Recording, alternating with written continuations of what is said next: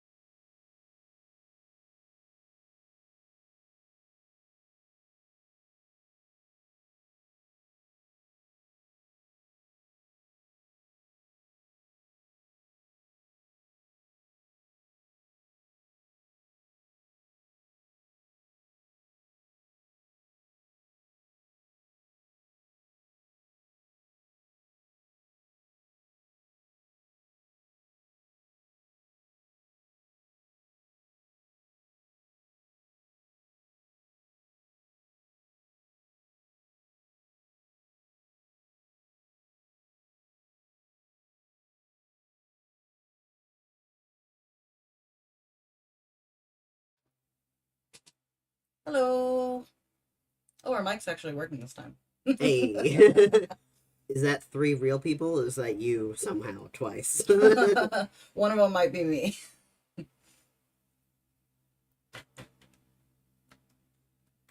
Uh, what's up, everybody?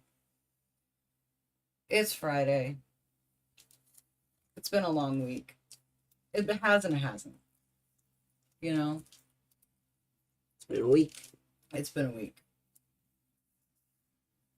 We went to New York City over the week. We saw some Broadway shows. They were very good. I've never been to New York City before, so that was a fun little trip. Yeah, I've been before and to Broadway, but I like Broadway. It was nice. I was not as scared as I thought I was going to be. I like But I'm music. also I like musicals. really good at I was really excited to see Hadestown. focusing and just not be just Somehow you kept up with our city native. pain um, and all. One of our friends lived in the city most of their life, and Katie was able to keep up with them For most of the night. for most of it. I was like in the mid, but I kept trailing back because I felt bad leaving people behind. I pierced my ears. Mm-hmm. I don't know if you can see.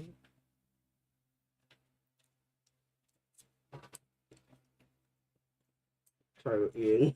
Yeah. It's dinner time. I took an OCD test today. Me too. Bro, please. Slow down. Your It's whole all life. worth- Other way. Yeah. Yeah. Hayden and I might have OCD. Ah, What did I just say? it's failed. It is how it is. Yeah. We've been working on our wardrobe. Yeah. It's a rough week, money wise. Money wise. But we look so cute. Well, I don't look cute. I'm in my lazy clothes today, but I was like, I don't feel like putting effort into my appearance, and then I did anyway. You can't see. I'm not gonna be able to do this. Yeah, pants. If I was more flexible, I could put this straight up, but we've been trying to find a shirt that matches these pants it's surprisingly hard to find something that matches those pants. because they're so all over the place. But we did find something. Sorry, 1 second. Talk to the crowd, Kaden. I just put food in my mouth.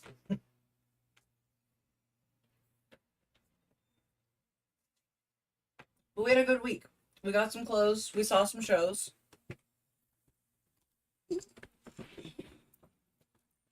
Hadestown might be my new favorite musical. I got a promotion technically. You got a promotion.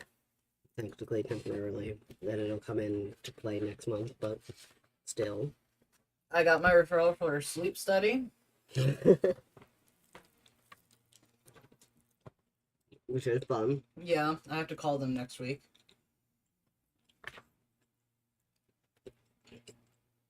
Went to my parents and that was okay. Yeah, Minimal yelling. we got a lot done. I was very brave. You were very brave. There were so many spiders. And I threw out my childhood plushies. Mm-hmm. Except for one. Got a cute bag out of it. Yeah. Got my permanent crowns. Mm-hmm. Mm-hmm. And then one of them instantly broke. Mm-hmm. But I think it's okay. Sorry. Yeah. Didn't get done as much as I wanted to this week. It's a big thing. Yeah, that's fine. We rested.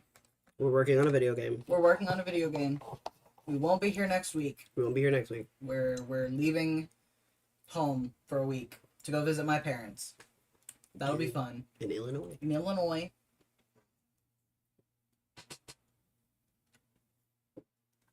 Maybe we'll post pictures. That'll be fun. Yeah. We gotta start using our social media besides when we're just streaming. Yeah. I started trying to do it and then it was a lot for one person who was also working and schooling at the time.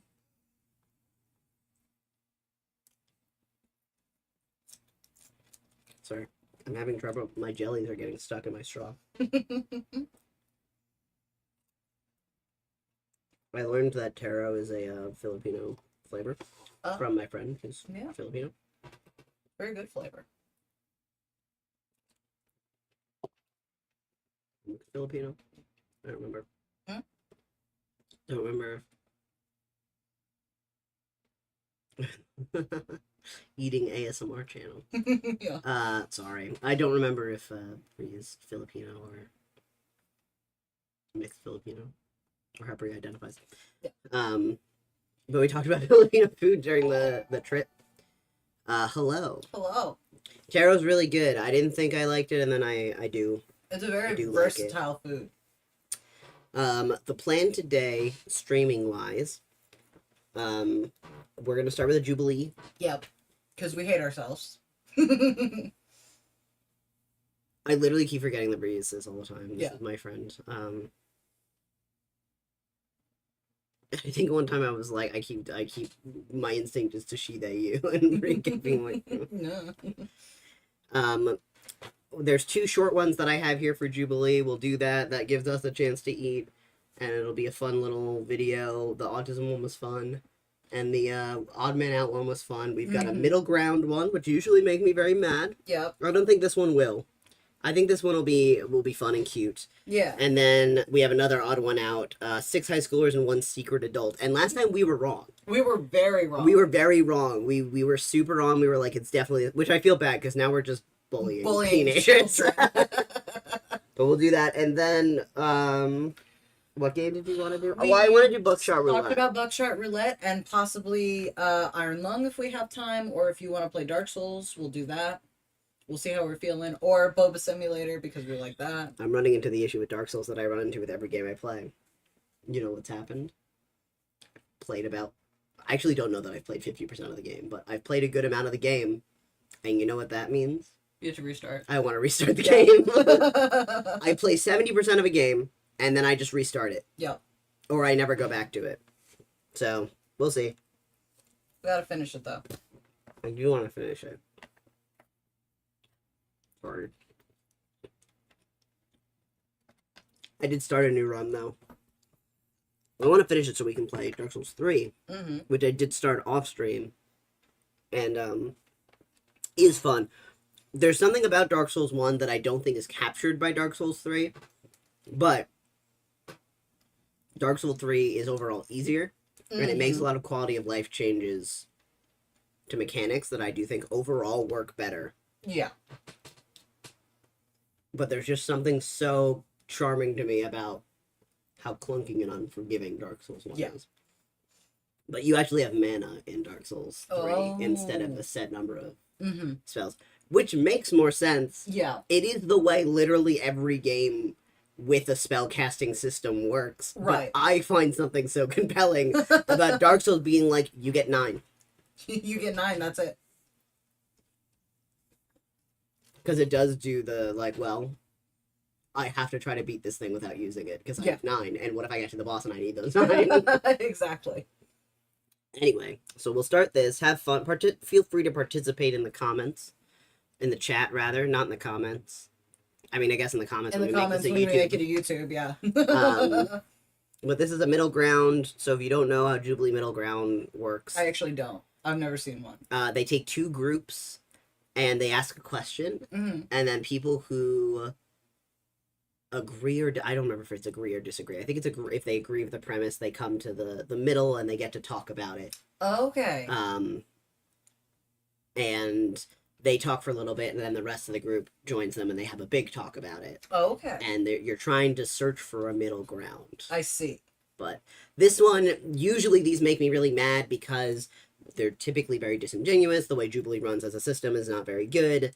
And they tend to especially get PR people and influencers and trained talkers for things like conservative, anti-vax, anti-trans sides, and then regular people off the street for the other side.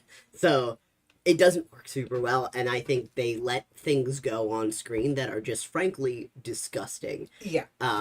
But this one is 9-year-olds versus their parents, so I think it'll be a little more fun. And we could do a longer one that'll make me mad later. Sorry about the eating sounds. Hopefully that's not too bad as well.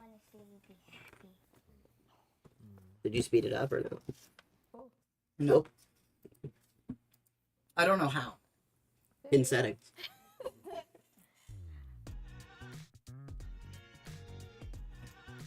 Can you beat it?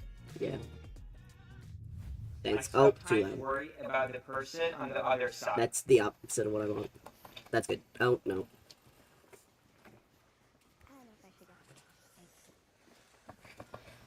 So I'm a girl dad. Of course, I worry all the time. Like everything I do is directed in some way towards how it affects my daughter. What is the other side? The other side of what? My Yeah. dad was like sitting in a bed because he like broke his back.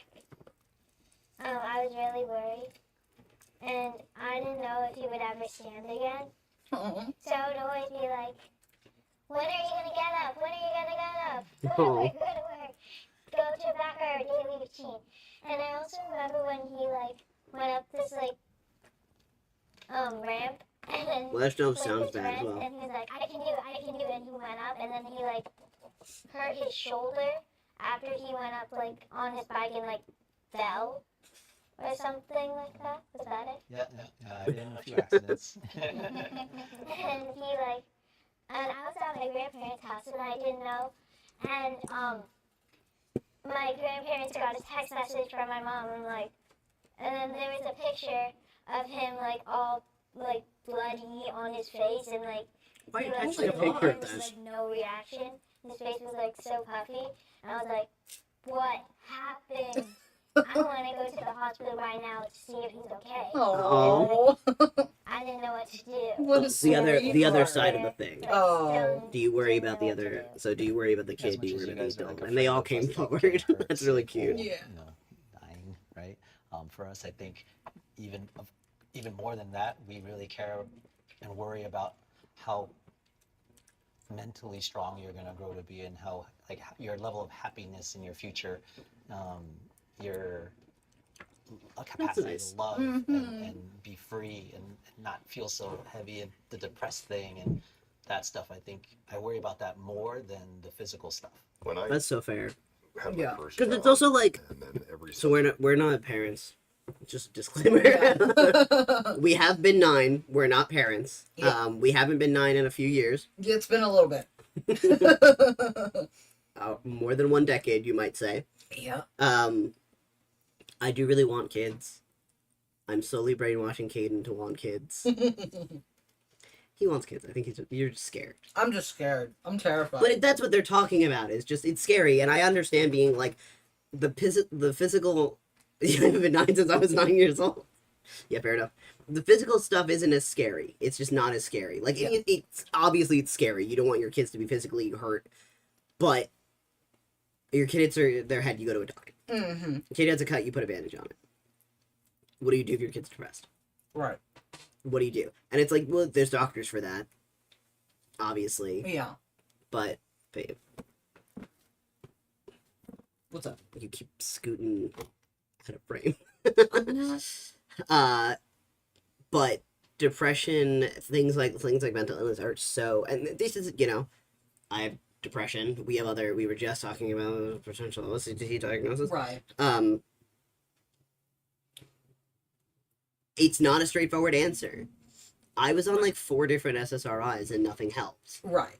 And that may be I need something that's not an SSRI. I need a different SSRI. Maybe it was a different time in my life. Like, or maybe it did help, but I also needed other support because I Mhm. might have other issues on top of the depression that make it worse. Right.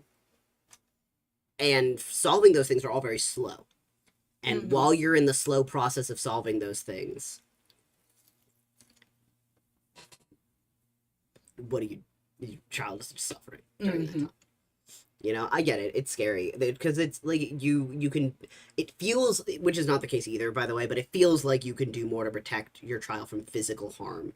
It doesn't feel like you can do anything to protect from these other things, Right. like mental illness, like a bad breakup, like somebody bullying them. Like, Right. you aren't there all the time and there's no tools. Like, what do you do? Mm-hmm.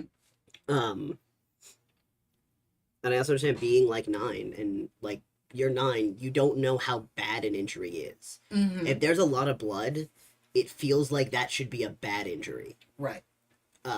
But if it's like, well, it's a lot, especially if he got hurt on the face, that's a lot of blood, That's but a lot of not blood. a lot of Yeah. damage. If it's his face is puffed and he's bleeding a lot, and she's like, oh my god, I want to go to the hospital and make sure he's okay. But it's like, he might need a few stitches, he's probably okay. Yeah.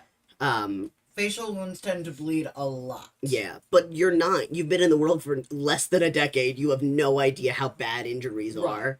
are. Like now, if Caden texted me a picture of his face puffy and bleeding on his face, I'd probably be like, well, I would still be worried. I would not be worried. Yeah. But I'd be like, what happened? And if you're like, I hit my face on a pole, I have to get a couple of stitches, but like it looks worse than it is. I know that I can trust that. I don't feel like I have to go run to him. I would if he wanted me to, but I don't feel like I would have to drop everything and run. I feel like I could be like, let me get off work and I'll come see how you are. But but if you're in a car crash, then I'm like, okay, well, Yeah. I have to go. Right. But a 9-year-old, those are the equivalent to a 9-year-old because they don't know the world. So I understand it being scary for Right. being like, my dad got hurt and I didn't know what. What's going To on? do. Yeah. and that worry, and now I'm worried about my dad getting hurt, because that's probably the first time that you think about your parent can get hurt, Mm-hmm. you know? Yeah, I called the dude an and it was right there. Lizzie got hit by a car, and Lizzie as a pedestrian got hit by a car in the crosswalk. And Caden waited to call me. Which was wise. Yeah. Because otherwise I would have gotten into a fist fight with a guy. Waited to call me. Yeah, couldn't call until Lizzie had already been checked out by an EMT. And then called me and was like, so don't be mad. Which, like, why would I be mad? Don't be mad. Don't freak out. Don't be Everything's mad. Don't fine. freak. Everything's fine. I'm like, great. Awesome. What happens? Because they were like 10 feet from the house Mhm. when Lizzie got hit. And told me Lizzie got hit. And I ran down for that because a pedestrian getting hit by a car, and Lizzie was fine, thank God. Don't think Lizzie was hit by a car and actually was okay. Like it really wasn't a bad injury. It was a little bit of soreness, but I think not even a concussion or anything like that. Like, again, thank God. Yeah. But you know, so a pedestrian is hit by a car. That's something you're leaving the house for. That's getting down there. And I arrived and I said that they at least catch the idiot who did that, and he was like 2 feet from me. Yeah.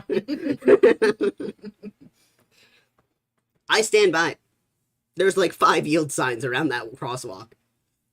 Yeah. Honestly, shockingly okay. When you're a kid, you don't even think your parent can get hurt. Right. One child after that. But when she came into this world, it was the first time that I've ever experienced unconditional love for something, where I knew I Aw. loved something more than I love myself, a lot more than I love myself. And with that love came an intense amount of fear. That's what my dad Because tells about me this too. thing was so precious to me that if anything happened to it, it would completely wreck me. Like it'd be game over. And so that sense of fear and sense of obligation, fear is not healthy, but it's still present. It's always there. And I'll every night have a little tradition. I'll go tickle the kids' back at night when they're in bed. So I just Make sure they're breathing. around. You always make sure they're breathing. You always check out. Me and my wife go and check on the baby every night, make sure he's still breathing and alive. But when I'm tickling the back, something I don't think the kids realize is most of the time, I'm just thinking about how bad things can go in this world, and that just sets in. And so I have to do a lot of work to try and get rid of that feeling, because you have so much love for these children. You want them to turn out so well, and you see how tough this world can be. And so it's just one of those heavy responsibilities, a sacred responsibility that Yeah. every parent carries. I do that feel you like worry what's good about us because we're about talking your about kids fostering, all the time. and you have to be Afraid really of growing older. really careful with bed checks when you're fostering, because you don't know what position they came from, where that Right. might be a like frightening Oh. experience. I know not everything's gonna stay the same, but I don't want to grow older, because if I grow older, then my parents are growing older, and then I don't want to have to meet the stage where I'm not gonna see them again. She's like getting upset. And that's why I don't want to get old either. Like my whole mantra in life, and why I try to stay healthy, why I work all the time, and why because I want to be there for you and our family forever. He got hurt. You know, and as unrealistic as it is, I'm definitely Because he broke his back once, fantastical on my so now family, she's because aware of who mortality. knows Right. with technology and everything, how much longer our lifespans can be, and I'm all here for it all the time for as long as possible. So everything I do is Hug her. for longevity purposes, to just keep going and enjoy our lives together. I'm not going anywhere. I'm super healthy. I'm- Embrace it. Actually Enjoy changed your really day. fast, Enjoy Dad. every moment. Live day by day. Don't overthink. Anything. You're still young. You're beautiful. Your dad is still here, strong and healthy, and enjoy him. How do the two parents whose Okay. kids didn't come over here feel? Yeah, I don't want to grow older because I wouldn't get to see my dad forever, and he'd have to die someday. The He fact has of, to die like- someday. Like I don't want to like. So like when you get older, your skin is more weak and stuff. I don't. I want to be able to move fast still, and like Oh. I guess just stay strong enough. Like grow Yeah, older it's and very just- sweet. You know, we're talking about us getting older, and I don't like getting older just because everything starts to hurt now. Yeah. Relatable. I'd like to slow that down as much as possible for all the reasons mentioned. But talking about the kids getting older, I heard somebody once say that the hardest part, the best part of being a parent is watching your kids grow up, and the worst part of being a parent is watching your kids grow up, because you keep saying goodbye to this kid, then they go into a new stage, and it's all exciting to meet the new stage, but you miss that old stage, and you watch these old home videos, and you'll see how small they were and how little, and it just kind of breaks your heart a little bit. Like, I want to freeze time. It's going by too quick. I just want to stay right where Stay we're right at. where you're at. Yeah, Come on. it's going too quick. My father passed away a couple of months ago. So sorry. And, oh my goodness. I'm sorry. Oh, it's only been a few months, girl. You're allowed to cry. Losing my father, I don't even want to fathom my baby feeling that. And I know that, life happens and that happens. But when I think of growing older, I think of like the loss of that.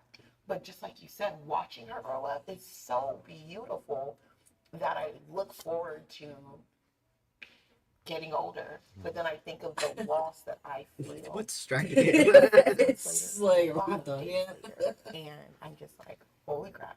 I never want my baby to feel that. He might have been getting some offstage direction. Oh, it could be. Are you afraid of growing old? I don't know. Yes and no. I don't like being old. You're 30? Yeah. 29. Lizzie's an old 31 or 32. I forgot. Yeah.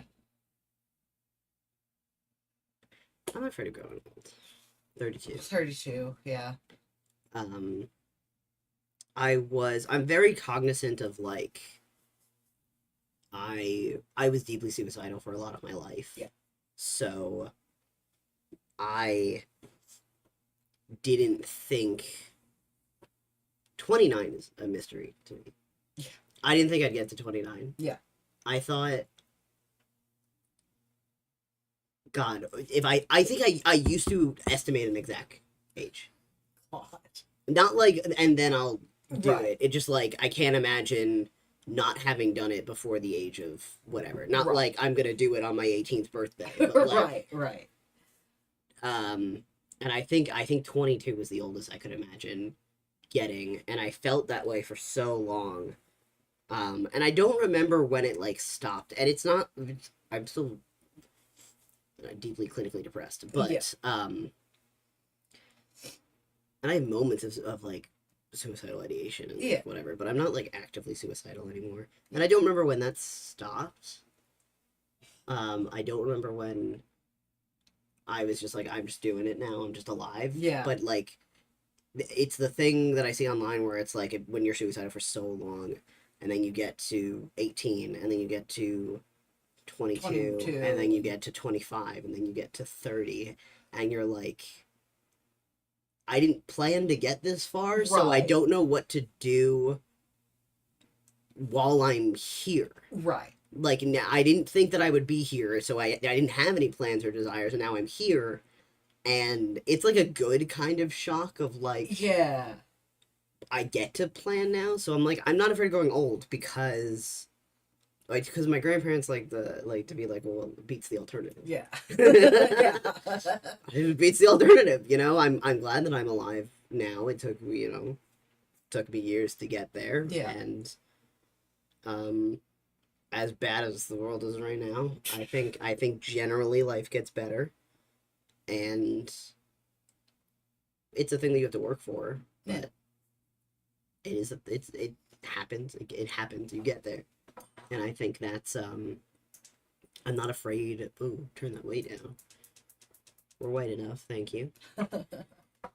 I'm not afraid to grow old because I think growing old is a gift. And I think it'll get more difficult, but there's plenty of things that are getting easier now Yeah. too. Not any of the moving. No. Moving is it's not getting easier at No. all. But I'm happier generally. Yeah. Talking to people is getting easier. Being confident is getting easier. Mm-hmm. Money is nice. Again, I got a promotion and that's nice. Like I'm entering a career. Yeah. I went back to school and I'm actually enjoying this way more at 29 than I Right. did at 18. So I'm not afraid to grow old, and I hate my birthdays, but I like growing old.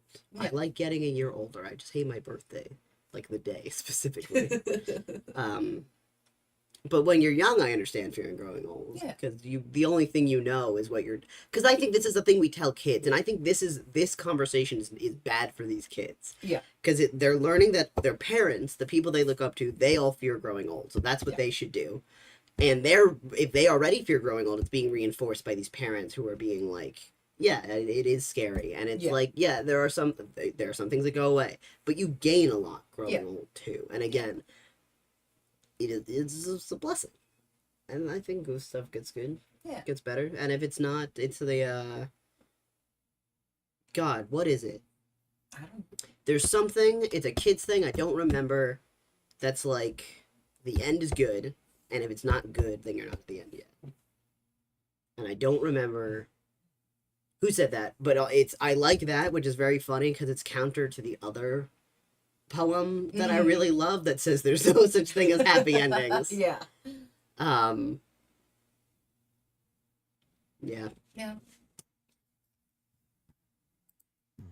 Let's go back to my thing of getting older. It's because I read the Richard Seikin poem again today. Yeah. It's Quake then. Sorry. I agree with all that said, but also I feel like when people are growing up, they shouldn't feel different about themselves. They should still feel like the same, although it's kind of like emotional. But people are gonna have to learn new things in life and be Yeah. able to stand up for themselves if people are not around. Very think well so said. was. I know when I was a kid, I was not like this.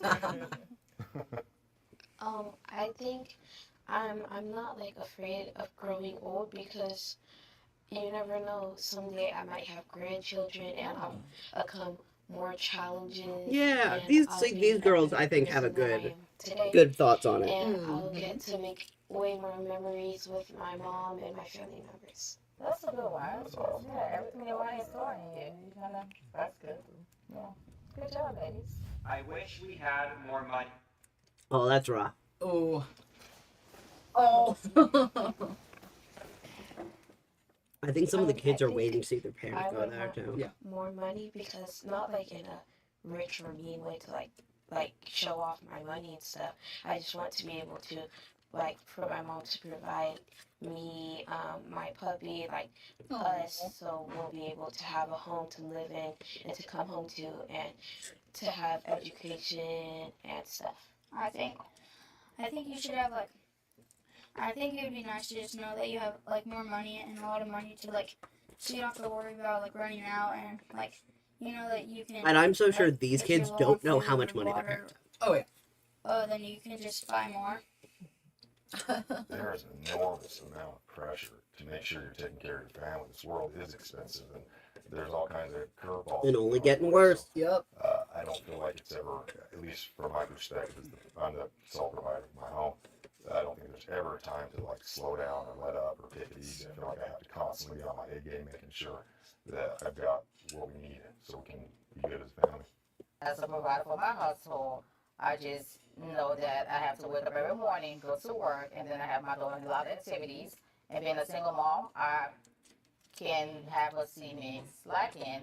So having more money will be able to help me give her the life that I want her. Because you always want your kids to I be think better, even better than you, in life. So a kid, because the give her kids education, don't know how much money activities, their and then parents stuff have. like that. And Mhm. bills are What the big bills, kids and I don't have know to is worry that about, money is who's good. gonna eat. So, Money is I can helpful. pay my bills, Mhm. And I'm I have sure food on their my parents table, are always talking and about still money be able because to that's what you talk have about as an vacation adult. and just Mm-hmm. live. And what the kids have said is, it's not that I want more toys. It's not that I want us to be rich and showing off. I just want you to feel like you can provide. Yeah. And then have that. And what is the, not Adam, I think Adam's the dad, but the blonde 9-year-old Mm. who's doing his best. He was just like, So you can relax. so you can relax and we can buy food, and if we run out we can just get more Mm-hmm. of like they're not like, yeah, I wish I had more toys, which is like really telling of the time that they're Yeah. like, yeah, if we had more money, I could get the new Nintendo Switch. They're like, then you wouldn't be stressed because we would have more money. Right. They're not saying how much money, they don't know how much money their parents actually have, but they know that it's something their parents are worried about.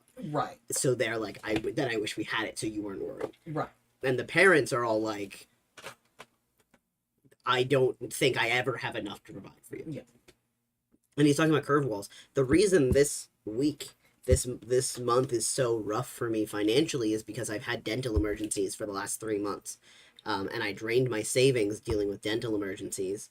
Yeah. And because he's in school, he gets off work early May. Yeah. So it's a month where we have one less paycheck and I've had all these emergencies, so my savings are gone.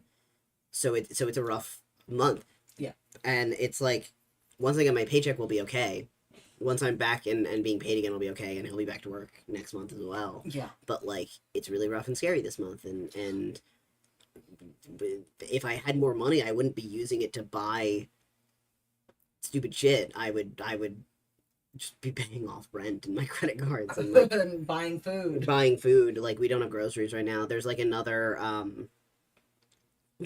dental thing that I need to do that I can't do because it's like, well, they don't take a payment plan at my dentist, and it's like $5,000 for the stuff that I need, and I'm like, I'm not gonna have that up front. Yeah. What are you? Who has that up front? Right.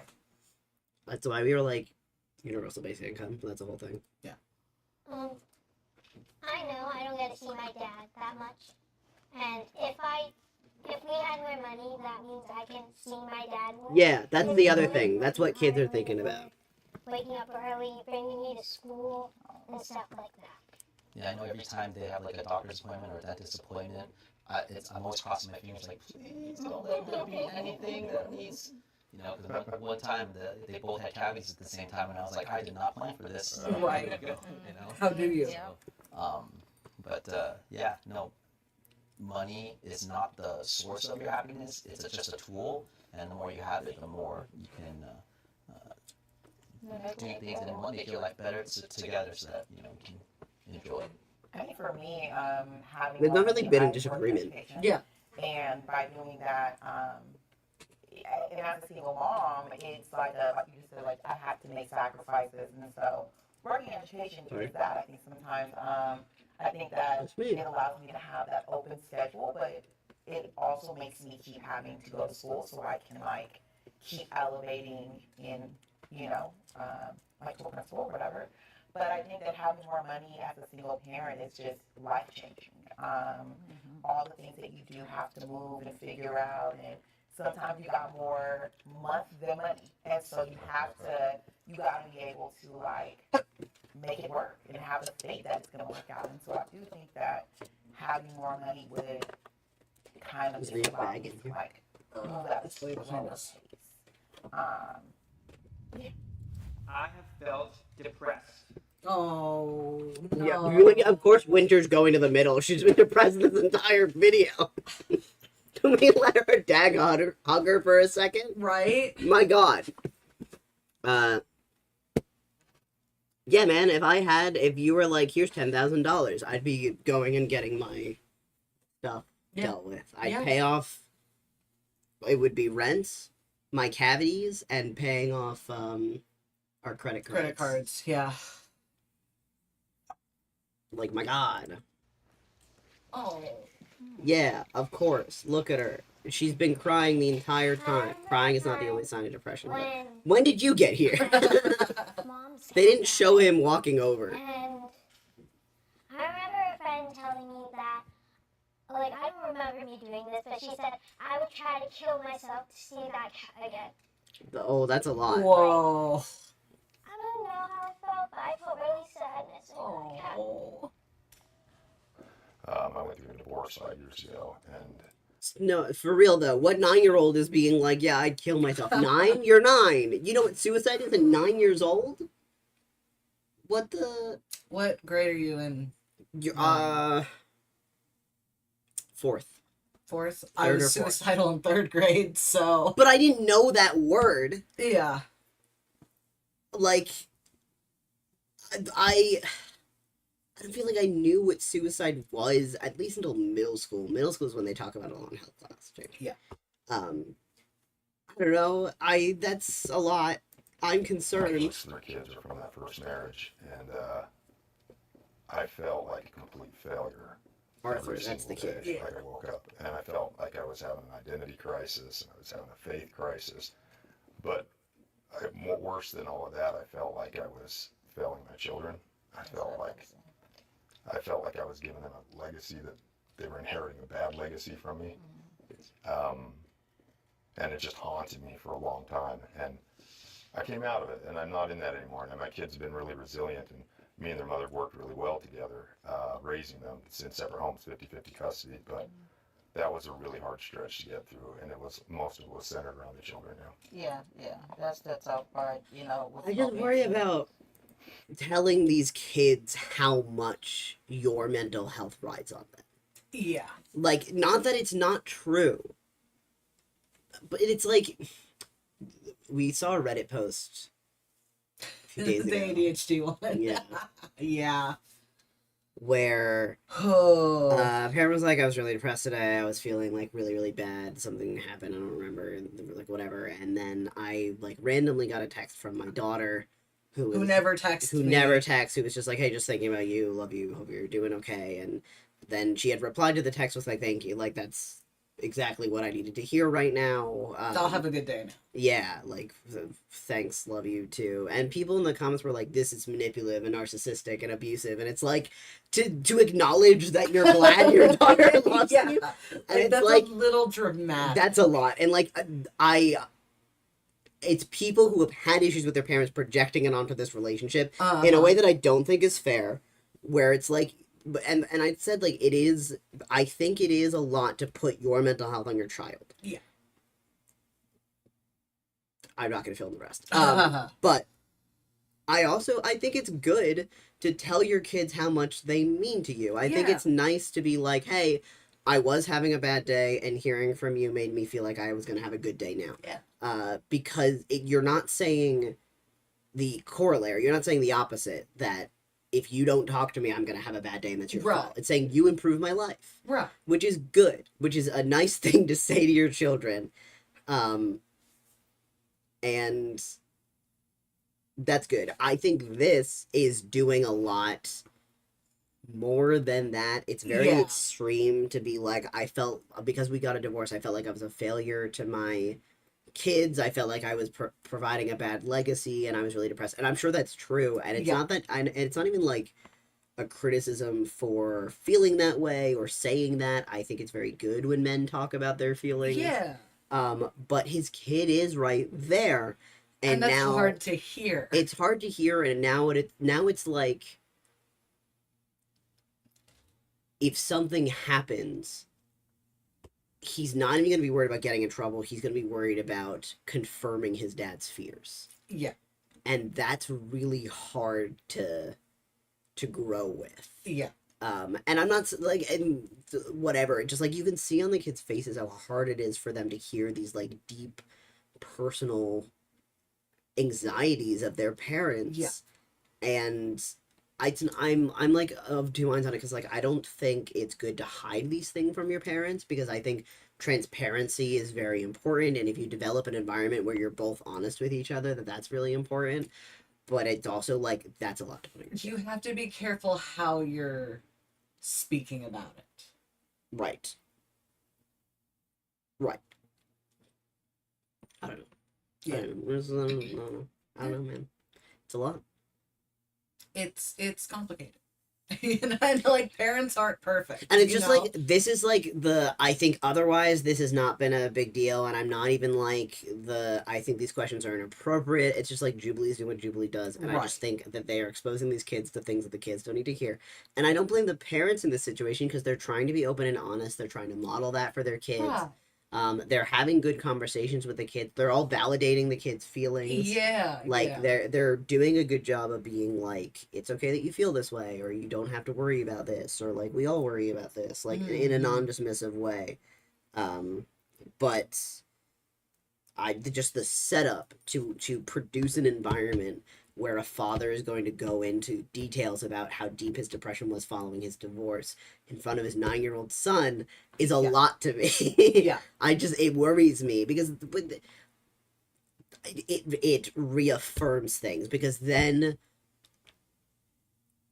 what about his first breakup?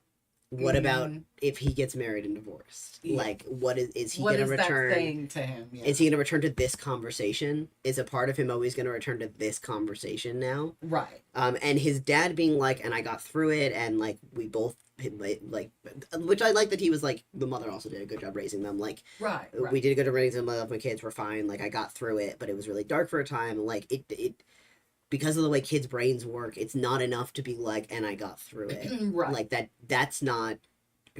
He may not even remember you said that part. Yeah. He may not believe it, and saying that doesn't give him the tools to do it himself. Right. Like, I don't know, man. Have that father and mother growing up. I mean, for father and mother for my child, but not having that for her. What I experienced as a child, that's what I wanted for her. But life happens, so that was very depressing. She's a single mom as well, I think. Uh-huh. That really depressed me. And so depression is a whole spectrum, right? There's various degrees of it. When I was in the peak of my depression, which was months of it, I didn't want to get out of bed every morning. I didn't want to go to work. I don't know, like, I'm so back and forth because I'm like, it's good that he's talking about this. It's Every good that day he's being I like, was hey, never- this is what depression can look like. It doesn't have to look like this. Yeah. Because it is good to be like, you need to know that this is a thing that can happen, this is what it's called, and that you can get through it. I'm just Right. like, and there might be more conversation that they cut off. I just like, I hope that this was followed up with a longer conversation with the kid later, you know? This is kind of heavy, but every day I didn't want to live. Like, that's how I felt. You're saying this to 9-year-olds. Like, that's just a lot to say It's to a a lot to 9-year-old. say to a That 9-year-old. got me out of bed, and the thing that got me going to work, and the thing that kept me moving were my kids. And that's the part that's messed up. Yeah. And it's like, I'm sure that's true. And that's a good thing. It's a good thing to be like, I have somebody that I want to live for, that I want to take care of. And if it's your kids, that's even better. Right. It's good to love your kids. It's good. It's good, even important. To love It's your good and kids. important to love your kids. It's good if the love for your kids is what got you out of bed.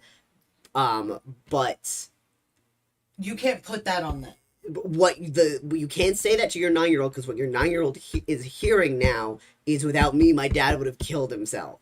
Yeah. And in a very responsible way, and it's a lot. And it's like, I wish he had phrased it, which, like, again, I don't think he's doing anything wrong by talking about this. I think it's very good that he's being vulnerable in front of everybody like this. It's good. And I think he's very well spoken about it. He's too. very well spoken about it. He's been very calm and well spoken the whole time. He was also like responding to Winter really well, which I liked. Yeah.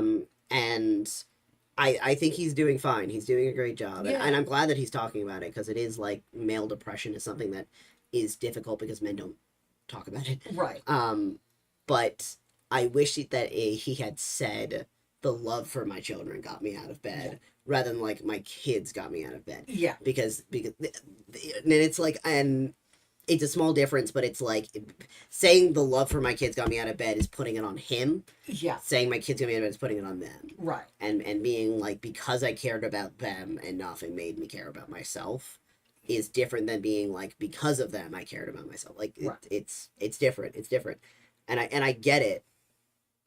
Because I've was this for a long time, and I've been in a position where I've told people like, well, I've killed myself without you, and it's bad. It's bad to do that to people. It's a lot, but like, it's a lot to say to 9-year-olds. Yeah. Like that I haven't since. Thank God, because that was rough. But there were a lot of people that go through that constantly. And I'm Like, I actually think what he's saying is good. I know just a wish he lot was of saying it in that an now episode that didn't have because 9-year-olds. Like, Yeah. really get deep. It makes if they were doing this with older understand kids, I'd be a little that more one okay with it. dash. Like, if we were doing this with teenagers, I'd be like, I okay, agree you can have the with conversation with a context for teenager. people who Yeah. are wrestling But, with that like- stuff, because it was And a lot of these 9-year-olds are very well spoken, but they're also like, you can tell that there's a lot going over their head. Yeah. Remember a change? Like, did you wake up one day and see like, whoa, Dad's happy again? Or Yeah, he said he promised me that he wouldn't yell at me like he did ever again. I mean, he said he would have to hurry me at times, like when we need to hurry and stuff. And he get like a little frustrated, like if we had to like move or something, and I was having trouble. But he wouldn't ever like scream at me or yell at me like he ever did again. That's awesome. That's awesome. Do you get it? Do you get what being depressed is now? Yeah, I get it. And I'm glad you. Okay, she said I don't know being depressed, I'm glad which is you like know, fair. I'm glad Yeah, you- like, I didn't know that's what was wrong with me. Right, Like, I didn't know I was depressed. I just knew I wanted to die. right. Yeah, so at least you understand now. What it It's means. also like the other. I only had a few. I had like a critical moment of like actively wanting to do something, but the ambient I just wish like I would just like stop, like because that's also suicidal ideation is the not just like, well, I'll just go kill myself, but also the Just not wanting to exist. Just yeah, wanting if to I disappear. just stopped Yeah. existing, that would be okay. That's also suicidal ideation, and wanting to run away is also Mhm. suicidal ideation. So even if it's not like associated with death, it is still that pattern of thought. So being like, I could just run away, I could just pack a bag and go do a completely new life, that's also the same pattern of thought. Yeah. So all that is there. So I only had a couple of very critical years, like literally 2 years of like, I want to actively do something. Otherwise, it was mostly just like, I just wish I existed somewhere else. Yeah. That's why like I maladaptive daydreaming is very associated with this, because it is like, Mm. yeah, I wish I was in superhero worlds. I wish I was in Pokemon and I was Right. that, but like not in a way that is like kids say it. Like kids do say it, but not in like that way of like, I would be in bed and be so upset because I couldn't go there, and I Mhm. was so certain that I would be happy if I could. Right. And like Right. that's the issue. Yeah, that stuff is also Yeah. suicidal ideation. And it's like, it's scary. But I didn't know what it was. I didn't know what Yeah. that kind of stuff was until like until the grass. Which is like middle school. Big Degrassi fan. I wish we could watch that without getting copyright Oh, struck. true. It's on YouTube. It is on YouTube. We could try Yeah. and see if they copyright strike us. If you're not gonna make a new series, then you don't get to complain. I should just get to watch your show and do whatever I want with it. I agree. I love Degrassi. Yeah. Sorry, this is just a lot. But It's like a lot. it is good that she's like, oh, I don't know what that is. It's good. Let anything or me put myself down, and I wake up every morning and I say my prayers and I go to school and try to be myself and not let anybody make me feel down, and I always don't This is try good for her. Good for you. pressure myself. I That's always good. lead up to myself and be a leader, not a follower. That's great. Well, I never wanted to feel depression, so I chose not to. So I rather choose happiness over depression, because depression can really get to people's mental health, and I don't want that to happen. And that's why I go to therapy, because it Good for helps me you. talk Okay. about my Okay.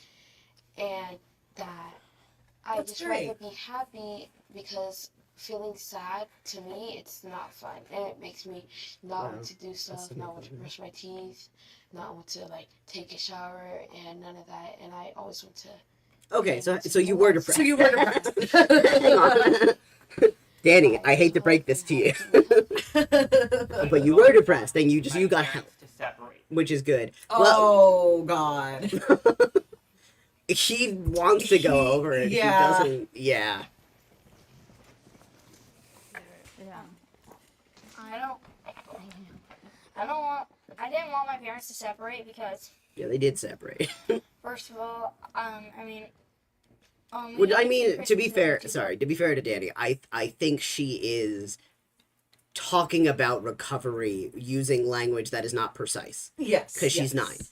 9. I don't think she is meaning to say like you choose to be depressed and that's bad. She's talking about her personal recovery Yeah. from depression, with the imprecise language of a 9-year-old. Right.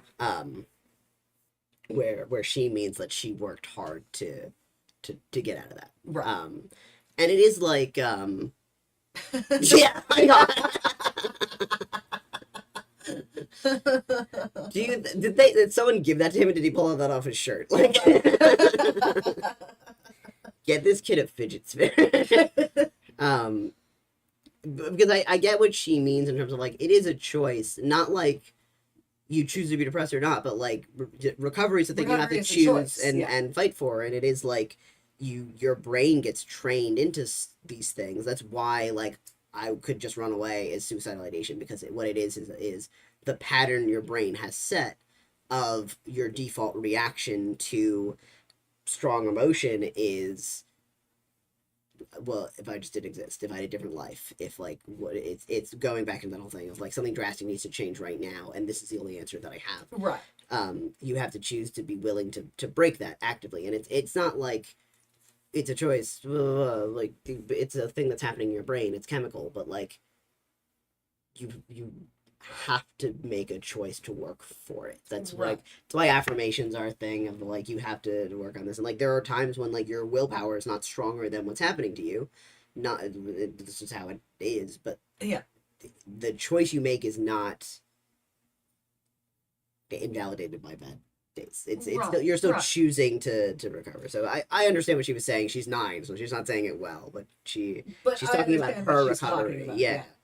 Well, it's like when we have been trying to stop saying I'm gonna off Yeah. myself by saying something else, because you get into that pattern, even if it's a joke that you're making. Your brain is going to that same place, and it's very dangerous to do that. And we were good about it for a while. We were and good then about we it for a while, stopped. and then we got really, really depressed. And then we stopped, and then And we but stopped. it is a choice. We're starting to go back to it again now. Yeah. And we need to like it needs to be a choice to maintain doing it, Yeah. because what it's going to do is train our brain to stop doing it. Right. But it's hard. It's hard. And that's okay too. It's okay for things to be hard. Birthdays and stuff. But, it's not fun when you have to like be at someone's No, like it your seems to not be parents' from house half his the shirt. time, the So other where one's is that half the from? time. So don't just go in the car and always just have to switch because then like you can't be with their friends all the time and stuff. And I just don't like when my parents are divorced. Oh. I remember when I was little, my mom and dad would always scream at each other and fight, like everywhere, like every second. I just hear them fight, so I know they kind of needed a divorce, so they wouldn't like always be yelling at each other and stuff. And that is not healthy for you as a child. So I'm glad that you realized that them being together was not good for both of them, because you saw the tension.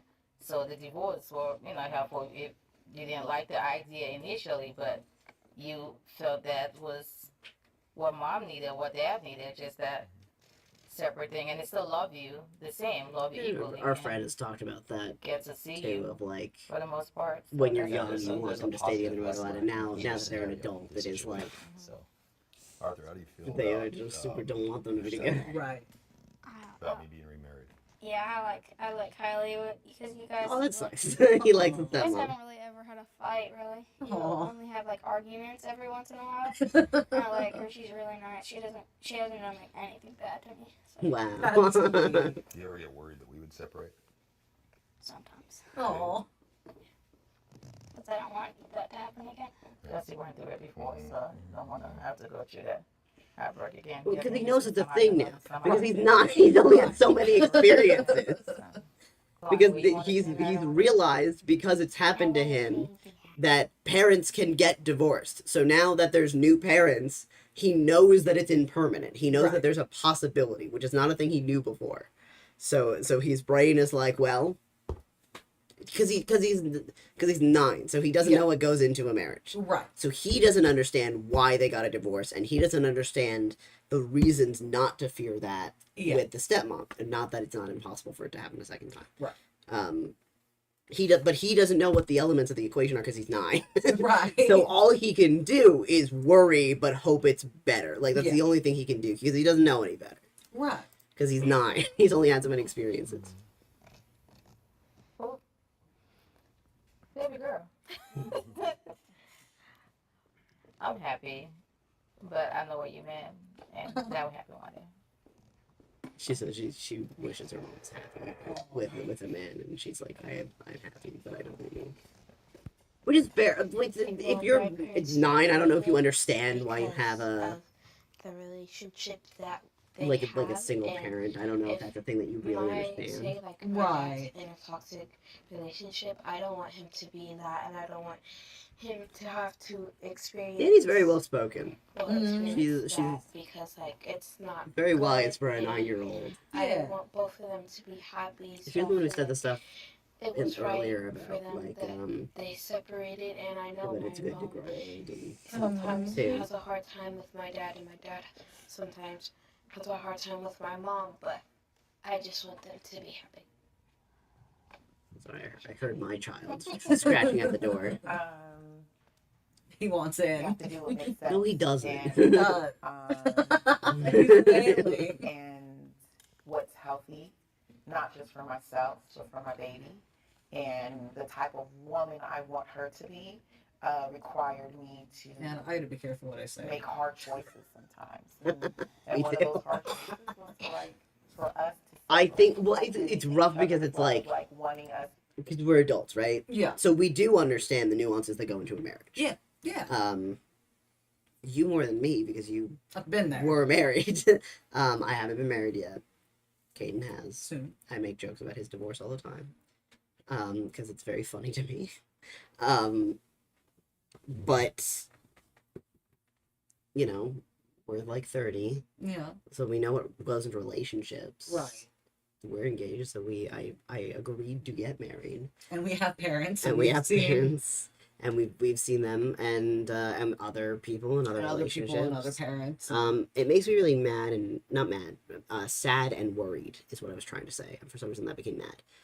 It makes me really sad and worried when like people that I thought were really strong couples break up or get divorced. Yeah. Like we had 2 friends who were engaged that the engagement got called off and they're like not talking anymore, and that was like devastating to me. Yeah. Not it wasn't more important than my friend being happy, Right. but it was devastating to me.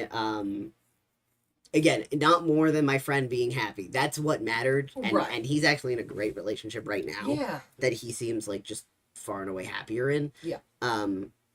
But when it happened, I was very emotional about it. Not that I made that his problem. It's not his problem, but like the thing that that always gives me anxiety about that is like, well, I thought you were a great relationship. Right. I thought you were like a very strong, solid relationship, and if I thought that about you, then what does that mean about the relationship that I'm in that I think is solid? Right. Of like, well, is nothing? I always go to the like, okay, so is nothing permanent? Right. That's always where my brain goes. No matter what the couple is, if it's a separation, divorce, just like a breakup before they're even married, every time I'm like, oh, so nothing is permanent and love isn't real. Yeah. That's my brain's response to every relationship coming down like that. I'm always like, I don't know what that means for me anymore, and it's always because it makes me afraid of my relationships, not Right. not in any like real tangible way, but in like, well, if there's something that I didn't understand there that couldn't work, then how do I not fuck that up too? Right. Like, how is it if people that I thought were gonna be together forever and can just fall out of love, then how does that not happen Right.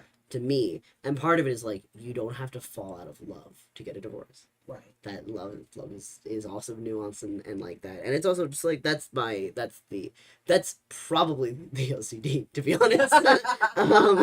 But it's my brain being bad that's like, well, whatever, because the reality of it is I don't see all of that relationship. Right. I'm only seeing the part that is in front of me, which might be a more cleaned up version anyway. Right. And just people are different, and things being impermanent doesn't mean that they're without value as well. Right. Sometimes people just, it's like a cliche to be like, sometimes people just change, but like,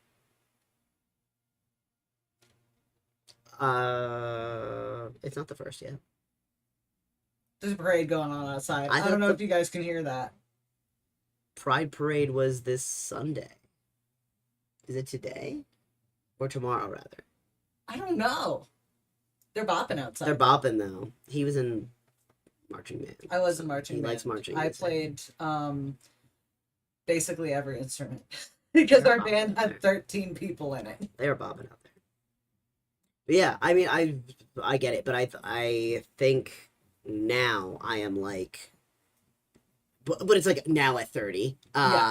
Even though that is still my reaction, that I'm still like, I want to believe that love is permanent, and it really frightens me when people get separated that I think are like good, because it makes me feel like I don't know my relationship, or I'm just afraid of the future, which is just, it's just normal to be afraid of the future. Memorial Day parade. Oh, right. That makes sense.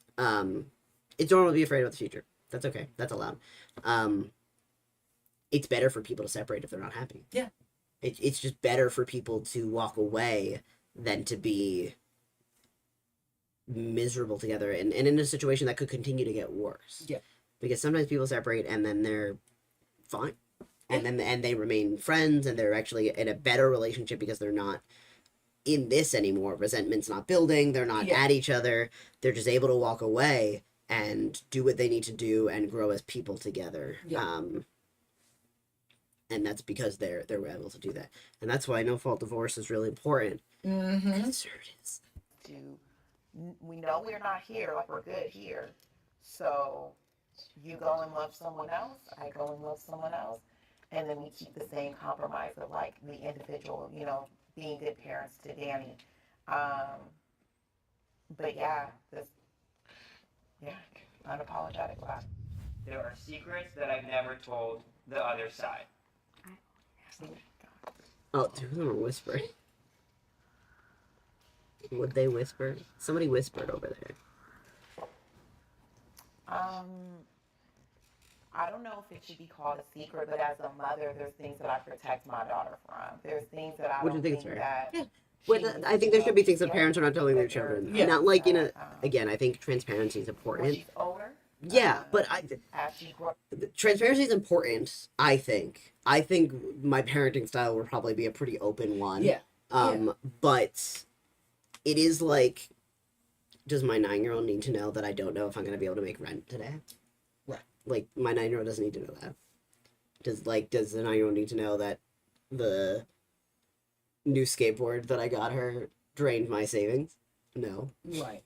Like, it's not stuff that she needs to worry about. And later in life, if you want to be like, yeah, we were below the poverty line for a lot of your childhood. I prioritized making sure that you felt like you had a normal childhood. But there were nights when you didn't see, but I skipped meals so that you could get stuff. Like, that's fine if you want to have that conversation later. But, like, yeah, you don't need to stress the 9-year-old out about money. And you can have an honest conversation about money without it being like, we don't have any. Right. You know? Like, you can be like, presents are going to be smaller this year, or we're going to spend time making presents together because we don't always have a lot of money, and presents are a thing that we get when we have, or like toys are a thing that we get when we have a lot of money. Like, or like, we need to go, even though you want this, we have to go with this other thing because it's cheaper. Like, you can have money conversation with kids. Yeah. And there's ways that will still stress them out. Yeah. You just have to give them the tools to deal with that. But I think that's a better way to do it than being completely open like that. So like, I think there should be secrets that you keep from your kid for like those reasons. And like, if you are having issues with your partner, then that's not something the kid needs to know, because it's just going to stress them out. Right. And if it is a thing where, like, again, later in life, you're like, yeah, we almost got divorced one time. We went to couples therapy, and it wasn't a thing that you knew about, but we went to couples therapy for a long time, and we worked it out, and we're fine now. Like, but and then you can like talk about that kind of thing. But like, there are things your kids don't need to know. Yeah, and like, not now. It's transparency is one thing, but you don't want to turn your child into your therapist. Yeah.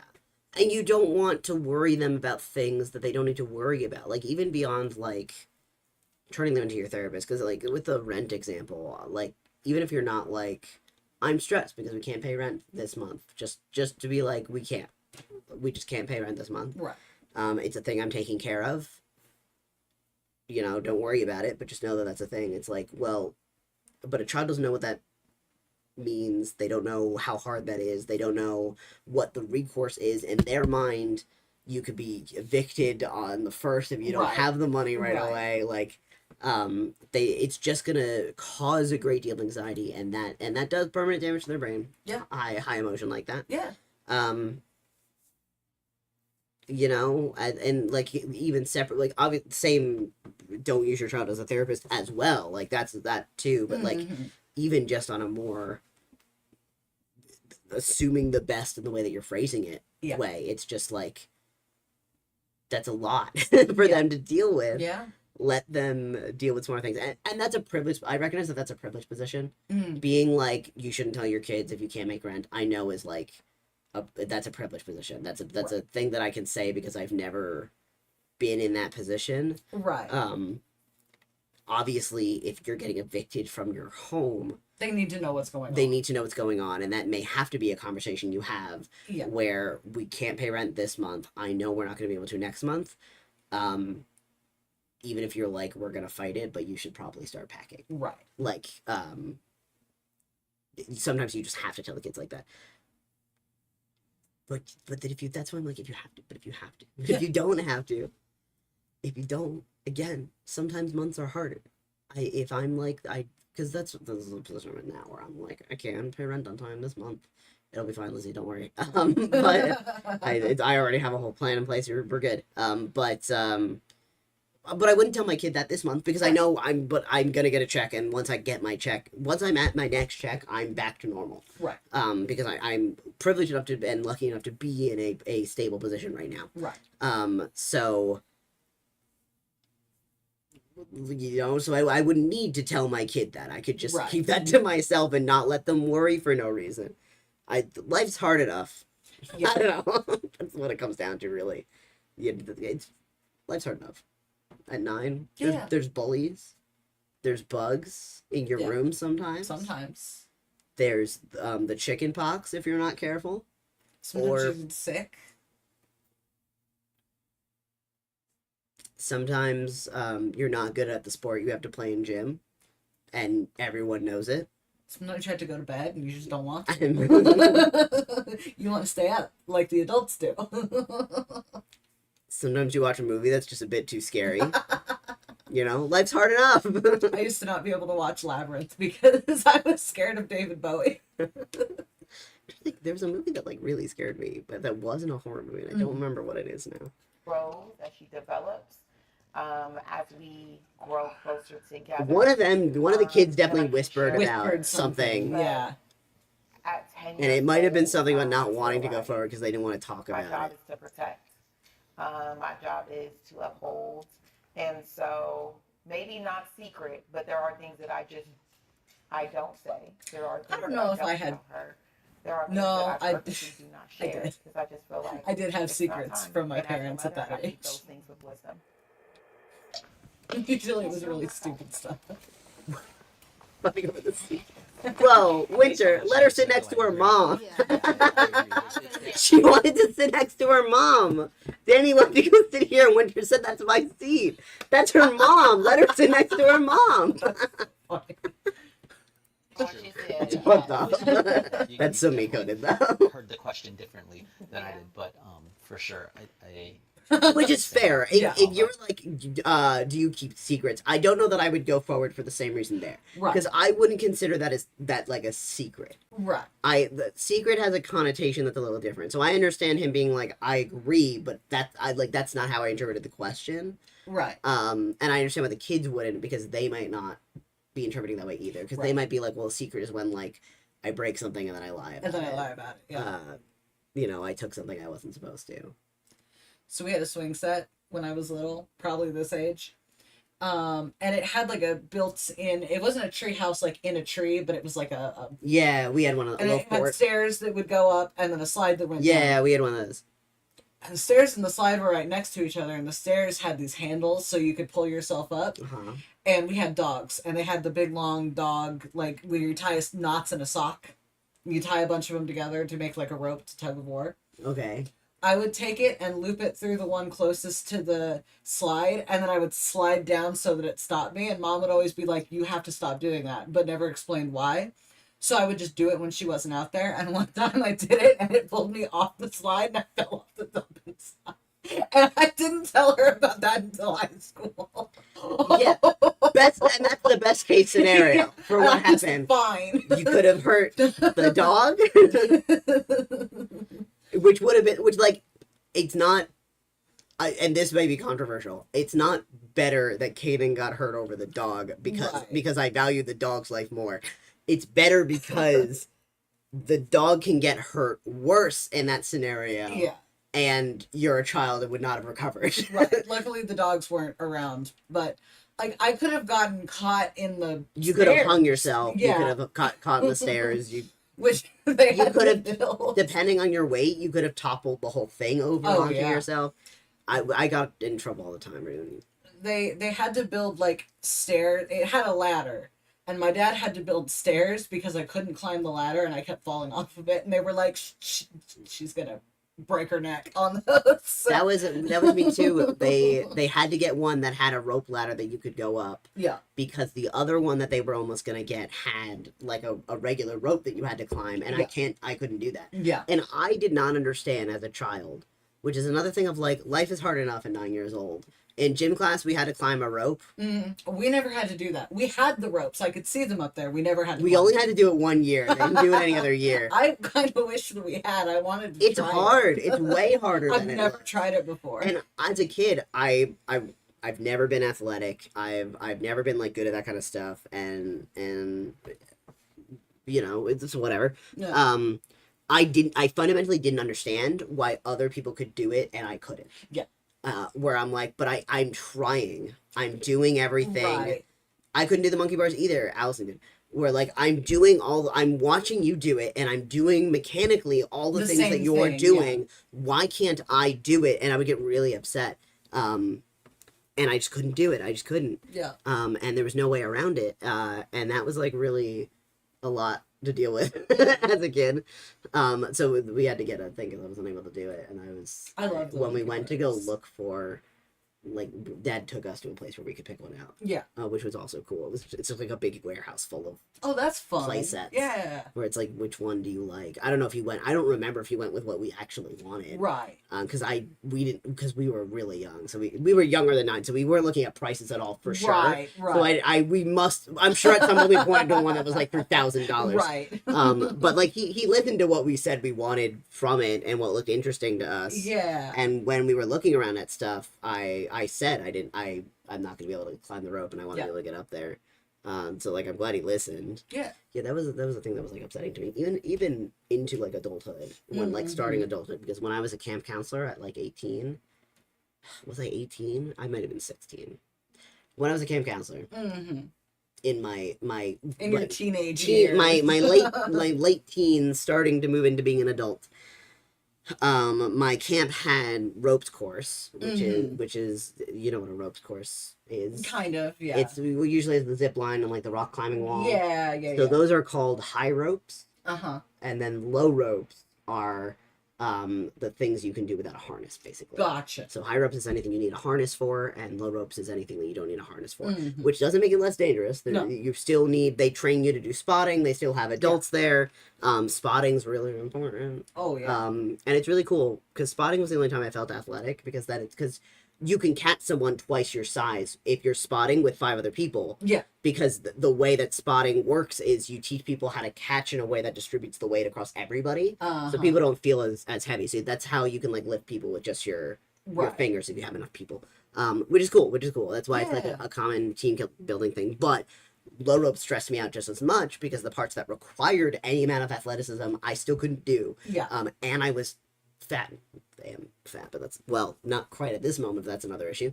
But I was fat for most of my life. I would be now if not for other issues. So there's a lot of parts of rope course, of the low ropes, that are also like you have to like shimmy and climb through things, and like you lose if you touch the ropes. And it's like, well, I can't do that because Right. I'm not flexible and I'm fat. So I guess I'll just stay on this side and Right. hope they don't notice that I didn't do it yet. Yeah.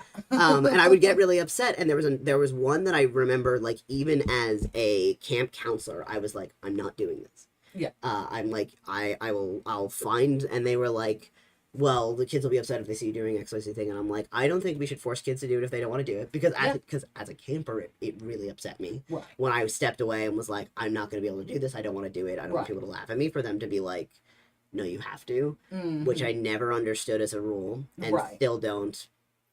Why we force kids to do activities they don't want to do. I don't get it. I understand encouraging kids to try new things, but I think if you're like, you have to do it because it's the rule that everybody has to participate, terrible way to conduct children. So I have a lot of issues in my camp now, in hindsight, but that's a whole other thing. So I didn't go to camp, so it's a part where there's 2 platforms. There's lava or water or whatever in between. It's ground, but you're not supposed to touch the ground. right. You have to get your entire bunk from one platform to the other platform. There's just one like Tarzan swing rope Right. between, and the first thing you have to figure out is how to get the rope out of the middle. Mm-hmm. It starts in the middle. They don't swing it towards you. You're not allowed to pick up sticks. You have to figure out using like your shirts and shoes and stuff, and like holding on to each other to get the rope to you. And then you go back and forth, and you help people if people need like a push to make it over to the other side, and you help grab people when you're on the other side. So the first person who goes is usually the strongest person because they have to be able to grab people right away. It is a cool activity, but as a kid, even when I was there as a counselor, I can't hold my feet up high enough for long enough to not hit the ground and stop. And I never understood why. Because I was watching other people do it again, and I just can't do it. And it's probably because I don't have the strength to lift I would need to be holding myself higher on the rope and then lift my whole body up and not just raise my legs. Yeah. Because I have probably a normal proportioned torso. Yeah. So just raising my legs doesn't get me high enough on the rope. But I don't have the strength to do that. Right. So I just can't. So I was like, I'm not going to do it as a counselor because I'm not going to hold up the entire ropes course not being able to do it, and I'm not going to let the kids watch me get upset that I'm not able to do it. Yeah. And I explained that, which like the ropes course person like accepted and was like, that's totally fair to be like, I'll get upset, and the kids will see an adult getting upset about this, which is not going to be helpful. Right. It's like, and it's fine. It's almost like we can maybe let kids decide what their limits are on their own. And maybe not humiliate them or whatever. Right. It's a whole other thing with camp. One day we'll do a whole camp thing. I've never been to camp. I didn't go to camp. I probably would be a better person if I went to camp, but I don't know if that's true. I didn't like the outdoors. I was not an active. I mean, I was active. I played sports. There's a part of you that might be a little more confident if you did camp. Yeah. Which like, I'm not thanking my camp for that. There's a lot of things that built my confidence, but I do think there is a part of it that is like, you're with other people. You just are. You're living with them for like a month, a couple of months, a couple of weeks. Like you have to learn to deal with these people. And there's like an innate thing that pushes you towards, okay, I gotta talk to other people then. I gotta try this activity. I gotta try this food because I'm with these people and no one else for this amount of time. Even if it's a day camp, I'm with these people for this amount of time. And this is going to be a really long, boring 2 weeks, month, 2 months, whatever, if I don't try things. And I think that's something that camp does really well, where like that confidence builds on its own by nature of, well, it's just going to suck if I don't. Right. It's just going to be miserable. And I left camp a couple of times because it was miserable, because of the autism making it hard for me to talk to other people. I lucked out not being Mormon as a kid because they would have sent you to camp. They would have sent me to camp because they have the young men's camp that they do through the church that are awful. I did sleepaway camp and I did day camp. I did go to theater camp. Nice. For a couple of weeks, but I wanted to go. I got kicked out of that one because that's when I started having delusions. And I was like 9. Actually, I was like 9. That's when I started having delusions, and I ran out of class because I had to go fight a supervillain. And if I didn't, the world would be destroyed. Normal things to not be worried about your 9-year-old saying. Right. And I ended up having to leave the camp, and that's the first time I saw a therapist, which was a lot. There's a lot to unpack there. Yeah. Yeah, so I did camp a lot, which again I know is a privileged position. And even though I'm like looking back, I really didn't like my sleepaway camp. There's a lot of things in hindsight that I'm actually really upset about with the camp that kind of ruin any enjoyment I once had of it. That is all true, and I'm still glad that I did it. Yeah. I'm still glad that that was a thing that my parents were able to provide and that I got to enjoy, because I'm sure that there are skills that I learned there. Yeah. That helped. Or if it is just this experience that is bad that happened to me, it still taught me things about how I want to engage with like Right, exactly. with kids, with other people, and even if I'm like, this is a bad example, well, okay, it's still an an example. And even if it was a bad example, it could have been good. And it's nice that my parents gave me the opportunity for something that could have been very good. No, for sure. Because lots of people have really great experiences at camp. Yeah. Usually neurotypical people. Yeah. Usually cishet I don't think I neurotypical would have people. liked camp very much. I'm not an outdoorsy girl. Well, there's the day camp I went to wasn't super outdoorsy. That's There fair. was like a pool. It took place at a local pool. Mm-hmm. So that was like the big activity you did, but then they like took you into other rooms and you like did whatever. Like the one of the day camps I went to was not like super outdoors athletic, and we went on trips every other week, which was cool. So that like, is cool. we went to a theme park. We would go to a movie, and that would be like a trip. So it was okay. Sorry, and then we'll get back to the video. The day camp. This is one thing where I'm like, I think the people who have the best time at camp are cishet neurotypical people. Yeah. Because that's what camp's designed for. Right. Which like obviously, because that's what everything's designed for. Yeah. Where like a lot of it, especially with neurodivergence, is like, well, I don't know how to talk to other people. I don't know how to. If you don't explain the rules to me, it doesn't make sense why I should follow them. Right. I don't want to do this thing. The sensory is too much for me, and I'm overwhelmed. But I don't have the like verbiage for that at this age. Right. Etc. So like all that stuff, that's an issue. But also the cishet of it, where like if you're the only queer people, if you're the only queer person that like anyone at this camp has met, you're fucked. Yeah. Even if they're cool with it, it's still like weird. And I was the only out trans person at the camp when that happened, and that was a lot as well. And I was with the girls' bunk still, but it was like, that's a lot. and people responded to it one way or another, but the camp had no infrastructure within it to actually support me. So when there were issues, there was nothing I could do to there was no reporting it, there was no anything. This day camp was not the sleepaway camp that was actively transphobic to me that I was a counselor at later, but also not really, there wasn't a ton of oversight at this one at all. Yeah. But I made friends with all the boys because that's always what I did. Right. Yeah. That's all I have to say about that. And I made friends because a few of them were trying to get into selling Pokemon and Yu-Gi-Oh cards. And I said, oh, I have a whole box of Pokemon cards and Yu-Gi-Oh cards and I don't play. I'll just give it to you. Yeah. I'll just give it to you. And they were like, you don't want money for it. And I'm like, I'll just give it to you. And just give me a discount when I do want cards. I wasn't even like, give me back my cards for free. Right. I was just like, I'd like it just kind of, I do like cards. But now I was the cool girl who brought them a bunch of Pokemon and Yu-Gi-Oh cards, who knew about Pokemon and Yu-Gi-Oh, so they were all friends with me. We got to pick our groups for going to Six Flags as one of the trips we did. And I was upset because I put my name in a group with all of my friends. And then the counselors, it turns out, had moved me to another group, and I was like 10 or 11, so I was like instantly crying, Right. and really upset because I didn't know anybody in the other group, Right. And it was because the group that I had signed up with was all boys, Mm-hmm. and this group was all girls. Oh my god. So they moved me into the group with all girls. Mm-hmm. I didn't know anybody. They didn't like me. I didn't like Right. them, and I wasn't with my friends. And I was like hysterical because I was gonna have to spend all day at a theme park now with people I didn't know. And you know, if you're new to the channel, you may not know, I love theme parks. I really love theme parks.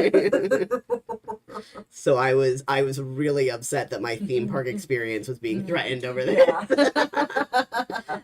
So I was really upset and I was crying, and like they were like, what's going on? And I had to explain, and they were like, oh, like we moved you. And I'm like, put me back. Yeah. And they put me back.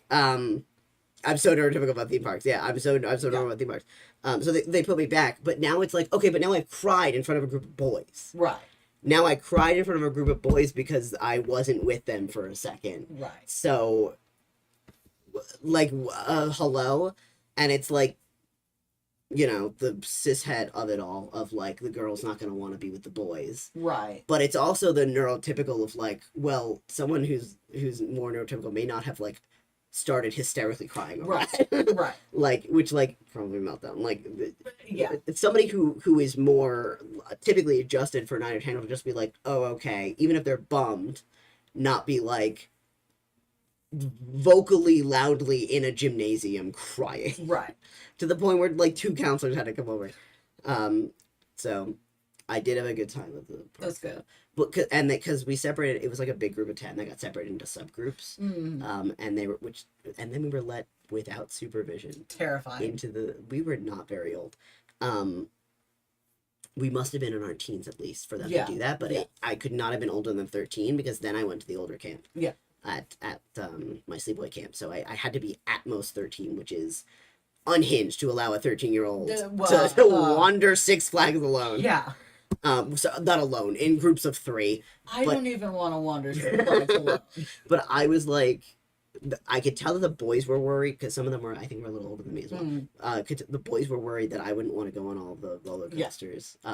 And we split the group based on how many rides you wanted to go, like how extreme rides you wanted to go on, which is the right way to do that. Yes. Because then the group of people who are like, we want to sit in the wave pool and do nothing else are happy to do that. And it's too bad. You're engaged to someone on the extreme other end who wants their brains blasted out by the Spine Twister 2000. So I went with the group of extreme, and I was again like I think a little younger than them and a girl. So they were like, the counselors were like, you're gonna be okay doing that. You're okay. And I was like, yeah. And then I did it. And every time I saw them, they would check in and they'd be like, oh, okay, like that actually. She's just a freak. Like, yeah. And turns out years later, yes to freak, but no to she. You know? It's just, that's the thing that's like, that's what camp is a like hotbed for terrible experiences. Oh, yeah. For queer neurodivergent people and pretty good experiences for cishet neurotypicals. Yeah. And again, and I had good experiences. There's things that I'm very grateful I got to do because I get Six Flags was fun. I got to go to Six Flags. Yeah. It was fun. That is cool. I saw Zathura at this camp for the first time. And God, I haven't thought about that movie in so long. I love that movie. I did not like that movie. I loved that movie. But I like Jumanji as well. But I'd have to watch it again because I We should watch it wasn't. again. It's not very good on rewatch. That's fair. My nostalgia for it made it a great movie in my head. It's not a good movie, but Like I but I wanted love to it. like it because I liked Jumanji, but It's I a think I was worse Jumanji. going into it expecting Jumanji. Yes, Jumanji is actually an excellent movie. I love Jumanji. Zathura is not a good movie. Yeah. It is the poor man's Jumanji, but it's in space, so I did like it. Right. And I do like it. And she dates her brother. It's gross. Oh God. Don't worry, it's a whole thing. But I think it does some fun things. I think we should rewatch it. I think I we would watch it. Yeah. But yeah, camp. There are things that I really loved about camp that I am grateful I got to do, that I had a good time doing, and I'm still glad for the opportunity, even if in hindsight I did not actually enjoy my time all that much. Yeah.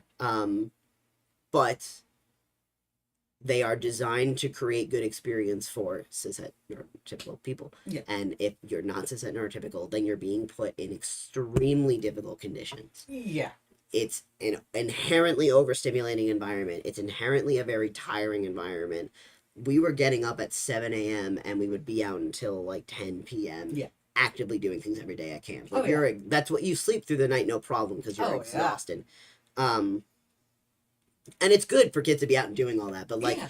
if you are someone who is struggling with things like sleep, with overstimulation, you're like that. It creates an environment where if you're socially anxious, you're not set well up with tools that are very helpful, that you're constantly put in these situations that test that social anxiety. And kids are left unsupervised so often. If there's bullying, there's really no getting away from it. Right. Because you live with these people, or you're seeing them every day of the summer, or there's just no one to turn to do anything. Yeah. Because the people watching you are like 16. It's not their fault either. They're 16. Right. Yeah. So it which is like the unfortunate thing where, and I don't know. And I'm like, I don't know. Will I want to send our kids to camp? Probably. Because But, it's a I'm good also not going to opportunity. be that mom or dad that's like, well, you have to stay, you have to tough it out. It's like not a big deal, Right. You know? Sleepaway camp, I feel like I would be like, give it a couple of weeks. Like if it's day 2 and you're like, I want to go home, I'm gonna be like, that's not long enough. Relax. But if it's like 2 weeks in and they're like, no, I'm like not having a time, I'm like, okay, I'll get you a couple weeks with it. We'll do halfway. That's fine. We'll just do day camp. Yeah. I may gonna not- put my food in the fridge. That's fair. So I that may- my tuna doesn't go bad. I may not put my kid in sleepaway camp because my sleepaway camp I have extremely rough memories with now. But it's also like the one I was at the longest. Yeah, no, that's fair. Do you want me to wait for you to play the video? Either way, whatever you want to do. I'll wait. I'll just talk to the camp more. Yeah. I think it's rough. It's just really rough. I remember it being really rough. And I'm extremely phobic of spiders in like a clinical phobia kind of way. So, like actual, like I'm not saying phobia because I know the word arachnophobia and I know that that means fear of spider. I'm saying phobia because it is like a crippling anxiety that ruins my life. And a camp, but it's outdoors, there's spiders everywhere, and that like that it contributed a lot to a lot of issues that I had. Was just like the constant overwhelming crippling fear that there were spiders around me, where counselors couldn't do anything, or they didn't see it, or they weren't around, or they had taken care of it, and now I'm just like thinking about there being more spiders, where like that. Even if I was completely neurotypical, except for the actual phobia of spiders, the phobia of spiders alone was enough to completely like paralyze my living experience at these camps. And this is super gross and TMI, sorry, but I went to Girl Scout sleepaway camp for 2 weeks once. I was in Girl Scouts. I enjoyed being in Girl Scouts. I will say I don't regret that one bit. I liked being in Girl Scouts. I wish that I was more involved now in hindsight rather than the opposite. That's so fair. Me too.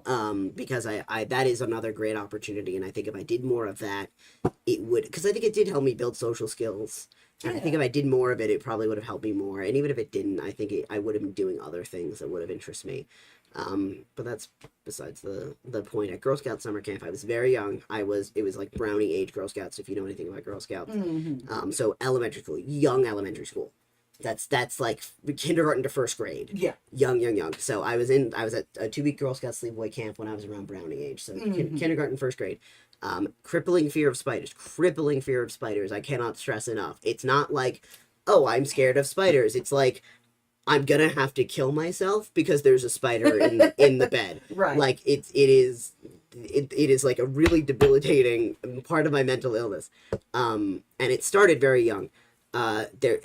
This camp, for whatever reason, for a reason I strongly disagree with, the dining hall bathrooms, which were the only indoor bathrooms other than the bunks, which you were only in right as soon as you woke up and right as soon as you were going to bed. We did nothing else in the bunks at this camp. In my other camp, we would just hang out in the bunks more. This camp, you were not hanging out in the bunks, which sucked because the bunks actually had a nice like living room area that like my bunk at the camp that I did stay in didn't have that living room area. Right. So I'm like, that sucks. That's besides the point. So to get to the point, every bathroom in this camp was essentially, except for right when you woke up and right when you're going to bed, was a porta potty, and I was terrified of porta potties because there's always a spider in the porta potty. Yeah, always, because they're outside, right, and they're over a hole in the ground. Like, of course, there's spiders in there, and now I'm more able to cope with doing that because I know that they're there. But at what? Younger than 9. Yeah. 6 or 7 or 8, something like that. They come with the porta potty. Yeah. Like the fact that I knew there was going to be a spider in the porta potty, there always was, and it was likely going to be somewhere near where my leg has to be, was like an insurmountable issue. And I wet my pants. I wet my pants almost every day of that 2-week camp, just all the time. As like someone in kindergarten or first grade, which is too late to be wetting your pants. Right. I would do it almost every day because they wouldn't let campers use the bathroom in the dining hall. That was for staff only, right, which is fucked up. There were porta potties outside of the dining hall. The kids would have to go use those, but the staff could use the inside ones. I hated that, and it had to be about cleanliness. It had to be about too many kids using it meant it was harder to clean. Yeah, don't care. And I would cry. I would scream and cry and beg them to let me use it, and they'd be like, no. Yeah. And it sucks. It's like, really, that's terrible. Yeah. Yeah, and that's the thing that happened. And guess what? That made it a little hard for me to make friends. Yeah. When I was the kid who wet his pants every day of camp. Yeah. Like, and there's only so many ways you can be subtle about the fact that you're wetting your pants right now. Right. That was very personal that I'm sharing, but Yeah. but it's like it's a thing that happened when I Yeah. was young and it's whatever. But it was Right. like that's what I mean when I'm like, camps are not. If you are not neurotypical, camps are really really hard. Where like, like Right. that's like that was a terrible time because of that. Just from that Yeah. fact alone, a thing that they could have helped me with that they Right. didn't. Or if they couldn't help me with the thing that I wasn't able to help myself with, it became like a terrible 2 weeks where Oh, like yeah. it dragged on and I really didn't have a good time. I have no fond memories of that, and I almost drowned then as well. Yeah. It was a lake that we swam at, which also scared me because I didn't know what was In the lake. in the lake, Uh-huh. and I don't like that. There was a little pier. I got stuck under the pier, and I almost drowned. But I made it. I'm okay.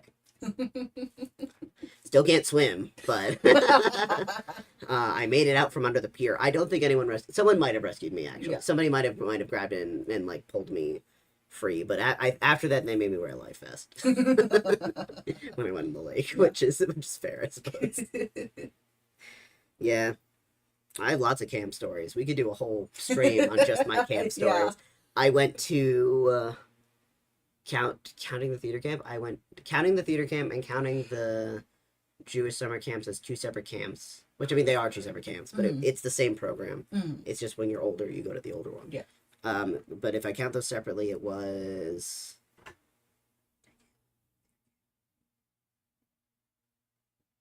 Dang it again! I did that twice. I forgot.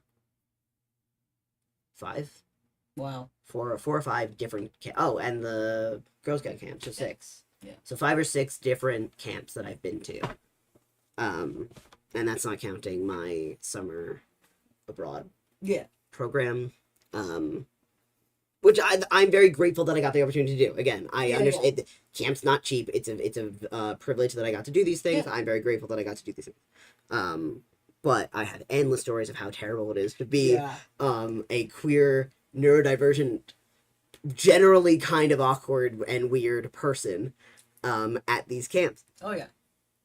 I've got tons and tons of stories. And I've good things did happen. Yeah. There are things that I enjoyed about all of these, except for the Girl Scout camp. Which, again, I beat myself every day. There was nothing good happening. Yeah. And there's another story that I won't tell this time that, like, to this day gets me angry. Oh god. I cannot stress enough that I was, like, at most 7. It is more than 20 years later, and it still makes me mad. But I'll share that on a different stream, and I might just tell you later. So I've endless camp stories. Sorry. Okay. I do think on the other side, the way I heard it, I try to like make a conscious effort to not be an infallible person in front of like my kids. Personally, I trust my dad more than my mom. 'Cause I know my dad. Okay. yell at me as He much said, as and I my will mom be. would yell at Please me. put this in the final cut so I can clip this for her later. Something bad I did, my dad would be like, "Oh, so next time you know not to do better," and then like that conversation would be over. And then my mom would be like, "Why would you do that? Why would you do that?" And then like, "I don't want to talk about this. I'm just telling you what I did." And you should be like proud of me that I'm telling you one of my secrets and stuff like that. So don't push me and stuff. So don't push me. Yeah, that's a good one. That's spot on, yeah. I felt like These kids are so funny. And this wasn't how my parents were. Like, again, there was a lot of It's something off topic in my home growing My up. dad And no fault with that. gets Just mad how it about was. at But I Sammy feel like when I'd Sammy want does my something, kids and to my be dad's conservative like, and and then have is like, kids why did you do that? And for Sammy's that like, to I don't happen. know.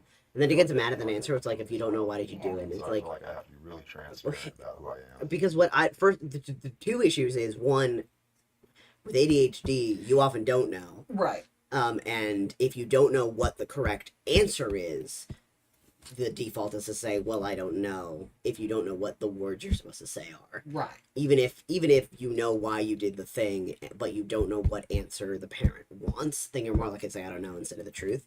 And often, and the other thing is, like, kids just don't have the words for why they did stuff sometimes. Like, they're not that insightful.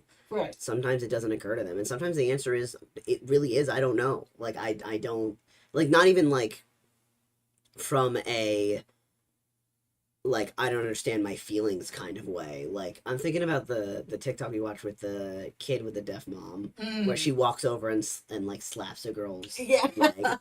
I'm sure if you're like, why did you do that? She would be like, I don't know. I don't know. Because I wanted to see what would happen. But it, Right. and it's like, sometimes you're just like, I just did a thing, and my brain was like, do the thing, and I'm a child, so I don't have the wherewithal to be like, I should consider if doing the thing is good or not.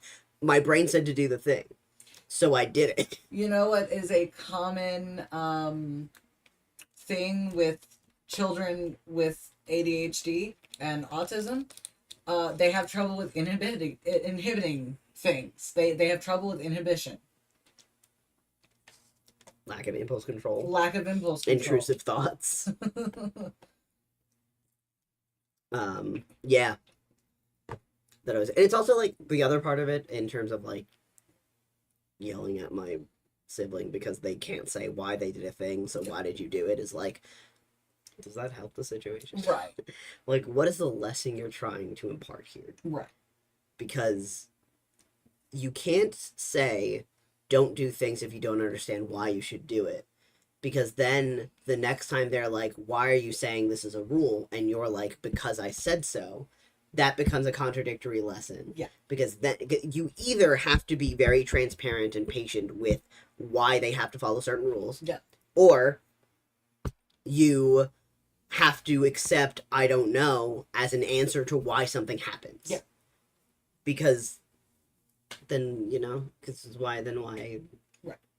why do I have to listen to, if you're saying I shouldn't do things if I don't know why, then why am I doing this thing if you're not telling me why I'm doing Right. it? Exactly. Which it is a good lesson to be like, don't do something until you understand why you want to do it. Right. That's something I try to teach my freshmen when I'm teaching them critical thinking. Yeah. It's very important to teach your kids that. But that's counter then to the usual parental thing of like, do it because I said so. Yeah. Then you can't be like, do it because I said so. Right. Because that's a terrible reason. I never want to be in a position, and I don't know that I'll be able to do it, but like my goal as a parent is really to like, I don't want those words to ever come out of my mouth. Yeah. Unless we're like in a burning building and I need to be like, we need to get out of here now. Right. And even then I'd be like, because we could die and we need to leave. Right. Like And not keep anything back. And I feel like it helps invite them to the table to do the same. It's the same for me being African. There's a lot of things our parents didn't talk to her about. We have to grow up and find out. They say it's not their fault because that's how they were brought up. That's what they know. That's culture. That's tradition. But being here, as a parent, I try to be. Not best friends, but try to be close to my daughter to talk to her and make her open and comfortable to talk to me in a situation. Always the first to talk to. When she's going through anything, so that way nothing just slip down the rules and don't know what's going on in her life. So Yeah, I think for us, the one thing that you don't really understand, or maybe you do, and I just don't realize you understand. When I was a kid growing up, they didn't really speak the same language as my parents, right? Like they could barely speak English. I only could speak English, even though I could understand what they were saying, But we didn't have deep conversations. My parents love me, and I love my parents, but we didn't have the opportunity to talk. No, I know why. It's very common, beyond but I'm still sad just the regular things that they didn't teach him eat, that sleep, way. be safe. But keep that's in incredibly common. school, They go were back, probably told not to. stuff like that. Yeah, So very because that's the simple. advice they're given. And It's going to be get better for your in kids if they deeper speak English. conversations with Otherwise, people they'll have language kind of delays, experience which is to be able not to have, true. and I'm so Yeah. happy that we can do Which that. sucks, which And that's sucks. why I don't And if feel it's not for like I language can't delay tell them reasons, something, it's because because your I know what kids that will be feels screwed like, and against I it. never English wanted is going to be to more have that useful thing for them, because and they'll learn English better. It and makes they're- it difficult to do. And it's so Um, easy because we understand each other. And we not speak to the be same like- language, so Yeah, which I like that he's saying this too. Of like, I had a language barrier with my parents, which made talking to them honestly very difficult. they Yes. say, like, I'm glad that we don't have you that have because to that way we transparent can share with each and other. know how to I pick like that up he's words. like, he and was it doesn't deeply come affected by naturally not pick the knowing right his words, parents, so basically. sometimes I choose Even though they just were there. not to have this conversation right now, and then I'll have to like plan it out, think about it. And Yeah, then which is by also the time fine I to get be like, confident I enough to, delay like, have it. Sometimes a the delayed moment's conversation. I love my parents. Oh, Oh. that's cute. Not to be who I am, but Isaac Asimov.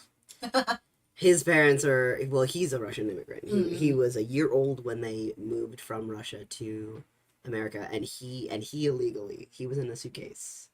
They carried him illegally Wow. into America, and they got his birthday wrong on the they made, because his paperwork is forged, that his birthday is wrong on the paperwork, so he doesn't know when he was actually born. He's mad about it.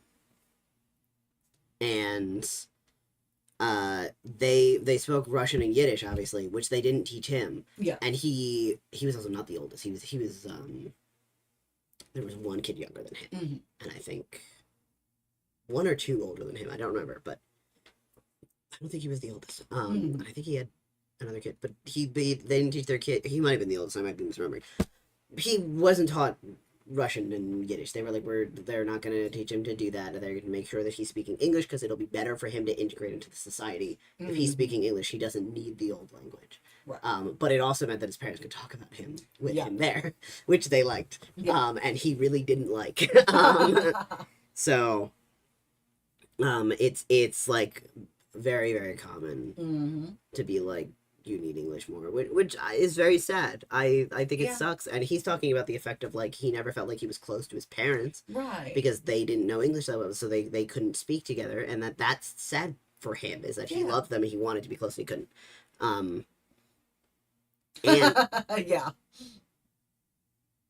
yeah, which is what happened. And sorry. That's it. I just think it sucks. It sucks to Yeah, be like, you it's don't have not- that. And it sucks then to be like, you're also cutting them off from a part of a culture that may mean something to them. Right. Like, I wish I spoke Yiddish. I do. Because my family is Austrian and Polish. Not directly, but like, not super far back. My great-grandparents, singular, moved from Austria and Poland to America before World War II. But it's just one great back. Yeah. So it's not super long for language to die out if my great grandparents continued speaking Yiddish to their kids. Right. I would probably know Yiddish. Right. Because then it would be my grandparents who knew Yiddish, which would mean that even if they didn't raise their kids to be speaking Yiddish, I would hear Yiddish from my grandparents. Right. Because I knew my grandparents. So, you know, like, and I'm sad about it because it means I can't access their, especially because Yiddish is such a difficult language to learn because of how it's being erased. Right. And because there's a written version and a spoken version that are different, and incompatible Duolingo. I can't read old Jewish texts. Yeah. I can't read like real Jewish literature in the language it was written. I have to read a translated English one, which is a different text. Because I don't know that language, and it sucks to cut them out from that part of it. And even just like if I wanted to move back, or just like I can't talk to other people, which is not for me, but like if you're talking about like even if you're coming from China and talking about Mandarin, or you're talking about Spanish, like, well, I can't speak to other people in my community who do have this language now. Right. Who I'm like completely cut off from it, and it's the prioritizing of assimilating into America is gross. But I understand it's a safety thing as well. You know, I don't know. I have big feelings about it. Just a moment. That's not a question. That's not a question. That's so nice. She got the seat this time. Danny said, "Get out of the way, They have Winter." done for me everything that She they said, have "I'm told sitting me, next to my mom." to put me here and to keep That's me so here. funny that they obviously had an This argument week, about and it. I'm just really grateful for that. Oh. I love my parents because they made a lot of sacrifices for me, and they're people like I can count on, and they're not just like people. Man, They're like this girl my Aliana, is that her everything. name? Mhm. I love She's them so much. she's running for senator. She's such a she always repeats what someone else says a little bit, but she has such a like a campaigning way of Yeah. speaking. Getting a family, you're doing all these things to acquire, and then the second half starts to set in, and you start to have to learn how to let go of things. I do think And it so is. I look at my parents. I have both my parents. If one of the um, parents didn't they're step getting forward, older, it would be. and they're getting closer to that point. I would where understand, but it's I'm like, not well, they saying like they right, weren't but good parents. They weren't good to right, me. right, Like, right. if a parent is And abusive, I'm it's seeing okay to their be health like, I go. don't love them. Right. And, It's also okay to I'm just seeing all the things do, they and built is kinda oftentimes starting that's to the erode away feeling, a and little it's a bit. rough And for it's that just been mom. a good Man. life lesson for me to observe that and recognize it. Like that's Yeah. also part of the process. I don't know. Is that we get to. I think do it's. all I don't these think this things one was. in I. life ultimately. I don't think this one was terrible. We spent 2 hours on it. Yeah. We'll try to give I don't think it was stuff terrible. away. I first of all, most of that was a derailment in my camp, and also I just parenting is hard, Parenting is hard. and they're not perfect people, and Good that's times, the bad stuff that's times, coming the up. Feel Yeah. goods, the feel bads. But I think it is nice that there weren't any really Difficult, big you guys, disagreements, and that when they disagreed, it wasn't like Faster, stronger, better than us. Yeah, a One was right, moral. one was Yeah, wrong. it wasn't a Yeah. moral disagreement. It's just like I'm not Yeah, looking yeah, at it it that feels way, good or to stuff like that. And they were. let this out. The And parents were very that good they about know how, like, other validating the people kids' feel. feelings. Yeah. They were very good about like Yeah, if the I kid learned is saying a lot this of is how I things feel about it, they're from like my it's really mom, good that and you I'm think pretty that. sure she learned a lot of things about Wow. me too. Although we probably know each other a lot, but we still Which gotta I think open it's up it is very and good talk to each other to and be to able to talk to other people. that exercise an probably environment went where through the same kids thing. are speaking up for themselves and they Yeah. and trusting that they Like, know met you guys themselves all as well. today, and now I know way more about you guys. Mhm. For me, She lost her I- arms. I only have my little There they are. space, which is like my family and friends. But now, like, I learned that I can branch out and then, like, learn from other people too. Good Yeah, we're job. all so different visually, but I do really also feel like that they got a They're pretty. pretty diverse. my kids Yeah. are, we're all very I similar. do We're all think different parents, this have easily different could have backgrounds just and been like parenting 4 styles, I'm white sure, but parents and 4 we all white Yeah. kids. feel the same way about the same issues, and we I don't know. we- I like we agree on a I lot do more like things that than we Adam was disagree like on. I'm And on that just this means, show to me, saying as that we're like all an doing it adult right. We're all heading in the man right direction. that I had all I these wanna emotional make issues Right. that I had to like Being actively able work to on and stuff. express and talk about things in such a way reminds me of that. My spirit needed like this to have an interaction with people you don't know and people are probably Yeah, and I think it also it is good to be like yeah. to model an environment where parents Do we hug them? were like stranger or something, but I think it's lights, cameras, and a lot, but I think it was ultimately a good model of like here's how adults can talk about their feelings. Yeah. Here's how adults can like be vulnerable in front of strangers and respectful of what other people think, Mhm. and how you can talk to people your age and how you can talk to adults. Yeah. I think one thing that's very difficult for people, especially in this new generation, is like that's fun. Who's the fake prom queen? Is like how do children make friends with adults? Is it okay for children to make friends with adults? Right. And it is. It's very important for children to have adults that they like and trust in their lives. And Yeah. friends, being a child being a friend with an adult isn't an inherently bad thing. It is a different relationship than adults who are friends with adults, Yeah. than children who are friends with adults. But it's not a relationship that is bad or problematic. And if a kid is describing the adult as their friend, that can be very valuable. Mhm. Obviously, as the parent, you want to keep an eye of things and make sure Right. that the parent that they're saying is their friend, or the adult that they're saying this friend is somebody who is safe and treating the relationship well. But it's not inherent that it's bad, and treating every relationship with an adult like it is inherently predatory is what breeds those environments. Yeah. Because if you create an environment where you teach a kid how they're able to interact on equal ground with an adult, like in this, the kids were able to share their ideas not just with their parents and the other kids, but with other adults, Right. and other adults talk to them. I liked that a lot of the other parents talked to the other kids Yeah. in a very respectful and polite way and in a way that was obviously often very complimentary to the kids. Yeah. I liked that a lot. Like you could tell that these were all parents who were excited to do this kind of thing, Yeah. which was nice. That's very important because now you're showing them this is what an adult who is friendly that you can trust will do, and here's people that you can talk to. So when something happens, they can be like, this isn't the model of friendship I was shown. Yeah. You're doing things that are different than the model of friendship that I was told is safe and okay, that my parents know about. Now I want to check with my other friends and with my parents before I do anything. Where like, and even if it's like, well, my adult friend who's the neighbor next door does let me come over and play at her house because she has a swing set from when her kids lived there who moved out, you know, but she lets me go on the swing set because we don't have one, and whatever, like, so an adult inviting me to their house isn't weird because I've been to my neighbor's house. But then, like, well, if something happens that isn't a healthy relationship, you're going to be able to say, well, that doesn't happen when I go to my friends, when I go to my neighbor's friend's house, like, you know. And also there's more of these adults in your life for you to talk to. Like, surrounding your child with safe adults that you trust to protect your child is so important. It's very important. Because there's always going to be things that a child is not comfortable telling their parents. Not in a malicious way, not in a way that is like you're a bad parent. It's you're embarrassed or you don't want to get in trouble or whatever. Right. And if there's somebody else who has the tools to help, who is someone they trust that they can go to, that's only going to be a good thing. Right. But that's like, even with parents that are like good parents and like very proactive in their kids' life, who create an environment of trust, are often still not the first ones who are disclosed to if something does happen. Yeah. Because people who do that to children are often prey on the guilt and shame. Yeah. And they will often convince children that this is their fault and they did something wrong, and that's why you don't want to tell your parents.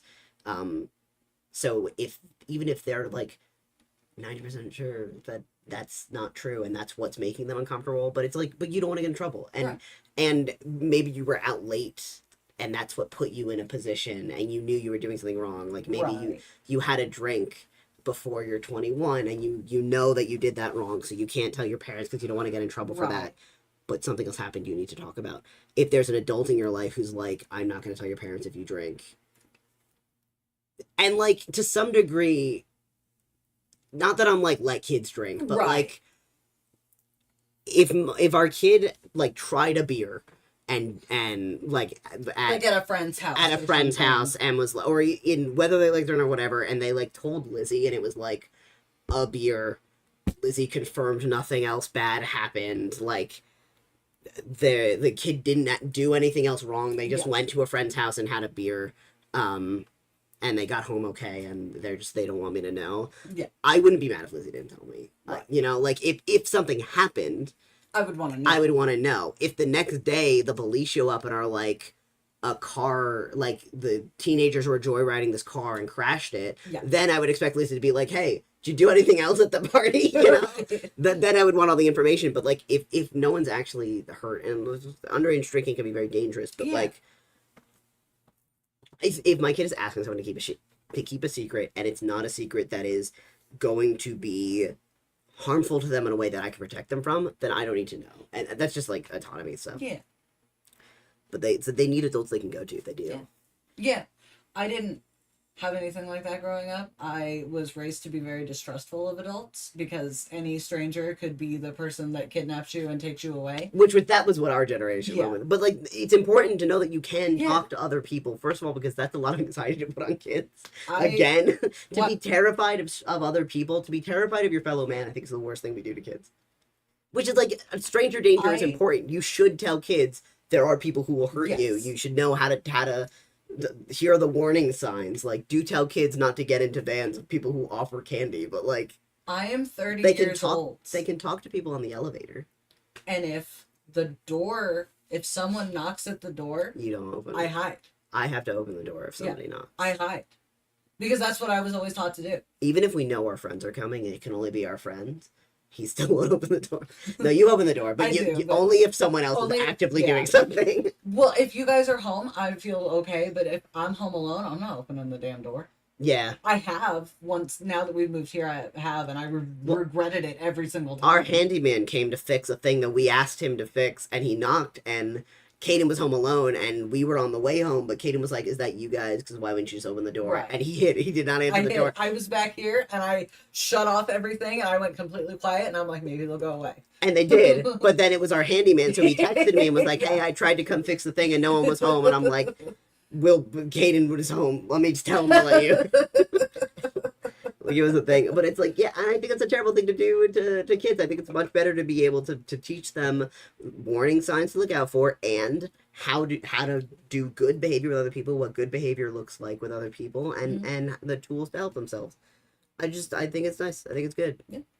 This has gone all over the place, but I Yeah. just like that's. I Jubilee bad, and again, we had some issues with this one, but I think Yeah. overall this is good, and everyone looks like they did actually enjoy doing this Yeah. experience, and everyone had really good things to say, and I really liked the way the adults talked to the kids. Yeah. I really liked that the kids would share their thoughts, because so many times in this you get people interrupt each other, people are so rude. Mhm.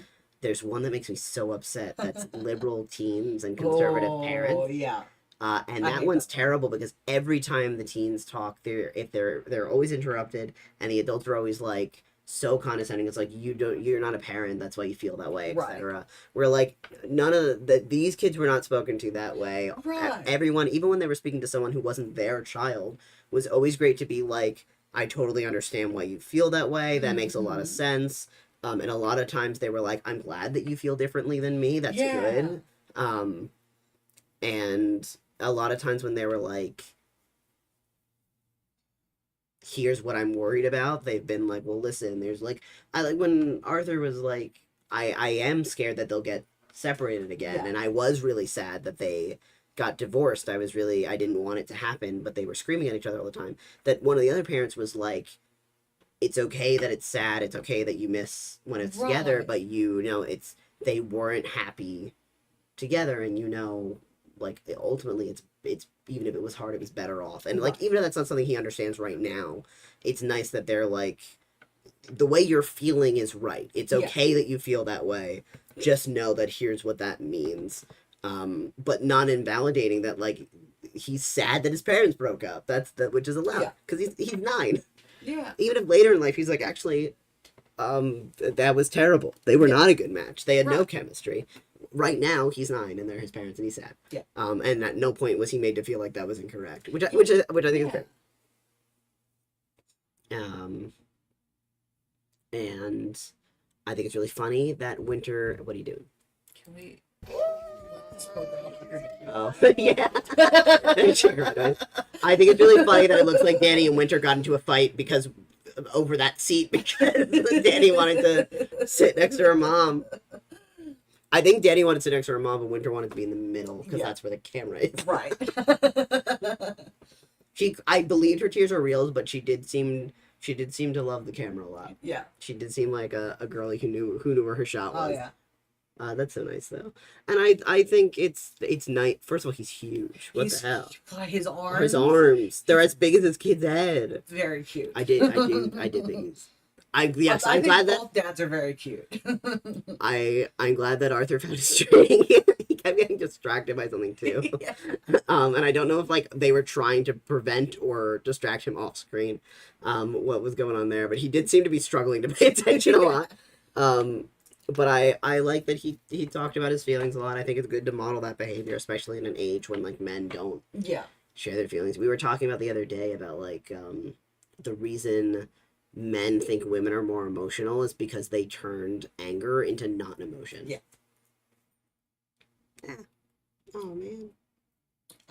There's nothing more attractive to me than a guy that's good with kids. So that's what we were saying earlier. Is I was watching a TikTok with a guy holding a baby. He did a photo of him holding the baby every month for like the first 12 for the months. first 12 months, and it's really, really cute. And all the comments are like, "Dad hot," and I was like, he was pretty hot, and Kate was like, his glasses weren't on yet, so he was like, I couldn't see. But it's like, then I said it's the bar for being attractive if you're a man holding a baby correctly is like in the ground. Yeah. Because holding the baby correctly and like happily is already like, Yeah. Yeah. That's it, and that's the female gaze as Mhm. well. That's, I just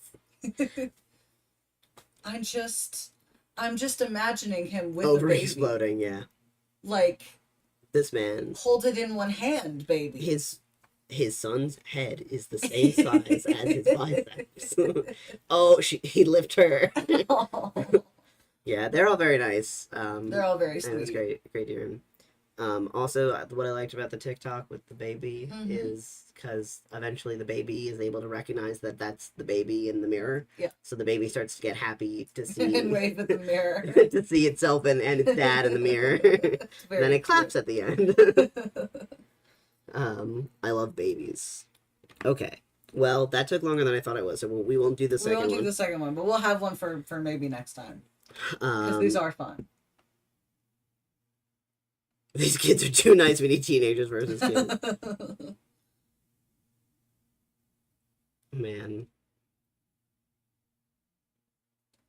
Yeah, that was a lot. Yeah. Not like in a bad way. I just like, yeah,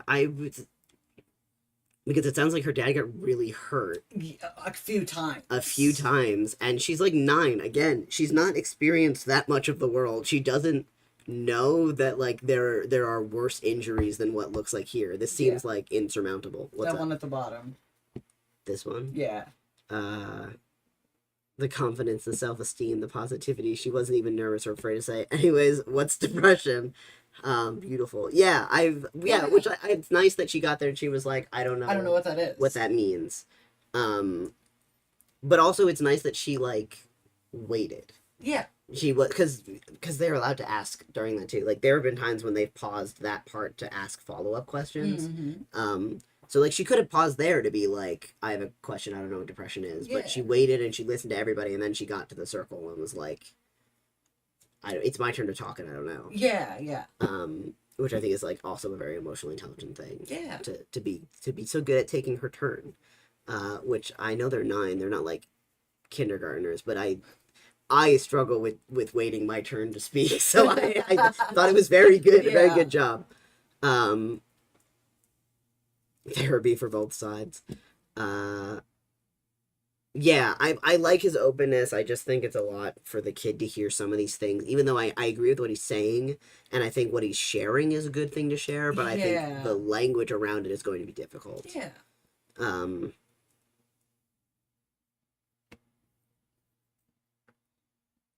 Yeah. Yeah. Yeah, and I think it's like divorce is like one of the scariest things when you're a kid because yeah. it's one of the worst things you can imagine happening because you're a child, and I think they all had a really really good take on like that. What's up? No, I used to pray that my parents would divorce because they fought so often when I was little.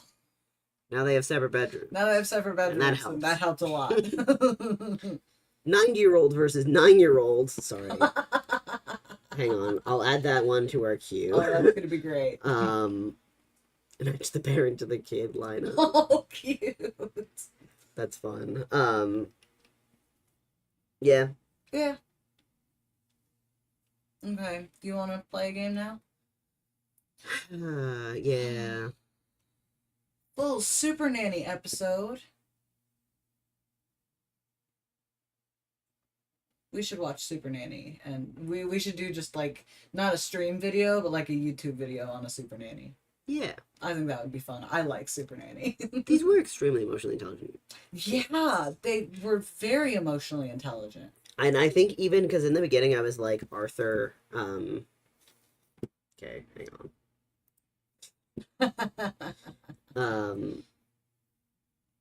Gets to match the puppy to the owner.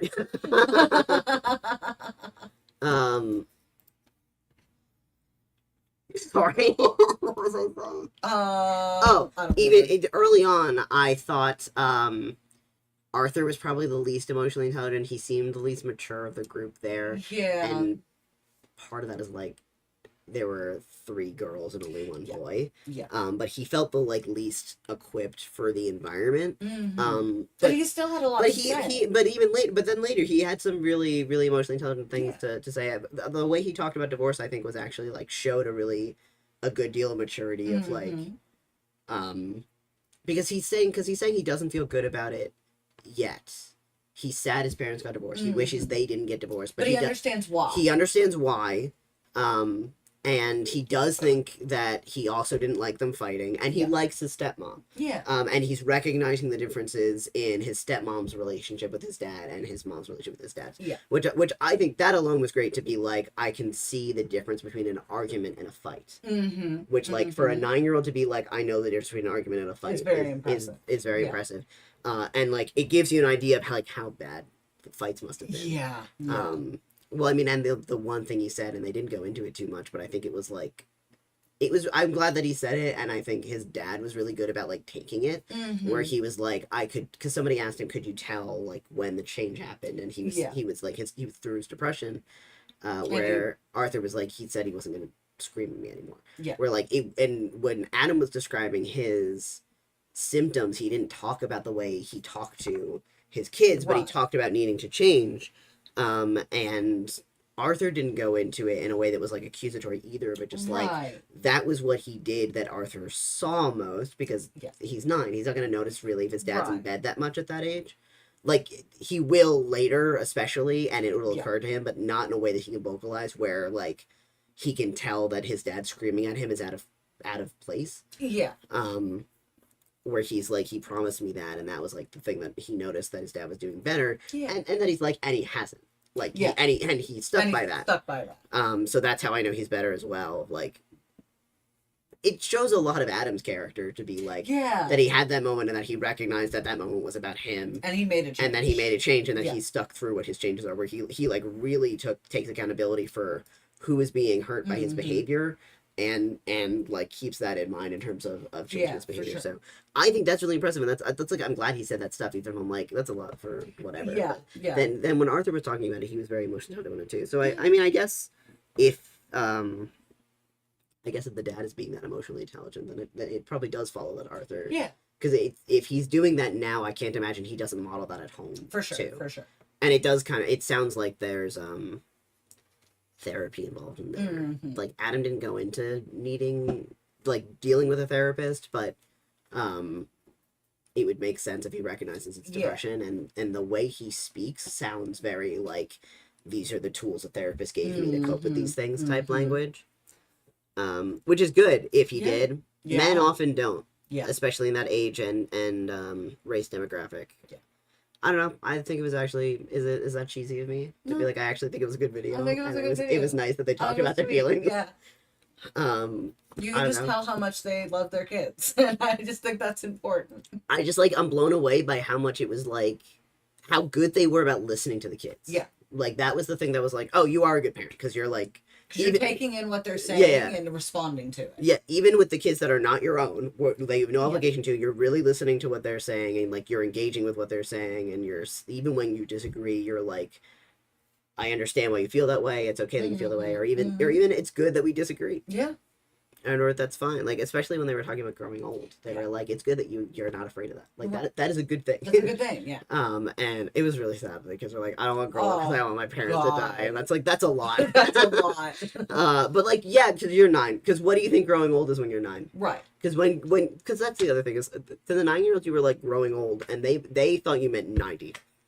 Yeah. They thought you meant like that's why I think one kid was like a grandma, because even when she was like, I'm not afraid of it, she was talking about being a grandma. Like, they're thinking, they're passing you. Because that growing old is a large distant thing to them. Right. To you mean the next 10 to 20 years. Because you're a kid and then you're a grandma. The in between there's too much to think about there. But like that, the way they talked about that was really good. And even with that, they listened to the kids, and they also were like, you don't worry about losing. Right. Like, that's not good for you either. Right. I don't know. It was just nice. It was nice that it seemed, I mean, we don't know everyone's life, and this is cut up. Right. So that too. But from what we saw, it seemed like they were genuinely very good parents. Yeah. Who really were doing the best for their kids, and kids who are able to model like the they're really benefiting from having good parents, which is nice. Mhm. Even in cases where but they were not always good parents. Like Adam wasn't a good parent when he was screaming as a kid, obviously, but he is now. I would argue from what I saw. And also, his arms are huge. All right, you want to play Iron Lung? Sure. Is that what you wanted to play? Sure. Does this have controller support? I don't know. Well, There's going to be a Markiplier movie. yeah, low-key I am excited I'm for excited about it. it. All right, Do we want to do a break now that it's 7:30? do you want a break? I was gonna go get a soda, but I'm good other than that. Okay, we'll take a break. You want to do 10 minutes? Let's do 10 minutes. We'll do 10 minutes, we'll do Iron Lung. I'll change our, well, Oh, that didn't work. Okay. We'll be back. Bye.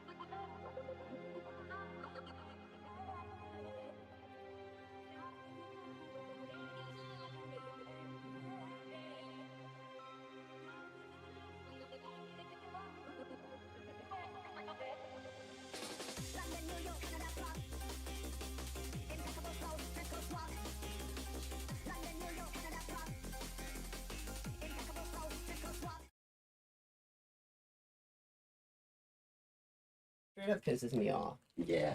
That's fucked up because it's such a privileged thing to say. Yeah. That it's coming from such. It's ooh, I don't like it. Ooh, that pisses me right off. You want to talk about it? You want to talk? You want to talk about it while I get the game going? So I'm in a subreddit called r/unpopular opinion. A decision I regret every day I look at the sub. Literally, have I never seen anything entertaining on that sub? It's always things that make me so angry. So this one says, the celebration of high school graduation is way overblown. Father of a recent high school grad.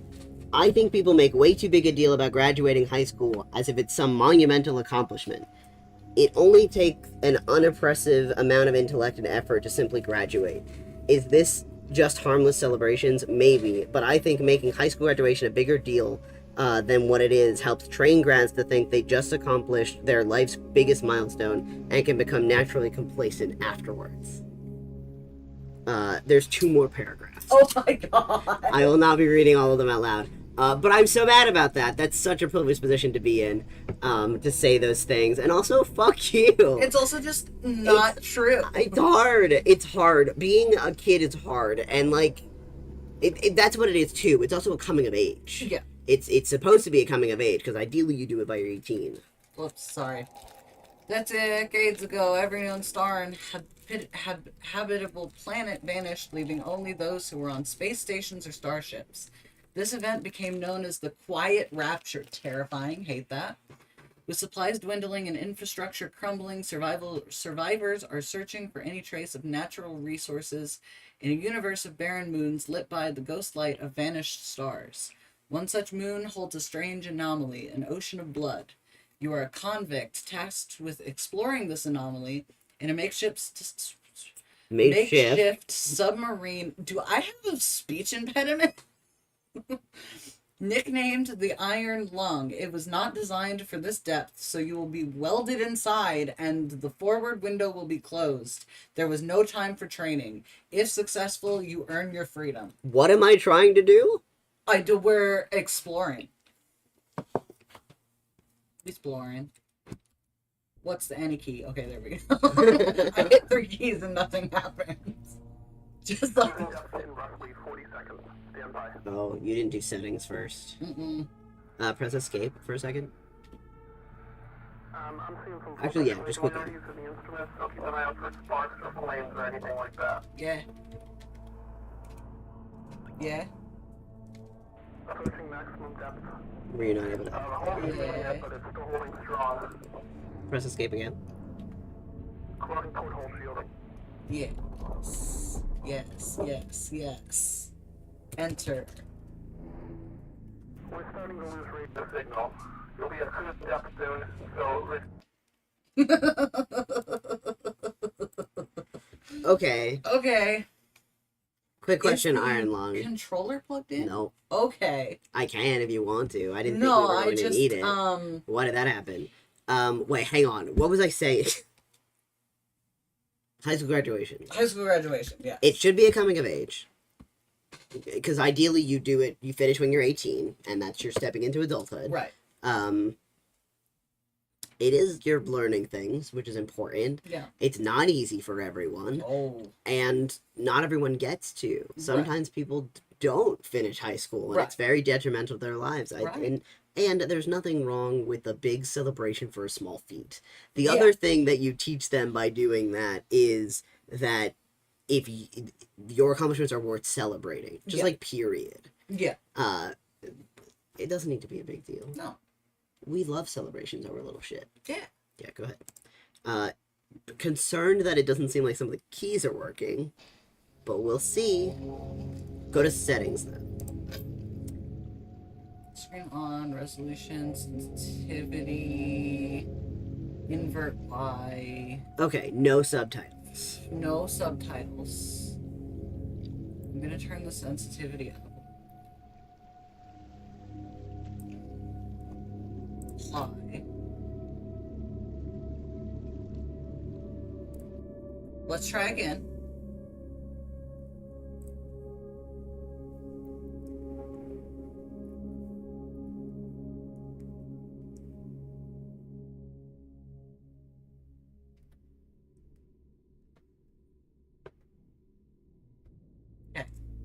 Beginning Steelers. descent. Cruising depth in roughly 40 seconds. Stand by. Okay, that's our depth. That's our depth. That's our I'm oxygen. seeing some voltage irregularities in the instruments, so keep an eye out for sparks or flames or anything like that. Oh, good. Can you turn around? Will? Not yet. Approaching maximum depth. Almost feeling it, but it's still holding strong. Well, that might be why it didn't work. If it locks your keys out during Closing the control shielding. Could be. Oh, we're sealed in. We're starting to manipulate the signal. You'll be at cruise depth soon, so resisting and be careful. Uh-oh. Right? Oh, there we go. Oh, I turned the sensitivity up a little bit. Okay, there we go. Now everything's working.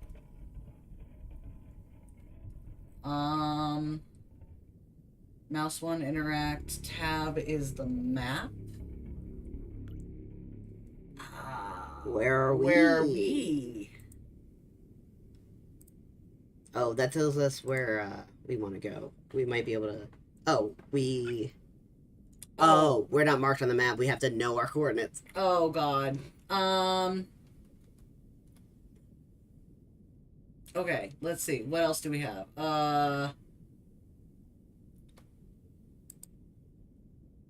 Local database. Be sure to update before each descent. Last updated today.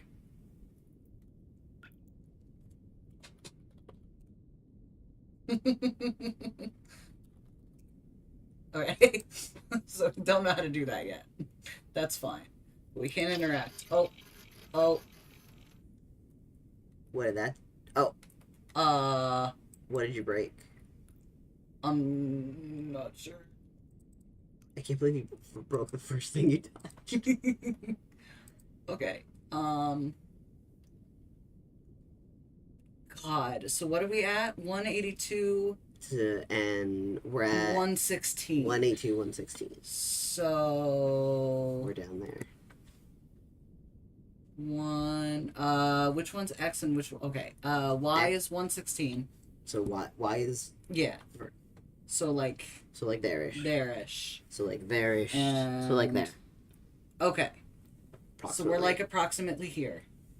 We want to be at 322. 186. 186. So okay. What did I just say? 382, 186.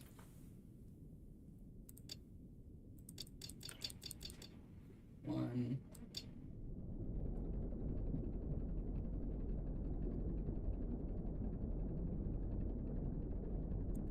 Okay, you're going in straight lines. I see.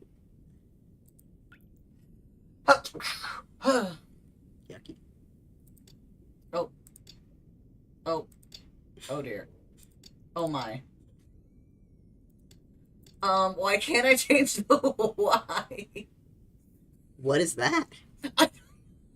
See, because there's an X here and a Y here. Press B.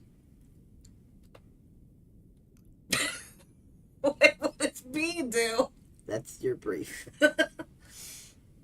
We conducted an exploration of Moon At-5 for the first time since the quiet rapture leading to the discovery of a fourth blood ocean. A trench beneath the ocean surface has several points of interest. Photograph these points of interest with the SM-13's forward camera. Photos must be taken within 2 units of the specified position and 10 degrees of the specific angle. You can also use the camera to help with navigation. Only photos taken at the specified points of interest will be saved. Pay attention to your coordinates and consult the map. The proximity indicators next to the sub-controls will trigger if you're getting close to an obstacle. Okay. Oh, God. Let's find the camera before you be doing all that. I think that's what this was. Okay, try pressing it again now that we moved. Okay, so it's not broken. That's the image. It's not broken, that's the image. Okay, that's good to know. I don't know how we move otherwise. No. What's up? I think that's angle.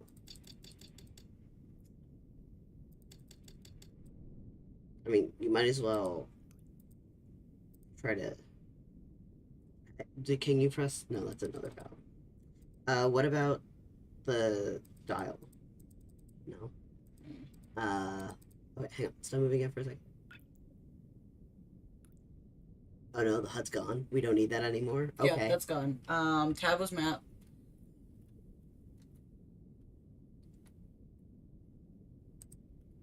Oh. Is this the thing?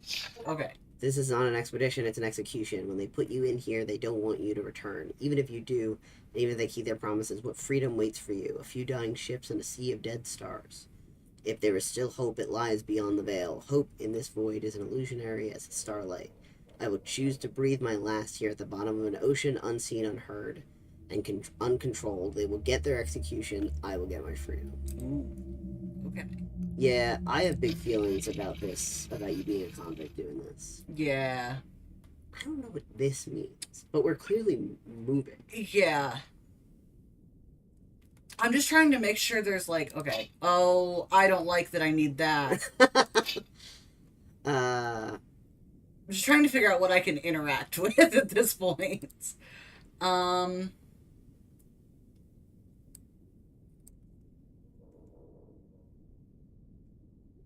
That didn't do anything. Okay.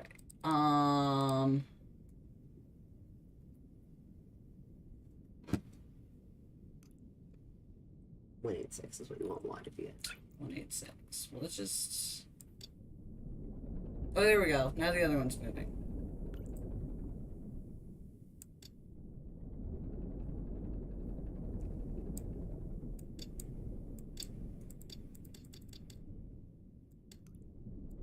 Surprised we don't have any proximity alarms yet. I feel like we've been moving a lot. Right. Oh, yeah, okay. So that's how you move X. Oh. You use the angle to change the orientation to move X. Okay. Proximity. Oh. Well, use the... Wait, hang on. Look at it with the camera. Oh, you're right. You're right.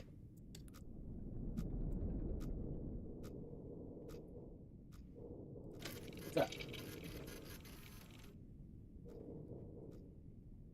Go back to the thing. I think you turned away from it. Oh, no, you didn't. That is a weird picture.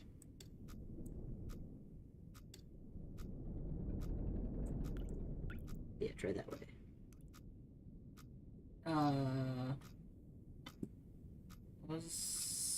we gotta get that down to up to 3? Yeah. Okay. Ooh, the sensitivity is a little rough right now.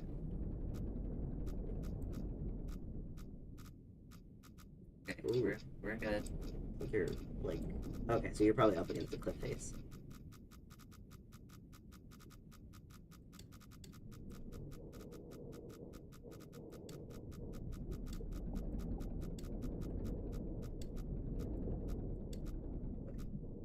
You're too high up for the thing you need to take the picture of. But, well, I was gonna say, just go straight up for a bit. Yeah. Because, oh, you want a picture. Oh, wait. It doesn't look like anything yet. Can you be trusted if I leave you unattended for a minute? Sure, what's up? It's a board game, so I want to get a friend. No, I'm okay. You want me to just go up for a little bit? Because you want to bring Y back to 186, but if you're straight up, I think that'll move X forward. Or not, and I'm dumb. Yeah, maybe that. Well, because you want to move along one axis and not the other. Yeah. We'll bring it down or up? Well, Y needs to be 186. Oh, you're right. So I think we need to go down.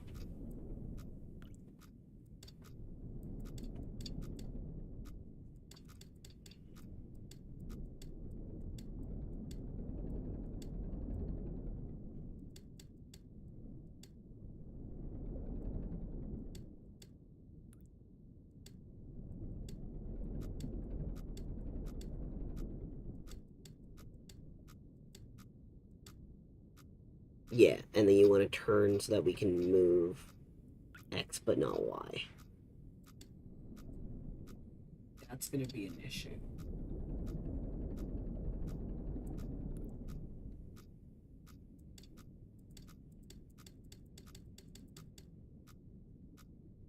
because there's a thing here.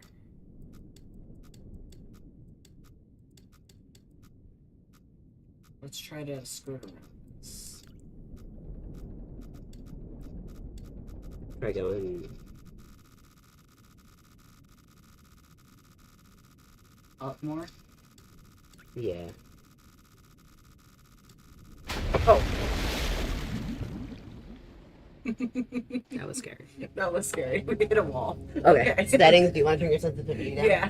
This is all I can continue. Like you can just leave again.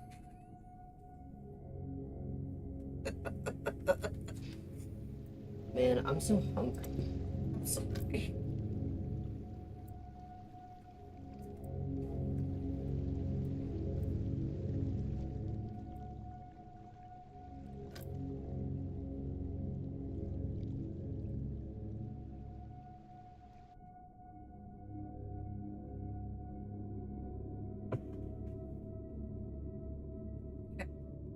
I know what to do now.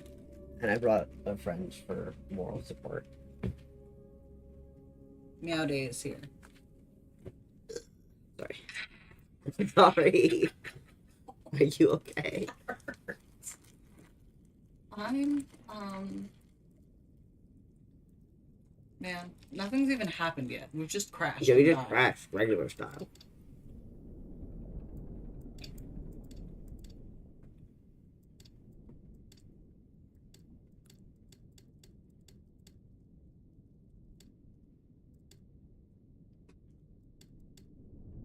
Oh, you did it. Nice job.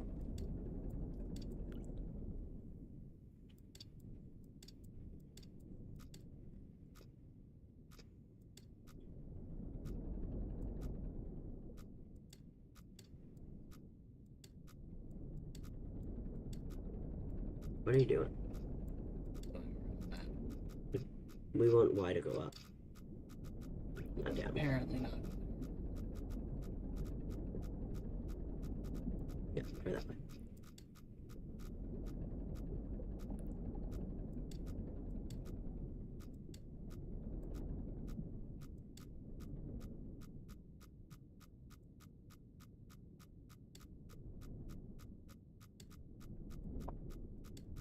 You can also look at the map. If you look at the map. Because if you know what coordinates you're at, you can also see where the, you put the map down. I know, I was looking at the coordinates. If you look at They don't come up when they come here. No, but if you know your coordinates, so if you lower the map again, sorry. We're at 192.132. 921. So, 132, 192. So around there. So we know that this wall is here. So we have to go up. So now we know we can navigate up here, and then we have to start turning that way. Oh, okay. So we can use the map to help navigate in that way too. Mm. Alright, I love puzzle games. We haven't started the blueprints yet. I want to really bad.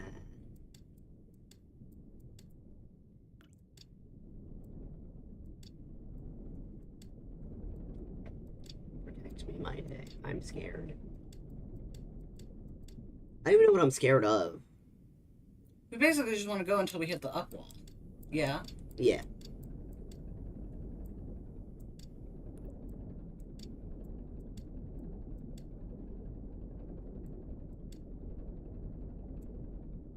Yeah, it's actually way easier when you navigate using both. Careful. Take picture. Using both the map and the mathematical coordinates. It looks like a forest down here. Yeah. That's really interesting. Please don't crash though.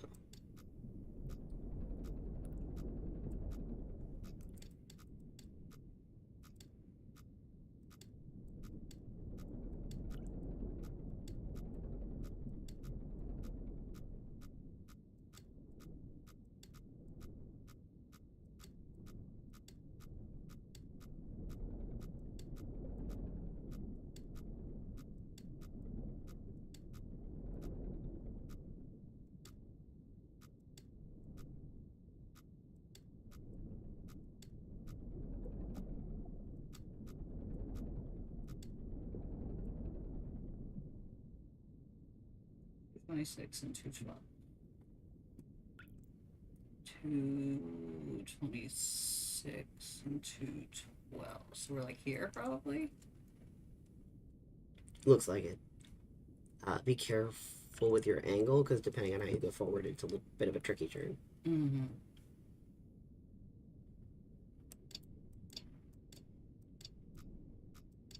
Yeah, that's where that wall is. Where's our first one again? 322. 186. 186.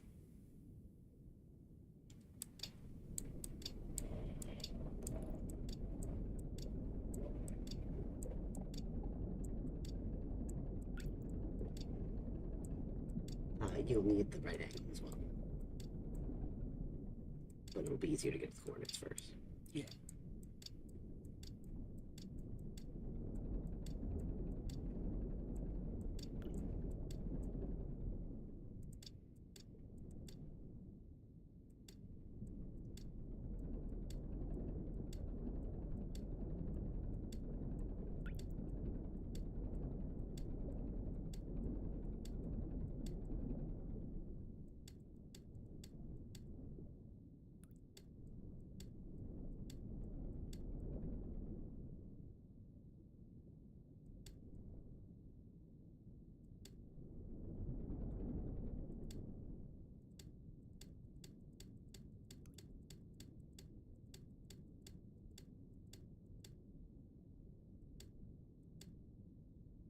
Oh, we want to go down, right?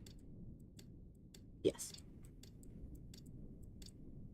No, we want to go this because we're going down.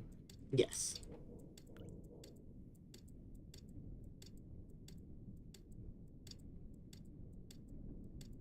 Okay, so stop here. Check the map again. The first one. Angle 033. Change to that.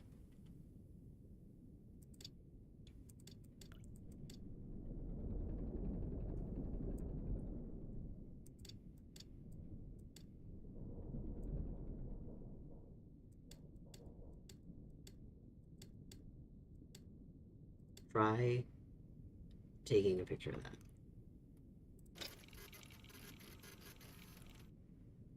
Okay, Oh, that's fun. Did that count?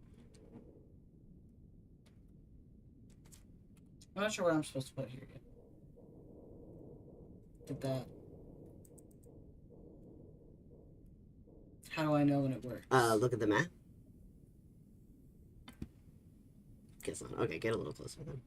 Oh, well, actually, press B. Check your briefing again. B is the same place on the keyboard it always is. Same. What is it?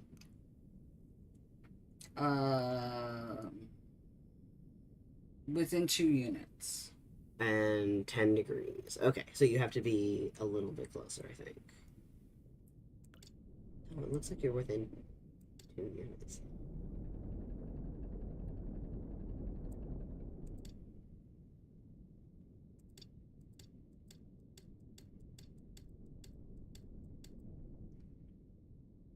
Let's try it now.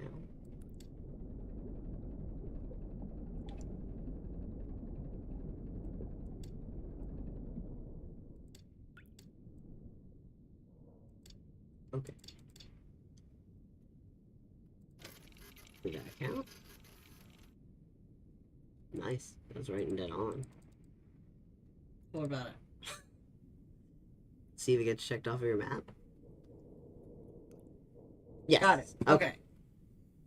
Cool. Now we gotta go up. Did you check the coordinates on the next spot? Nope. I just know we have to go up. 378263. Not too far either. Yeah.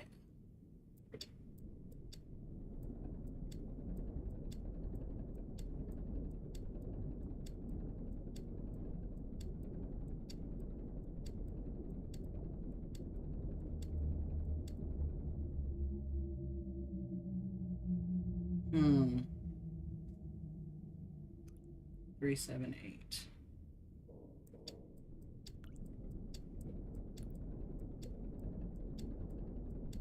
Save it. Always a good sign when we suddenly save. Mm-hmm.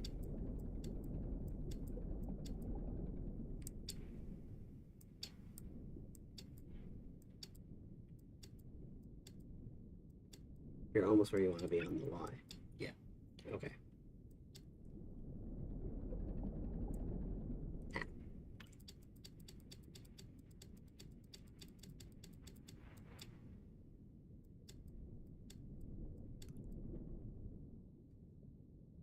$378.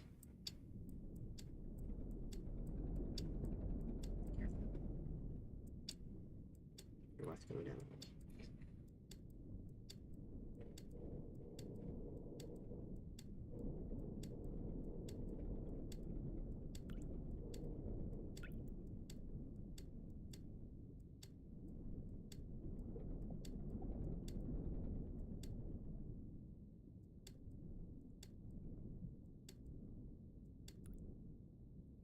Uh, 78 and 263.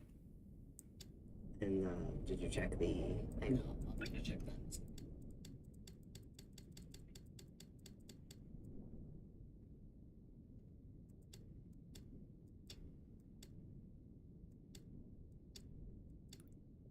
Nope. 261.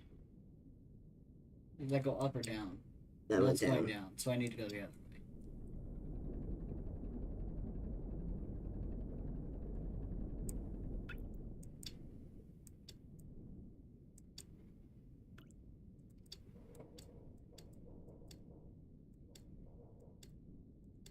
$63,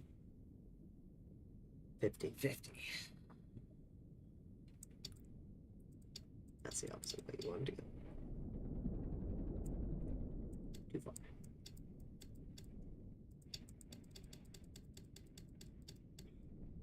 No, 50. Peak Shore. Peak Shore. Hey, cheese. Ooh. That looks very similar to the last thing we saw. But it's slightly different design. Oh no. That's This gonna is be an hard. ass. Bro, this game sucks. Oh, and we don't have information for that area. Mm-hmm. We might be able to go through that area. Yeah. Yeah, there's no connecting of this area here. Oh, I'm scared. Okay. Did you look at the numbers? You forgot to look at the numbers. 259, 406, 296. I immediately forgot what I said. We know the general direction we have. Mhm. And we'll just go until we almost run into something. And then we'll... We need 400 anyway, so you know, Yeah. you have to go a lot. Why don't we have a Z axis? Oh, because we're at the levels. Never mind. Yeah, where's the dance? I forgot we do have a Z axis. It's behind us. I looked right there. Please don't crash the vehicle. Yeah.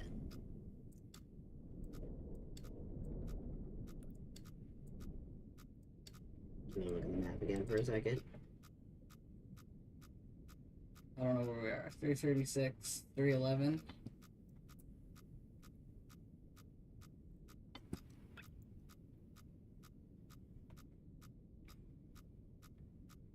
Bearish.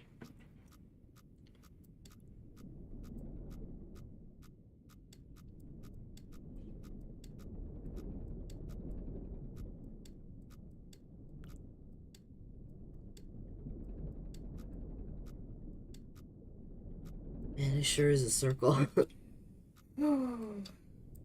We're not even being fun to watch. 'Cause No, we're I so know. focused. I'm so focused. You're doing so good though. Just don't crash again. Well, now I understand the rules.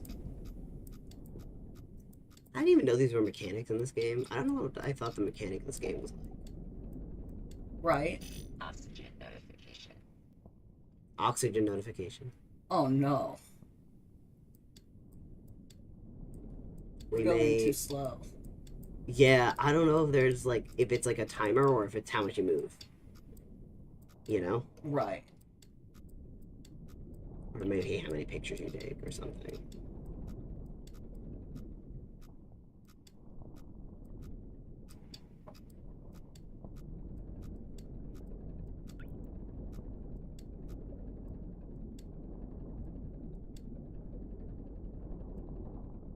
Careful. You're going backwards for X now. Look at the map.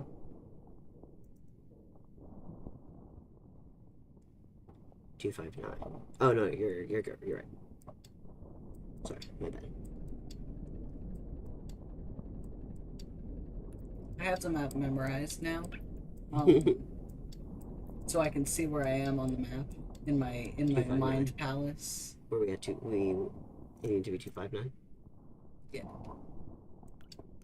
We passed it.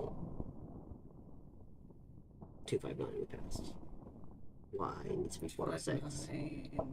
No, for X. Yeah, the way you're going now is going down, not up. The number.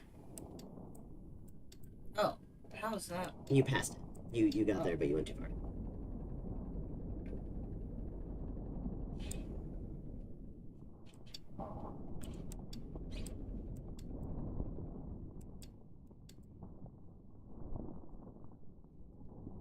.406 on the Y.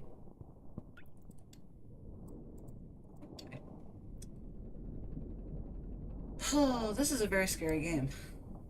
Nothing's even happened yet. Nothing's even happened yet. It's so lonely in here. Yeah.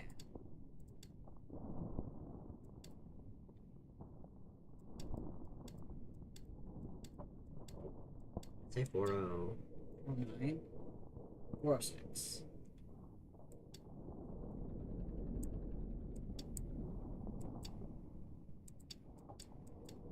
There you go. And the angle is 296.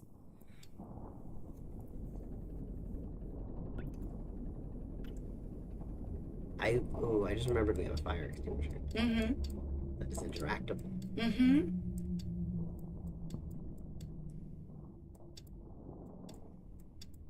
Nice. Sure. Sure.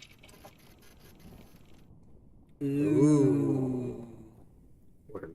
Dislike that. Oh god, now we gotta get out of here. This is awful. Let's just go out the way. Or do we want to try to go? I don't think that way connects. I think you have to go out and over here somewhere, because I think there is a bit of thicker wall there. I think. I don't know. It's so hard to tell. Let's go this way then. Head towards this guy. Yeah, getting out of there is just gonna be tricky. Yeah. Be careful. It's okay. I have the entire map memorized in my little brain palace. We're gonna be so good at diving and taking pictures. I think in my brain, this game was more like that, the like Luminance Ocean game, where you're just Taking pictures taking of fish. pictures of fish in the ocean. Yeah. I thought this game was that, but the horror version. That's so fair. Which I mean, it is that, but Yeah. the camera's a little more analog than I thought we were going to be. I thought this would be like an open world discovery game.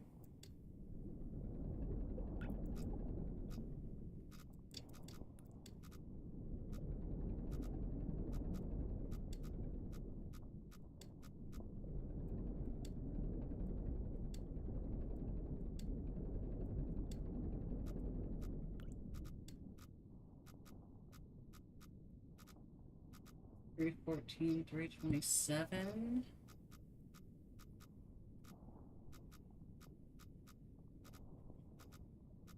Uh, 314, 327, about there. Ugh, yeah.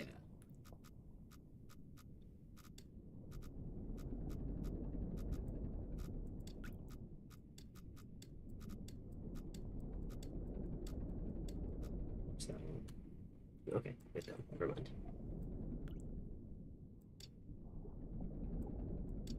Here's so good at this.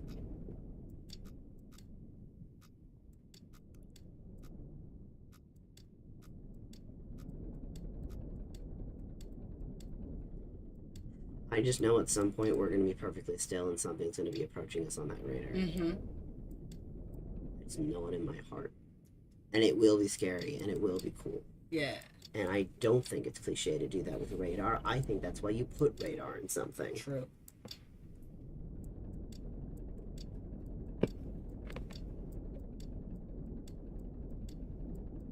You can't see it. You just see his little ears. 377, 289. X is 377. X is 350. About there. 77, 289. Are you clicking? No. Okay. What? No, because I thought it sounded like we were moving. But I was wrong. Good. Yeah, so you're like there. What wall am I in for? That's what I don't.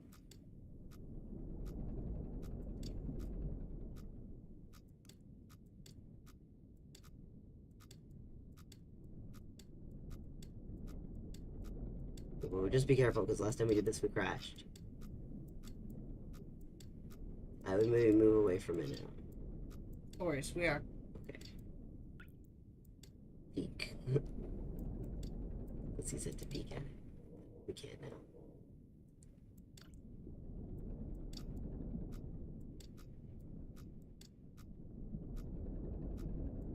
You know what wall you're in front of now? I think we're here. Okay. Or up here. We could be up here. 383 on X. Yeah, we're in that little. And 311. 311. Yeah, we're in that Yeah, tunnel we're now. on that.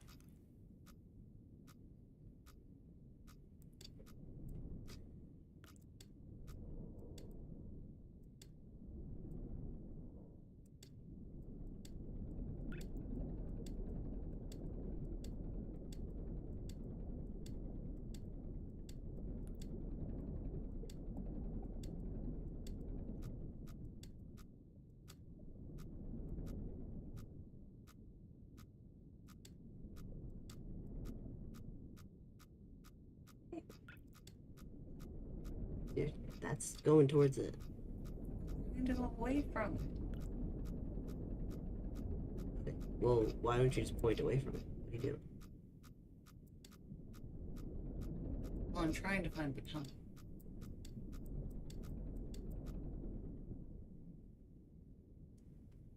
X is 391, 339, 3.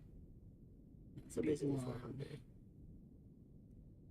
389. 389. We're too high now. We're too high.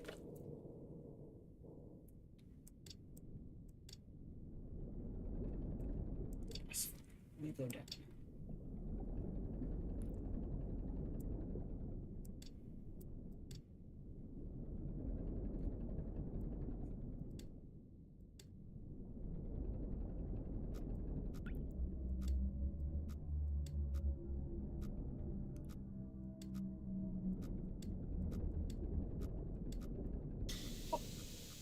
Put the map down.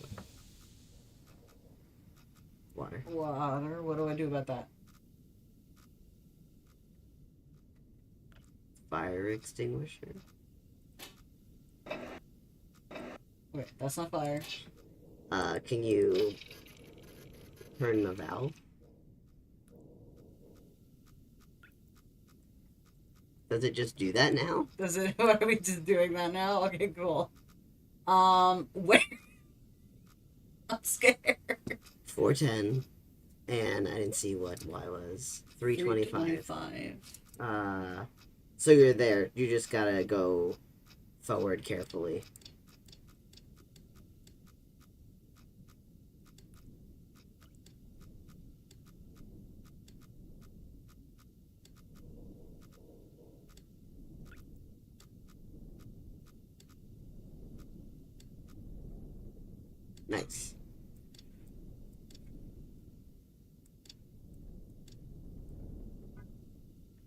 You can't just pull up your map in front of the scares to I predict didn't mean to. My finger was on tab so I could pull the map back up. That's the equivalent of hiding behind your Startled fingers at the me. movie. You just pull the map up so you don't see what the jump scare is. Yeah. Okay, hang on. 560. 560, 277.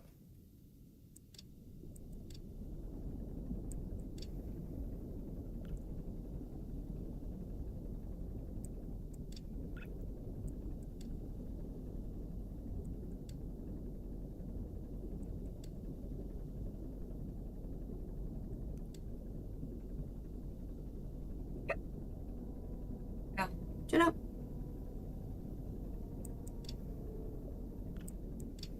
I hear a sad trumpet.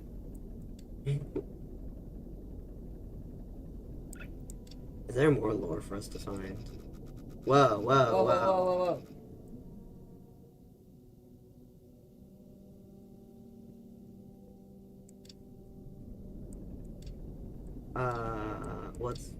What the What hell was was that? I'm scared. Okay, 560. Oh god, okay. Oh, I didn't like that. That was really scary. That wasn't one of the walls, yeah? No, it popped up way too fast. And then it went away without us moving away from it. Mm-hmm. 560. 277. There's noises happening. Do you want to do a quick pick? Quick picky? I don't like the noises. Okay, there's nothing there. Pick up, well, is there anything else on the note? Can you pick up the note again? You got anything weird? No. Okay. What was the other one? 277?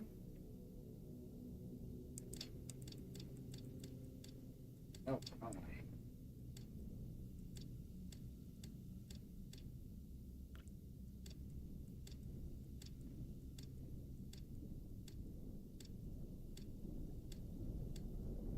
You're still losing some, Yeah. We can fix that.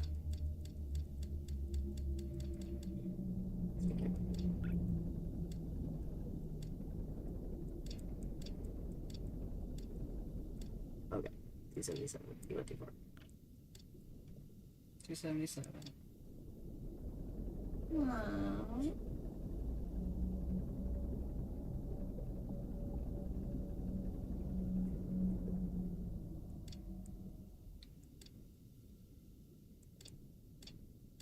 To 560? Yes. And then angle 43.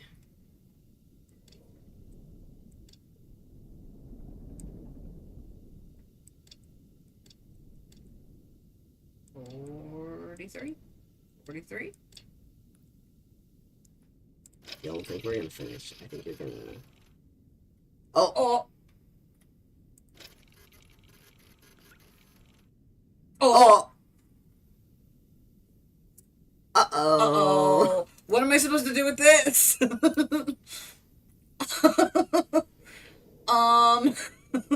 Okay.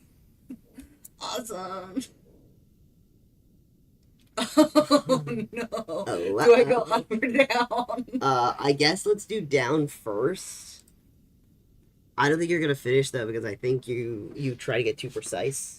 So I think we're gonna run out of time. Yeah. Because I think that's why they give you like a 10 digits for the angle is insane to give you. Yeah. Unless they're like you're not gonna have a lot of time. Yeah.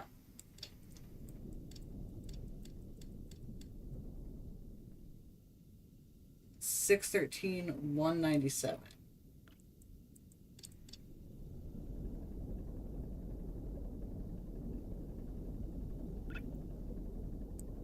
Should be a straight shot with no obstacles. Right.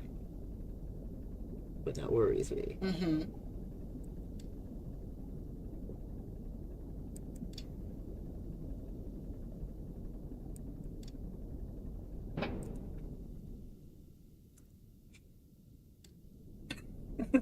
You don't want to do picky?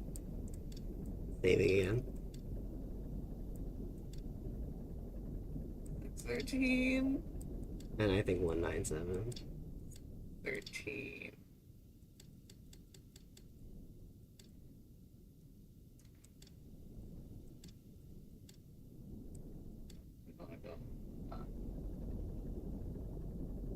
Oh, my chest hurts.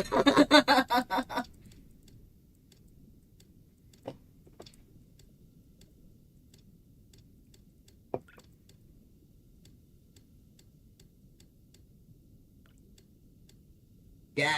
Oh, so close. Okay, that's fine. What?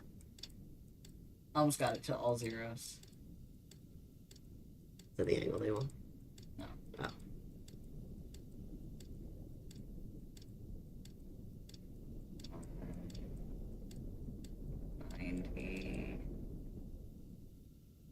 $97 Nice.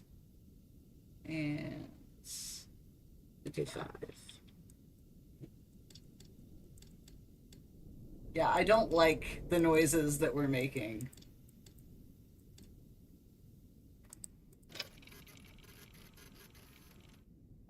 Oh, Ooh. photograph the completed skeleton.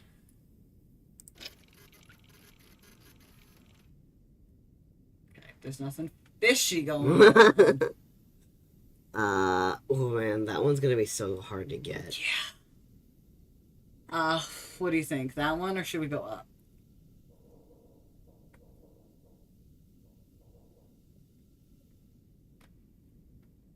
Do you know what to do with you yet? Skeleton. Try a space first. Oh. Okay. Yes. Hi. Okay. Oh, that jump scared me. Damn, dude. Okay.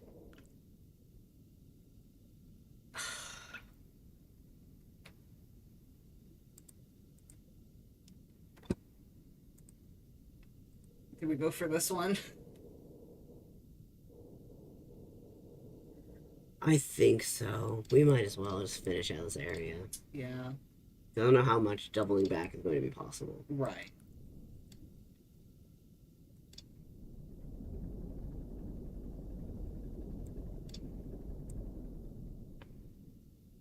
$864 is what we're looking for.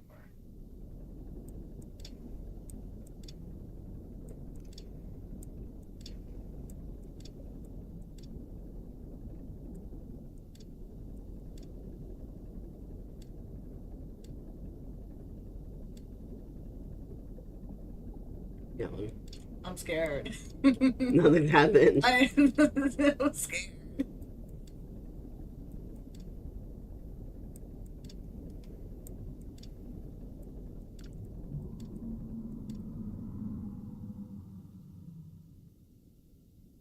Noises.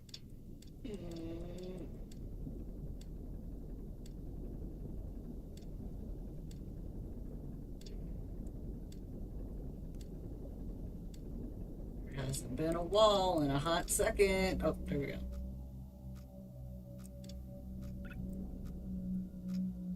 753 on X. And You're farther. 255. 753 is here. Yeah. 255. So we're like here. So we need to go up a little bit.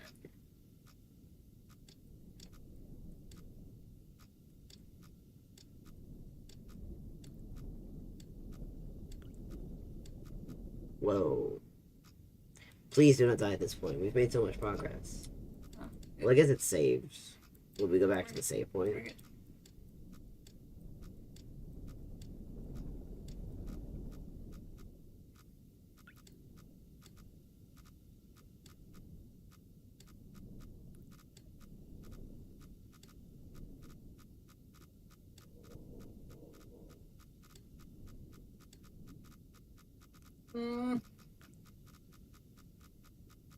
Take a picture of it.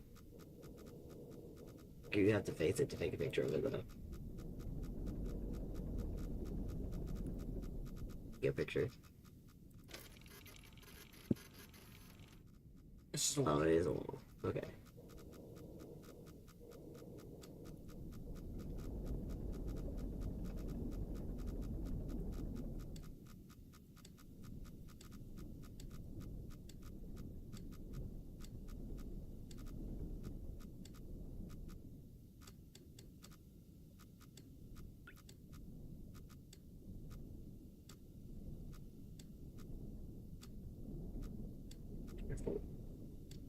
My favorite part is you have to turn and face the thing you want to take a picture of. Mm-hmm.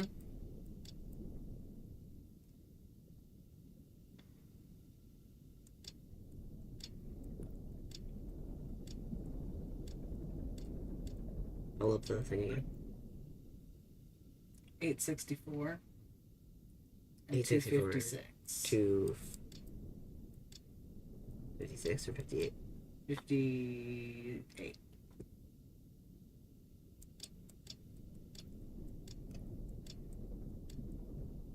Oh, I don't like that we saved again.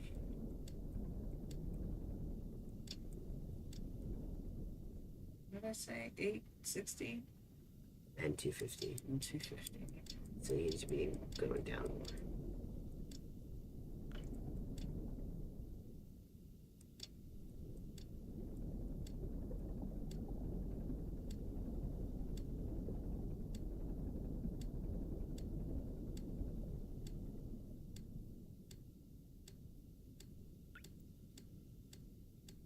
Mm, 60.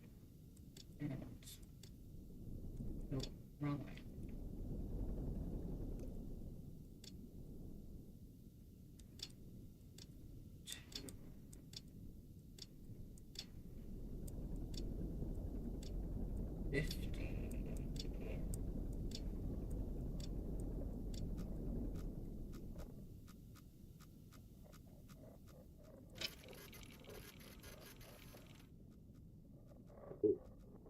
That's interesting. Okay. There's a growling sound. So, Mm-hmm. did you hear that?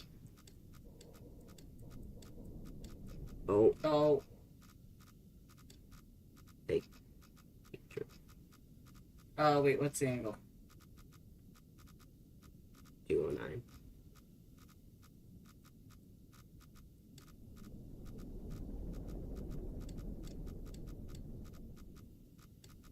Oh, you're gonna try to just go for it.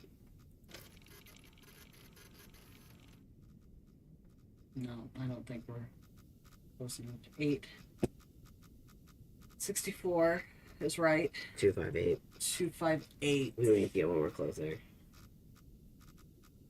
We gotta go up or down.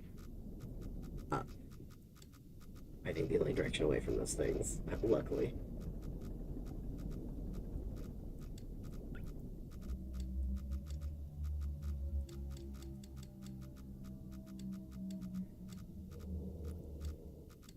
Yeah.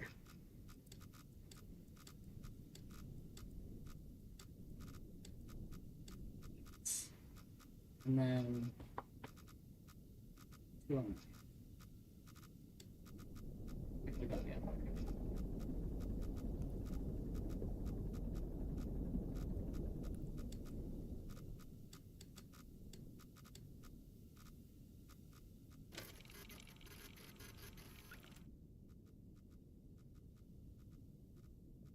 I don't see anything. Did I pick it up? No, we got No, it. we got it. Okay. Okay, now we just gotta get out of here. Oy. What the fuck is that, though? You're right. While we're talking about that, though. Okay. That tunnel's gonna be terrible again. Awful.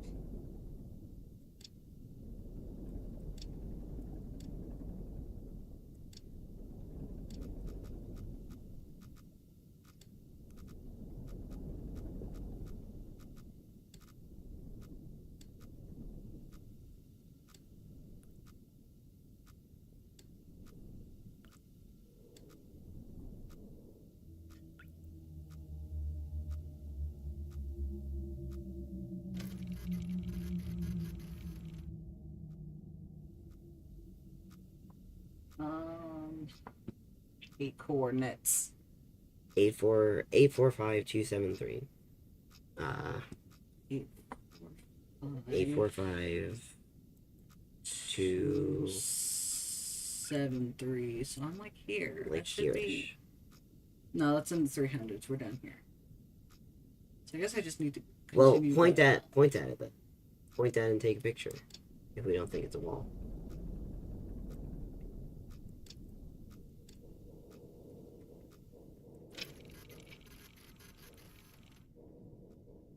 Or is it a wall and I'm just crazy? No, I think it's a wall. I think I have to go up. Just a little bit. It's hard.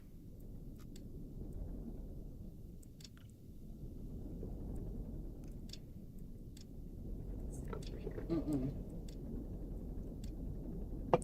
And I don't like that we have a fire extinguisher that works.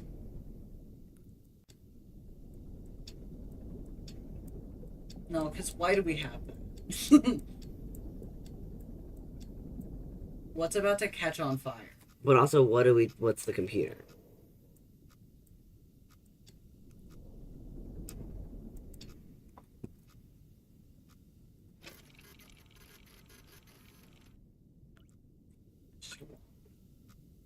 We're so paranoid. I don't know where I am.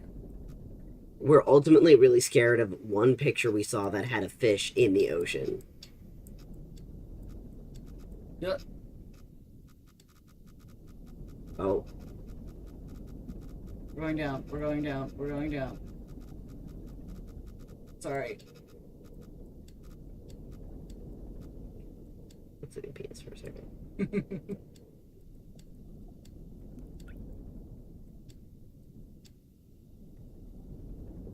We're never getting out of this tunnel. I've lost Scary. the mind map. So you can use the map with your eyes as well. 800, 800, 300. That's easy. 800, 300. You're there. So we're here. Okay, so we need to go down to About 250. 250.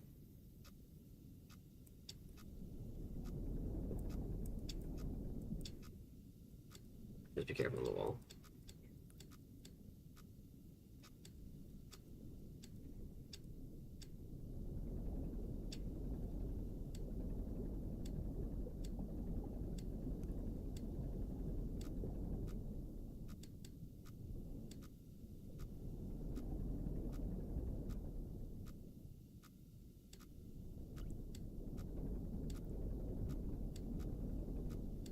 Hang on, it's getting closer.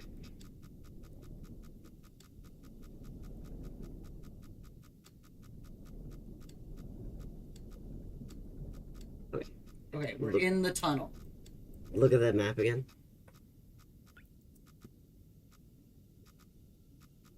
We're here now, for sure. 273 on the Y is definitely too high. They're in the lie here. It's higher than that. That's 250. So it would be 273. So we're up here. That's why we're about to hit that. You're going up. You're going closer to it.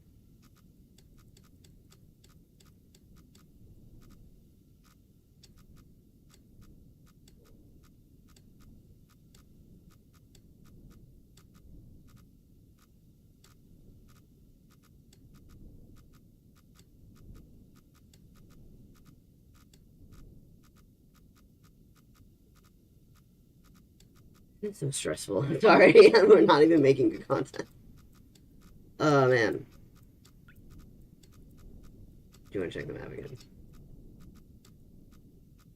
Oh, No, we're good. We're almost done.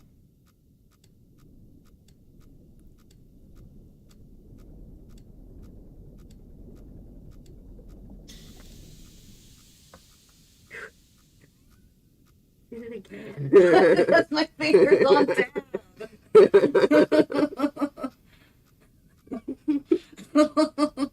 Stop doing that.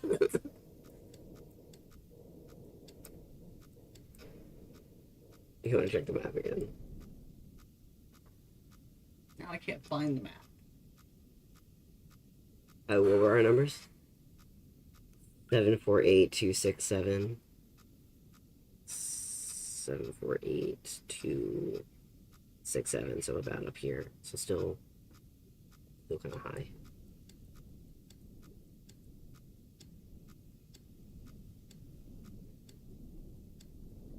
Okay, cool. Not too fast because they're still in the tunnel.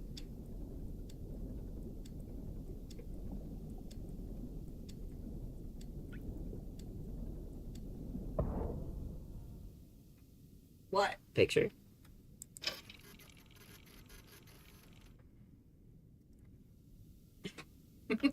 Did the thing shake or did you throw them out? Both happened. Okay, where are we now? 576355. 576 about there. 355.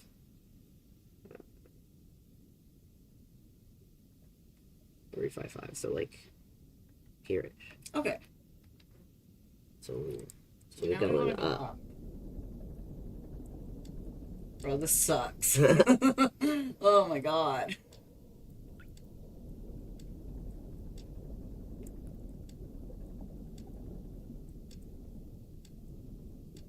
I know what the other guy was talking about. This doesn't seem so bad.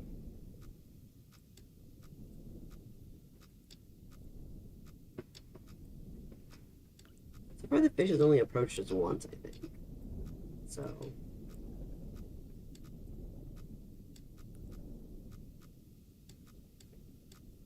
Maybe nothing happens in this whole game. That'll Yeah. be funny or what?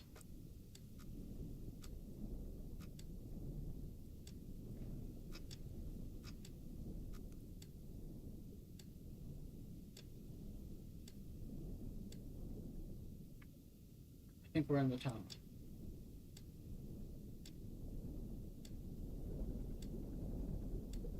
Open map again. 565 5430. Open up. 565.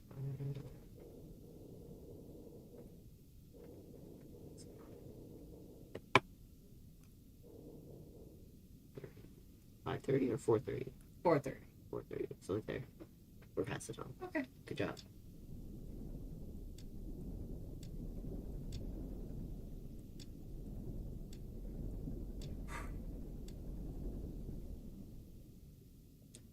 Looking for 623, 520.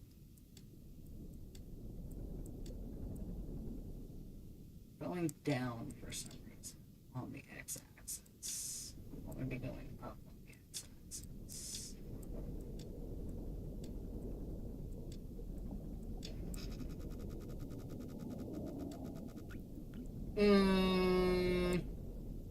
Pick you.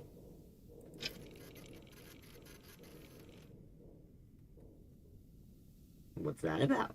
Didn't like that. 623 520. 623.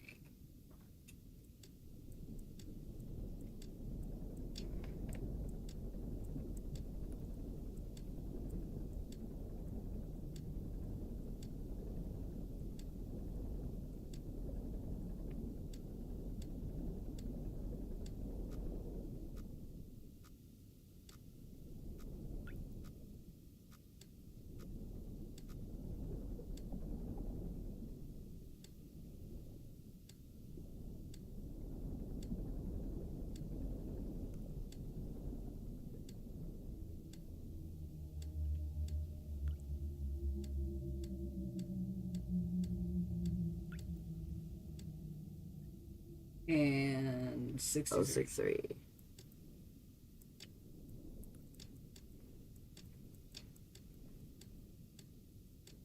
Damn.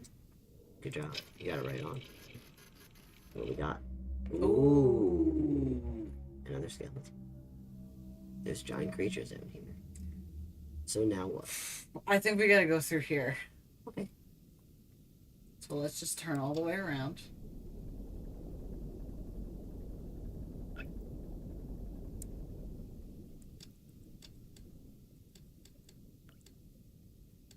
We fucked up if there was like a chicken jockey-esque joke in the Iron Lung movie because of how somber the subject matter is. That would be really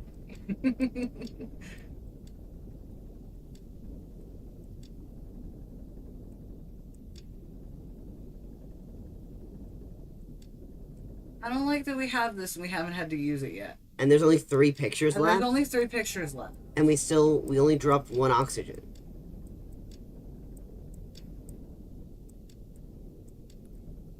I don't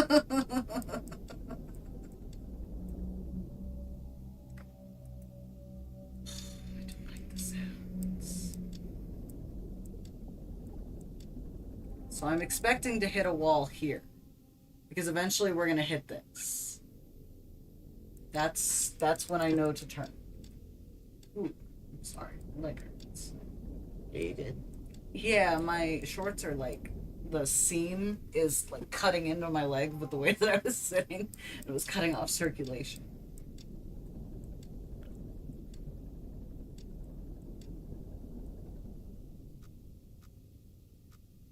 Okay.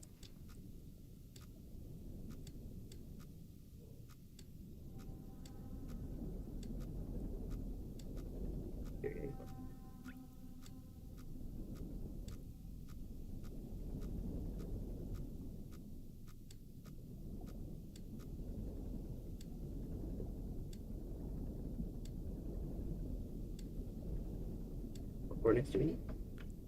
Well, we need up here. 3257. Okay. But we need to find if there's a tunnel here.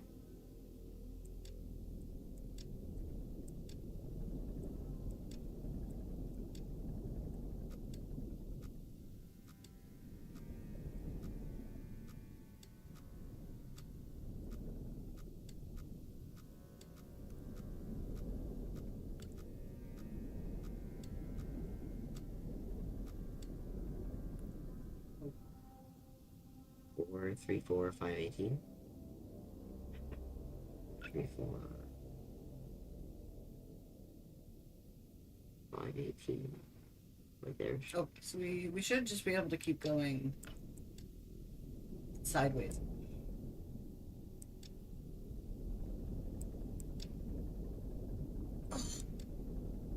Good.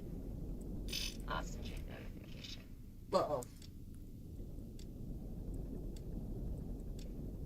Everything's scared. I'm scared. Nothing even happens. They're saving. I am scared of saving.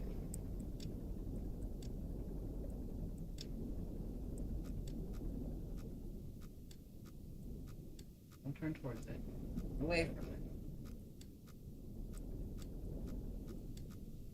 No, turn away from it.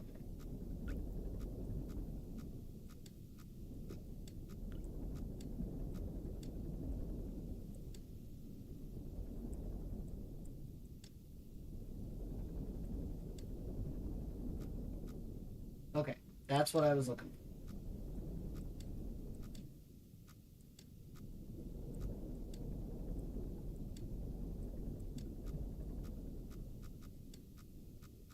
for. Oh. Where are we? 3, 5, 6, 5, 4, 9. 3, 5, 6.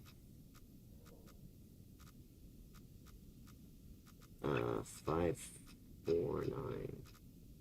So there. Okay, interesting.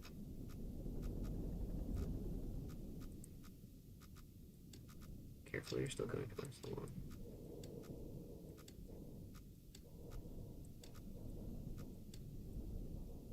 Okay. And then try to go up, I guess. Oh, I guess there is a tunnel here. Just be careful. Thank you. Oh! There's an opening in the forest that's down here for some reason.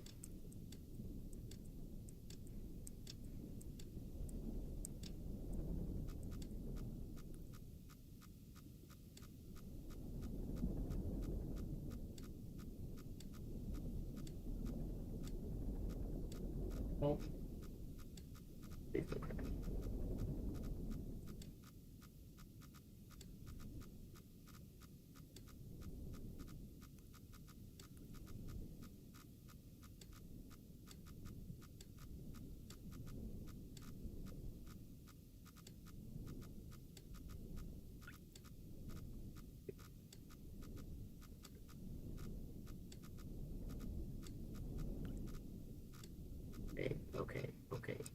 592. Okay. Keeping an eye. I'm so stressed. I'm keeping an eye. You want to check the map? You have to check. 369592. 369 592. Okay, you're So almost we're down. we're almost out.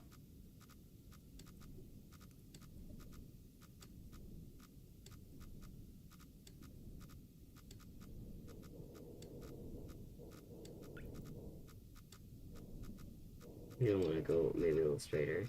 You're getting real close to one side.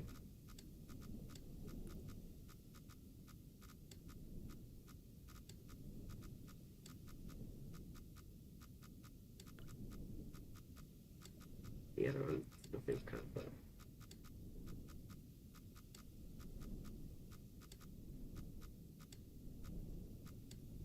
Okay, you're still close to that one.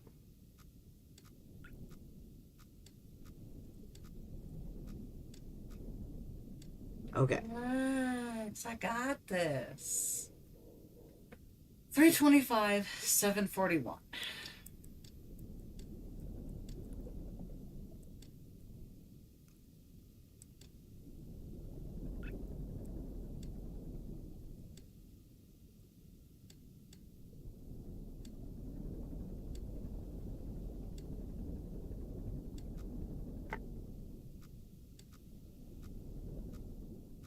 I don't know if we have to start all over if we die. We did so many of them.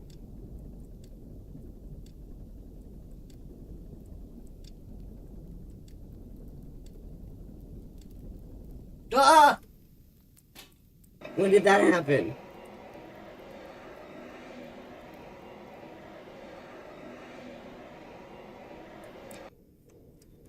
With that. I thought it was getting very red in here. 325, 741. 714 or 741? 741, you're right. 6, 25, 25. 741 is going to be it.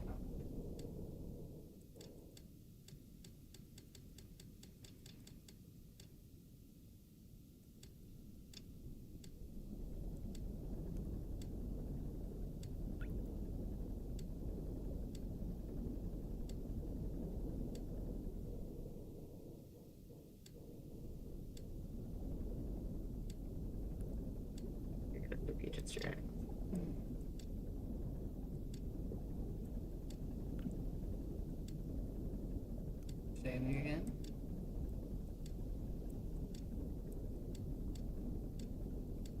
Taking pictures.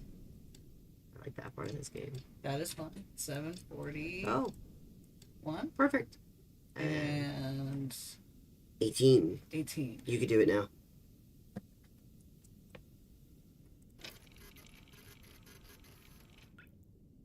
Ooh. Did that mark it off? Am I wrong? You're wrong. Oh, because it's not a points. It needs to be a full number. Fair enough. 14. 14. Thought it was point 14. That's my bad. I messed up. I'm sorry. That is your bad. I'll leave the stream forever. Yeah. Yeah, that's much better. Yeah. Awesome. No idea what we're looking at here. Bones. Okay. Neither of these are good options. We're closer to this one. Yeah, that one will be bad, but it'll be one and done.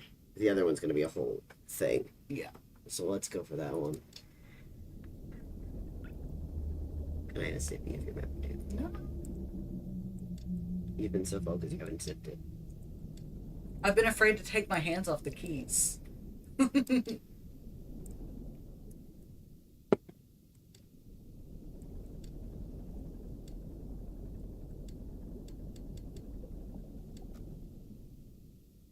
Mm-hmm. To the wall.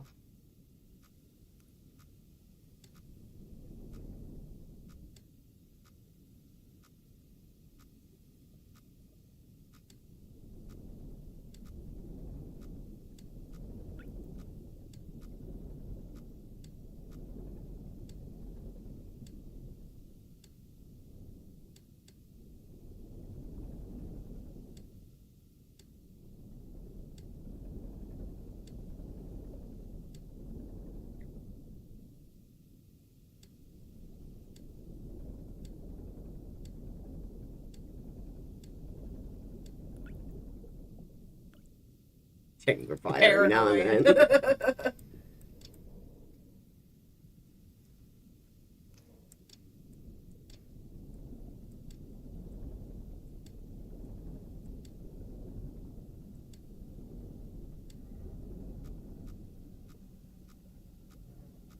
Can you tell me where I am? We're at 266, 648. 266, 648. 266, 648. Sorry. First soulmate. Needs to skin up. I'm sorry. 26. What did you say? 264. 266, 266 648. 648. 266 266, 648. 648. 648. So like there-ish. Okay. You're in a really awful tunnel now. Oh no, we didn't freeze. Interesting.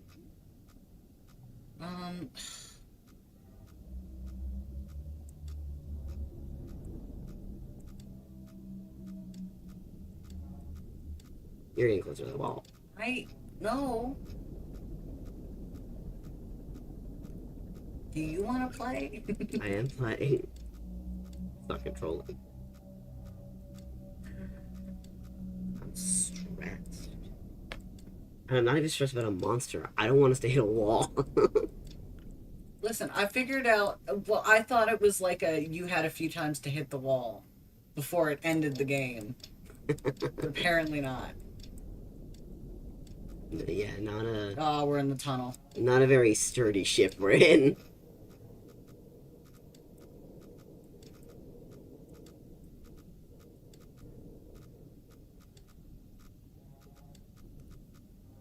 We're hearing a lot of sounds now. Mm-hmm. Don't be so careful.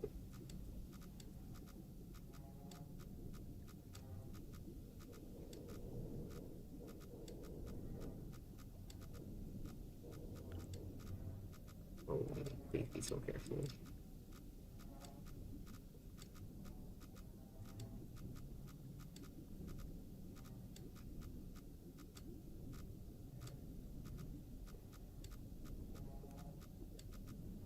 I am being careful.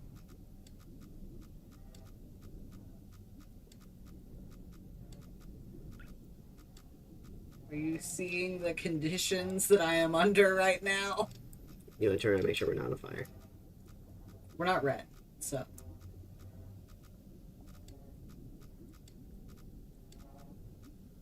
Let's see what the words are. It sounds like there's words being said.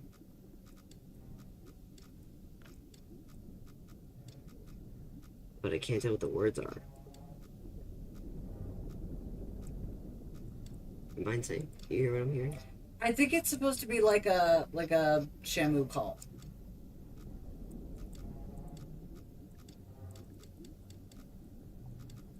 I don't think it's supposed to be. I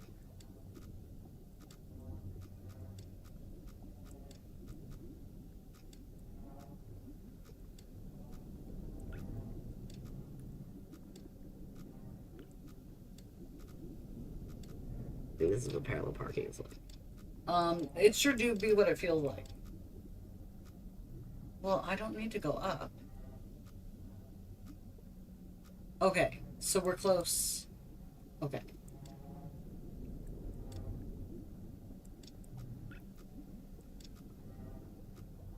Do you want to look at the map again for a second? Where are we trying to go? We're trying to go here. 180, 576.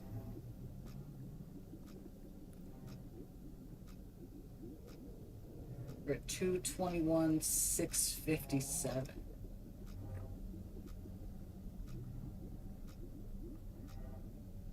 So we're like here.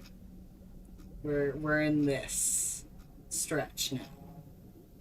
Yeah. Just make sure you don't hit the wall. No, other way. Hey. Let me drive.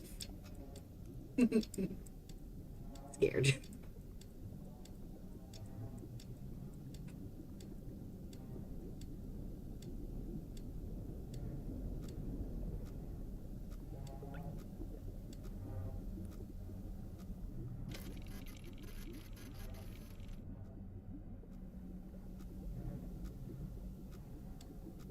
be careful.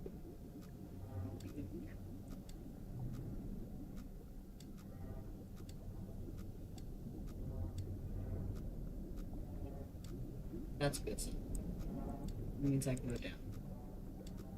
Oh, be careful, because you're still pointing a little bit towards that wall.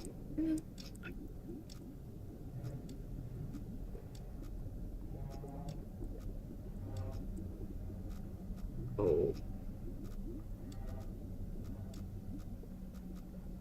Relax, I got this.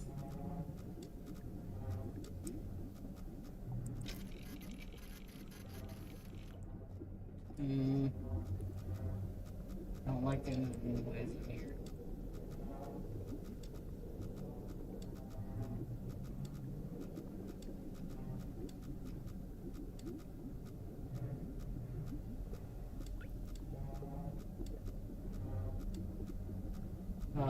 What are we looking for? 180, 576. Zero close. No. Oh, okay. Actually, never mind. Oh, no.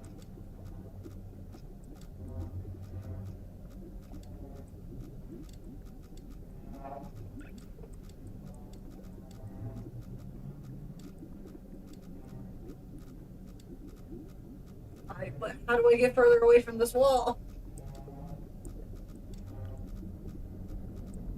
Where are you on the map? 193,628. 193,628. So we are like really hugged on that wall right now.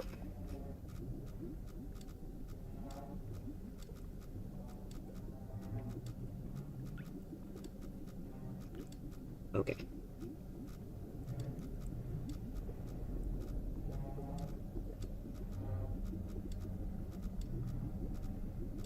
So it is. Oh, be careful. It is safer to be closer to that wall than the other one. Like, don't hit either of them, but that's. You know what I mean? Mm-hmm.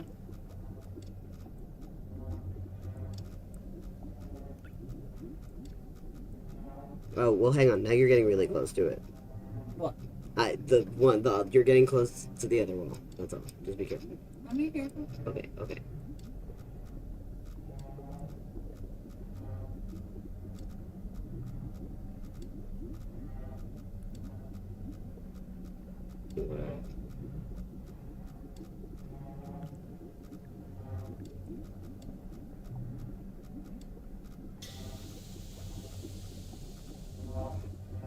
That might start a fire. Or is that just water? I think it's just water.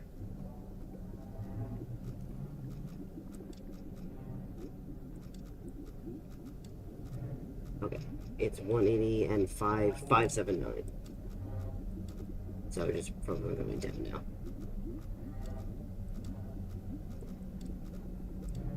That should be good.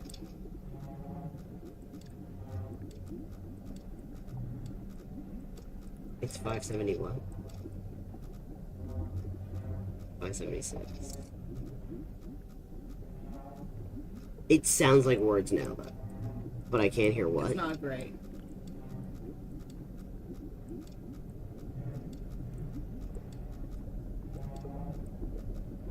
Fire. Oh, No. Why is that happening? oh no.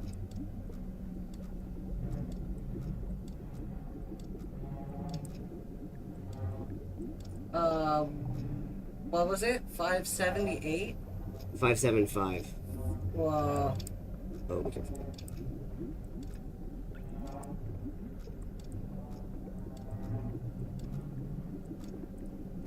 If you get down to, hang on. You should be good to do it now. Yeah, you're good. 180, 575, 184. You're fine, you're fine, you're fine. It's accepted within 10. No, I'm scared. Oh, the anomaly. The anomaly. Okay, can we get away from the anomaly now? There's a thing. Oh no, never mind. I thought that was like an exclamation point being like. Look at a thing. I think that's why we'd be shaken. I want to get away from the. It's so hard to get out of here.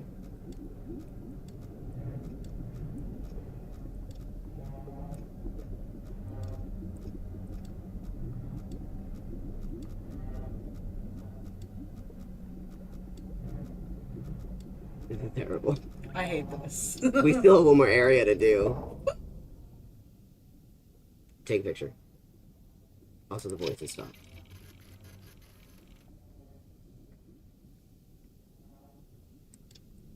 The voice has stopped. Mhm. I didn't like that. Like, suddenly, I didn't like that. Put it down. Okay. 640. No, we're not over there. Hang on, go back. Sorry, 257 640. 275. 275. 275. 64. 640. We're like here. Okay, so we're Okay, out of that okay. section. But you are about to. You want to be a little lower. Nope, you're still going higher.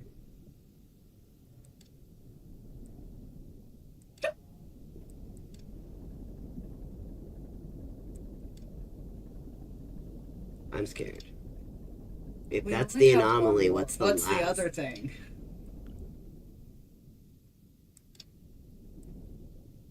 Oh. There's so little oxygen left. But it only went.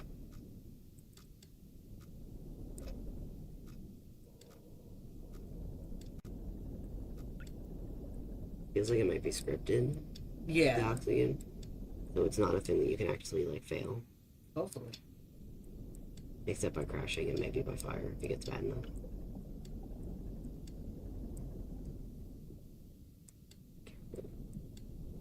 Where are we going towards now?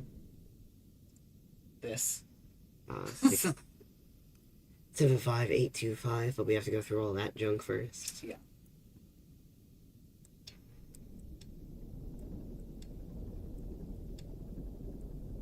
I never thought I'd want it to be silent.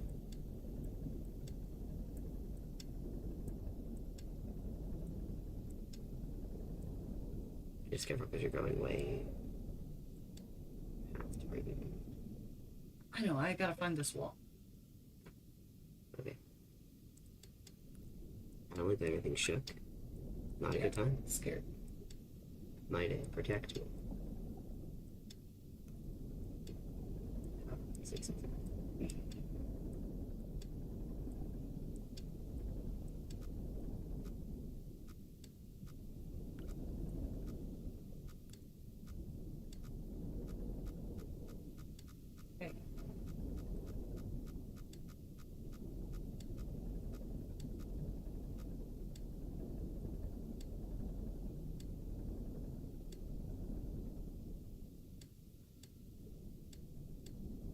450, 680. 450. 680. So we're like here. Yep. Okay.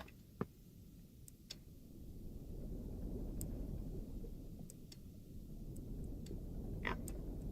I'm thinking. Oh! Ah! Oh. Fuck! I'm scared. Try another picture. You try another picture.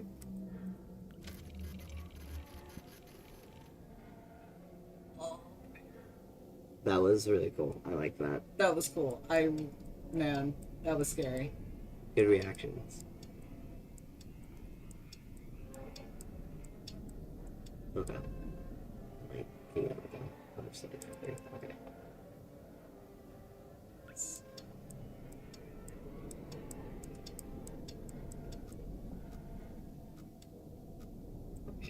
Okay. There's one left to go. One left to go. One down. Oh my god.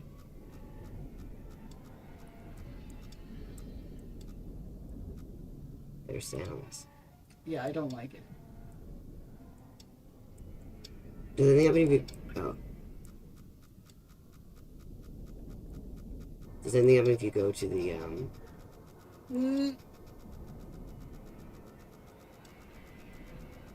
Please don't hit me, please don't hit me, please don't hit me.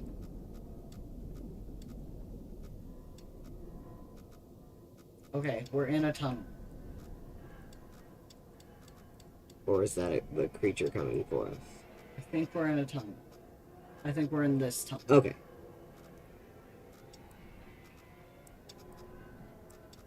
Be careful, please.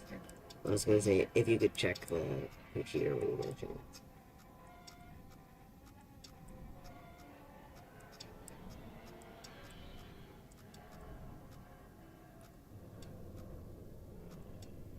Actually, wait, can you go to the computer for a second? Can you check your briefing again? Hang on. B.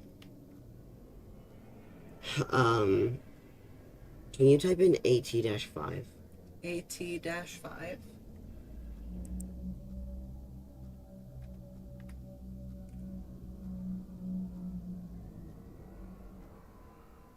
Blood oceans.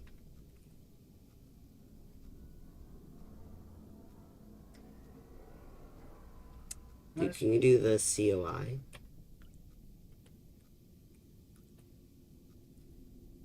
The Consolidation of Iron. The Consolidation of Iron is a brotherhood of 3 space stations and 2 space. Stop picking. 2 spacecrafts found on the principle of collectivism and ruled by the popular vote of all citizens.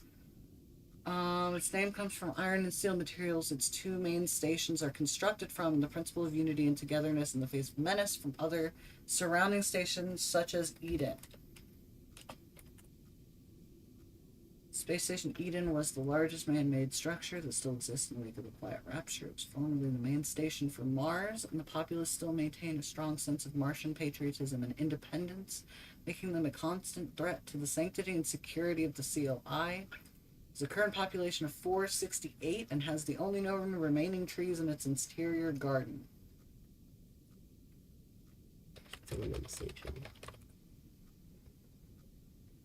Fourth largest space station in the COI until EIC, when tensions between the COI and Eden erupted in a 9-day battle on the station. The conflict battle ended unresolved when Eden troops resorted to sabotaging the station's reactor, resulting in a critical breach. Redacted.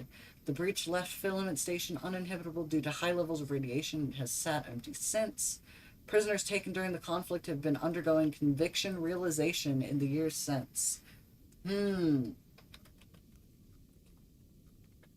Sounds like what we're doing. A humane form of criminal justice used by the COI where crimes are repaid by rendering service to the general collective by performing surveys, maintenance, or other similarly beneficial tasks. Try SM. Well, unless you have something, try SM-13. The Epoch. Epoch of Interplanetary Colonization, or EIC. Interstellar Calendar Standardization adopted with the establishment of the first off-colony of Mars. Stop picking. And was the predominant calendar used throughout the known galaxy, although before the Quiet Rapture many debated switching over to a more standardized measurement. IMC, or Interstellar Martian Calendar, was especially popular owing to a large population residing on Mars. After the Quiet Rapture, all stations and Starship Alliances still use EIC, aside from Eden, which uses INC. What's the other thing? SM-13. One of the 4 in-service underwater crafts fashioned by the CLI for use in conviction realization in the blood oceans. Deep liquid photography and analysis. Mob justice by way of forced suffocation or otherwise have been proven false.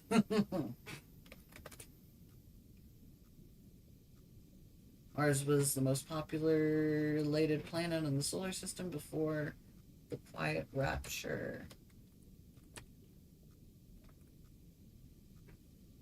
Radio contact was suddenly cut. Nobody can recall having visual contacts with any planets with the incident occurred. Uncertain what might have happened. Okay, this is kind of what it already told us. Interesting. Okay. Now we know there's a war, too.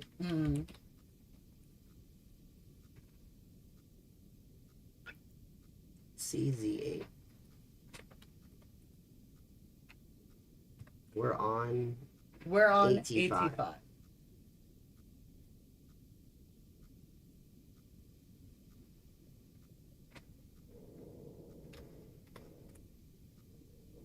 Yes.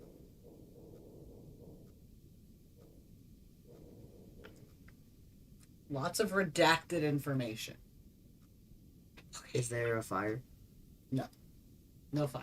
It's just like this right It's now. just like this right now. Okay. That's going towards us. I know. He's mad. I'm not mad.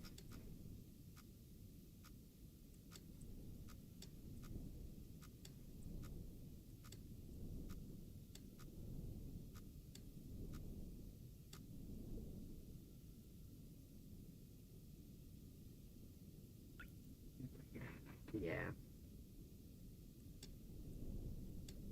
Can't tell if flashing is fire or not. It's not. It'll go really red when there's fire.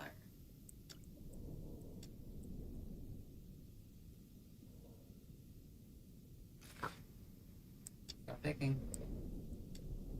It's not myself chewing. Oxygen notification. No. Might be fun.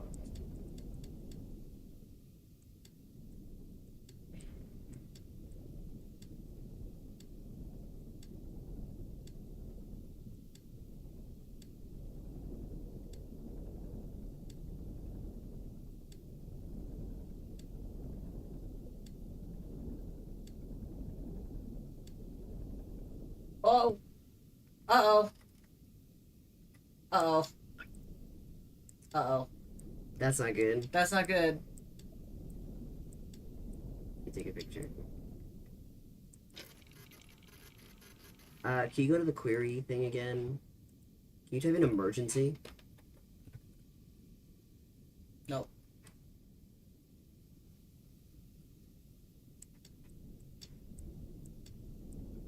Oh man, this sucks.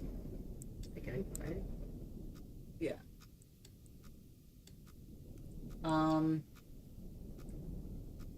What's up?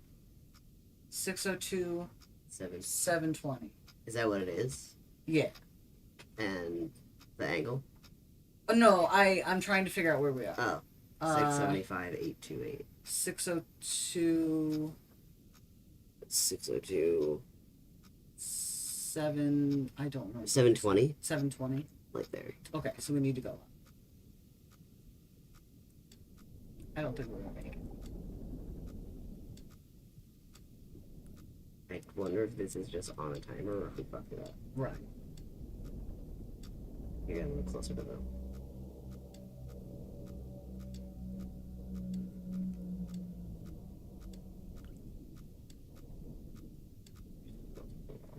I'm getting farther away.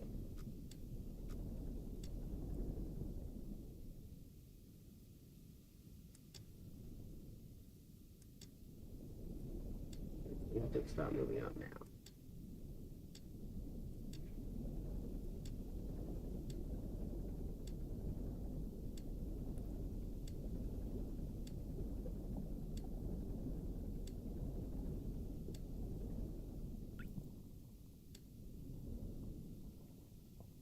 Like 75 and then 800 something.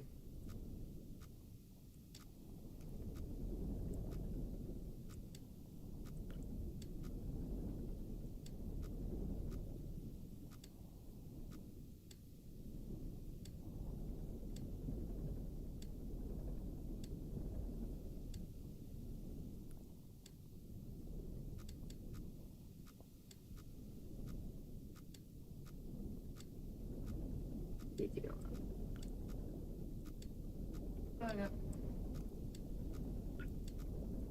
Okay, you're at, well, you passed 675. Whoops.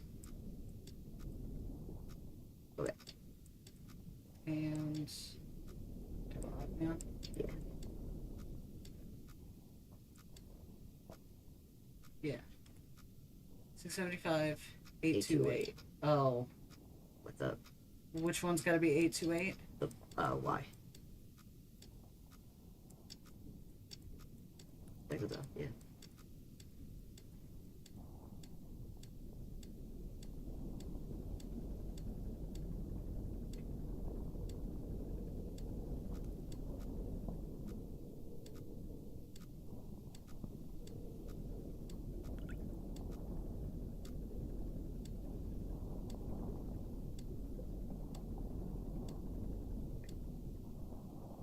and $2.95. Oh. Oh, I don't know if that was on a timer or if that was supposed to happen. I don't even. Holy shit. It exploded. Oh no. That was really fun though. Man, we didn't even see what's down there. Oh. Is there different endings? I don't know. Silent images showed pieces of methamphetamine together all over the bottom of the French. So it had been torn apart by some huge beast. Yeah, I guess that was certain. Records cannot be received at the sign. No photographs have been recovered. Stars showing pale as bones. The moon is alive with quartz. Its ocean a gaping wound. The universe was left to it's dying. If there were in the void, there must be hope. Like, is there a secret thing that we can do? Right. Because it seems like the computer doesn't help us that much. Right. I don't know if we wasted time get around with the computer or if that was on like a Right. you get close enough and it kills you. Finish the game.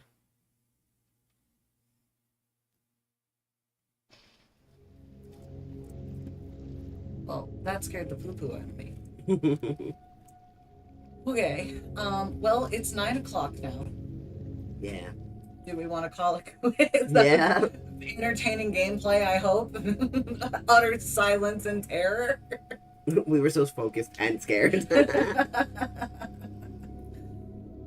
Oh. I love ocean themed horror. It's one of my favorite things. We need to dredge. We do dredge. We should do more dredge. And there's Dave the Diver has horror themes as well. True. We have Iron Lung and Iron Danger. Yeah. Well, how did you move all the way over there? What? You weren't being blocked by the chat earlier. You've migrated to the Yeah. other side of the frame. Well, that was terrifying and really fun. I just gotta chill. We won't be here next week. Sorry. because we don't love you anymore. Yeah. We're breaking up. We'll be in Illinois. Yeah, we'll be in Illinois. Ow, I hit my hand.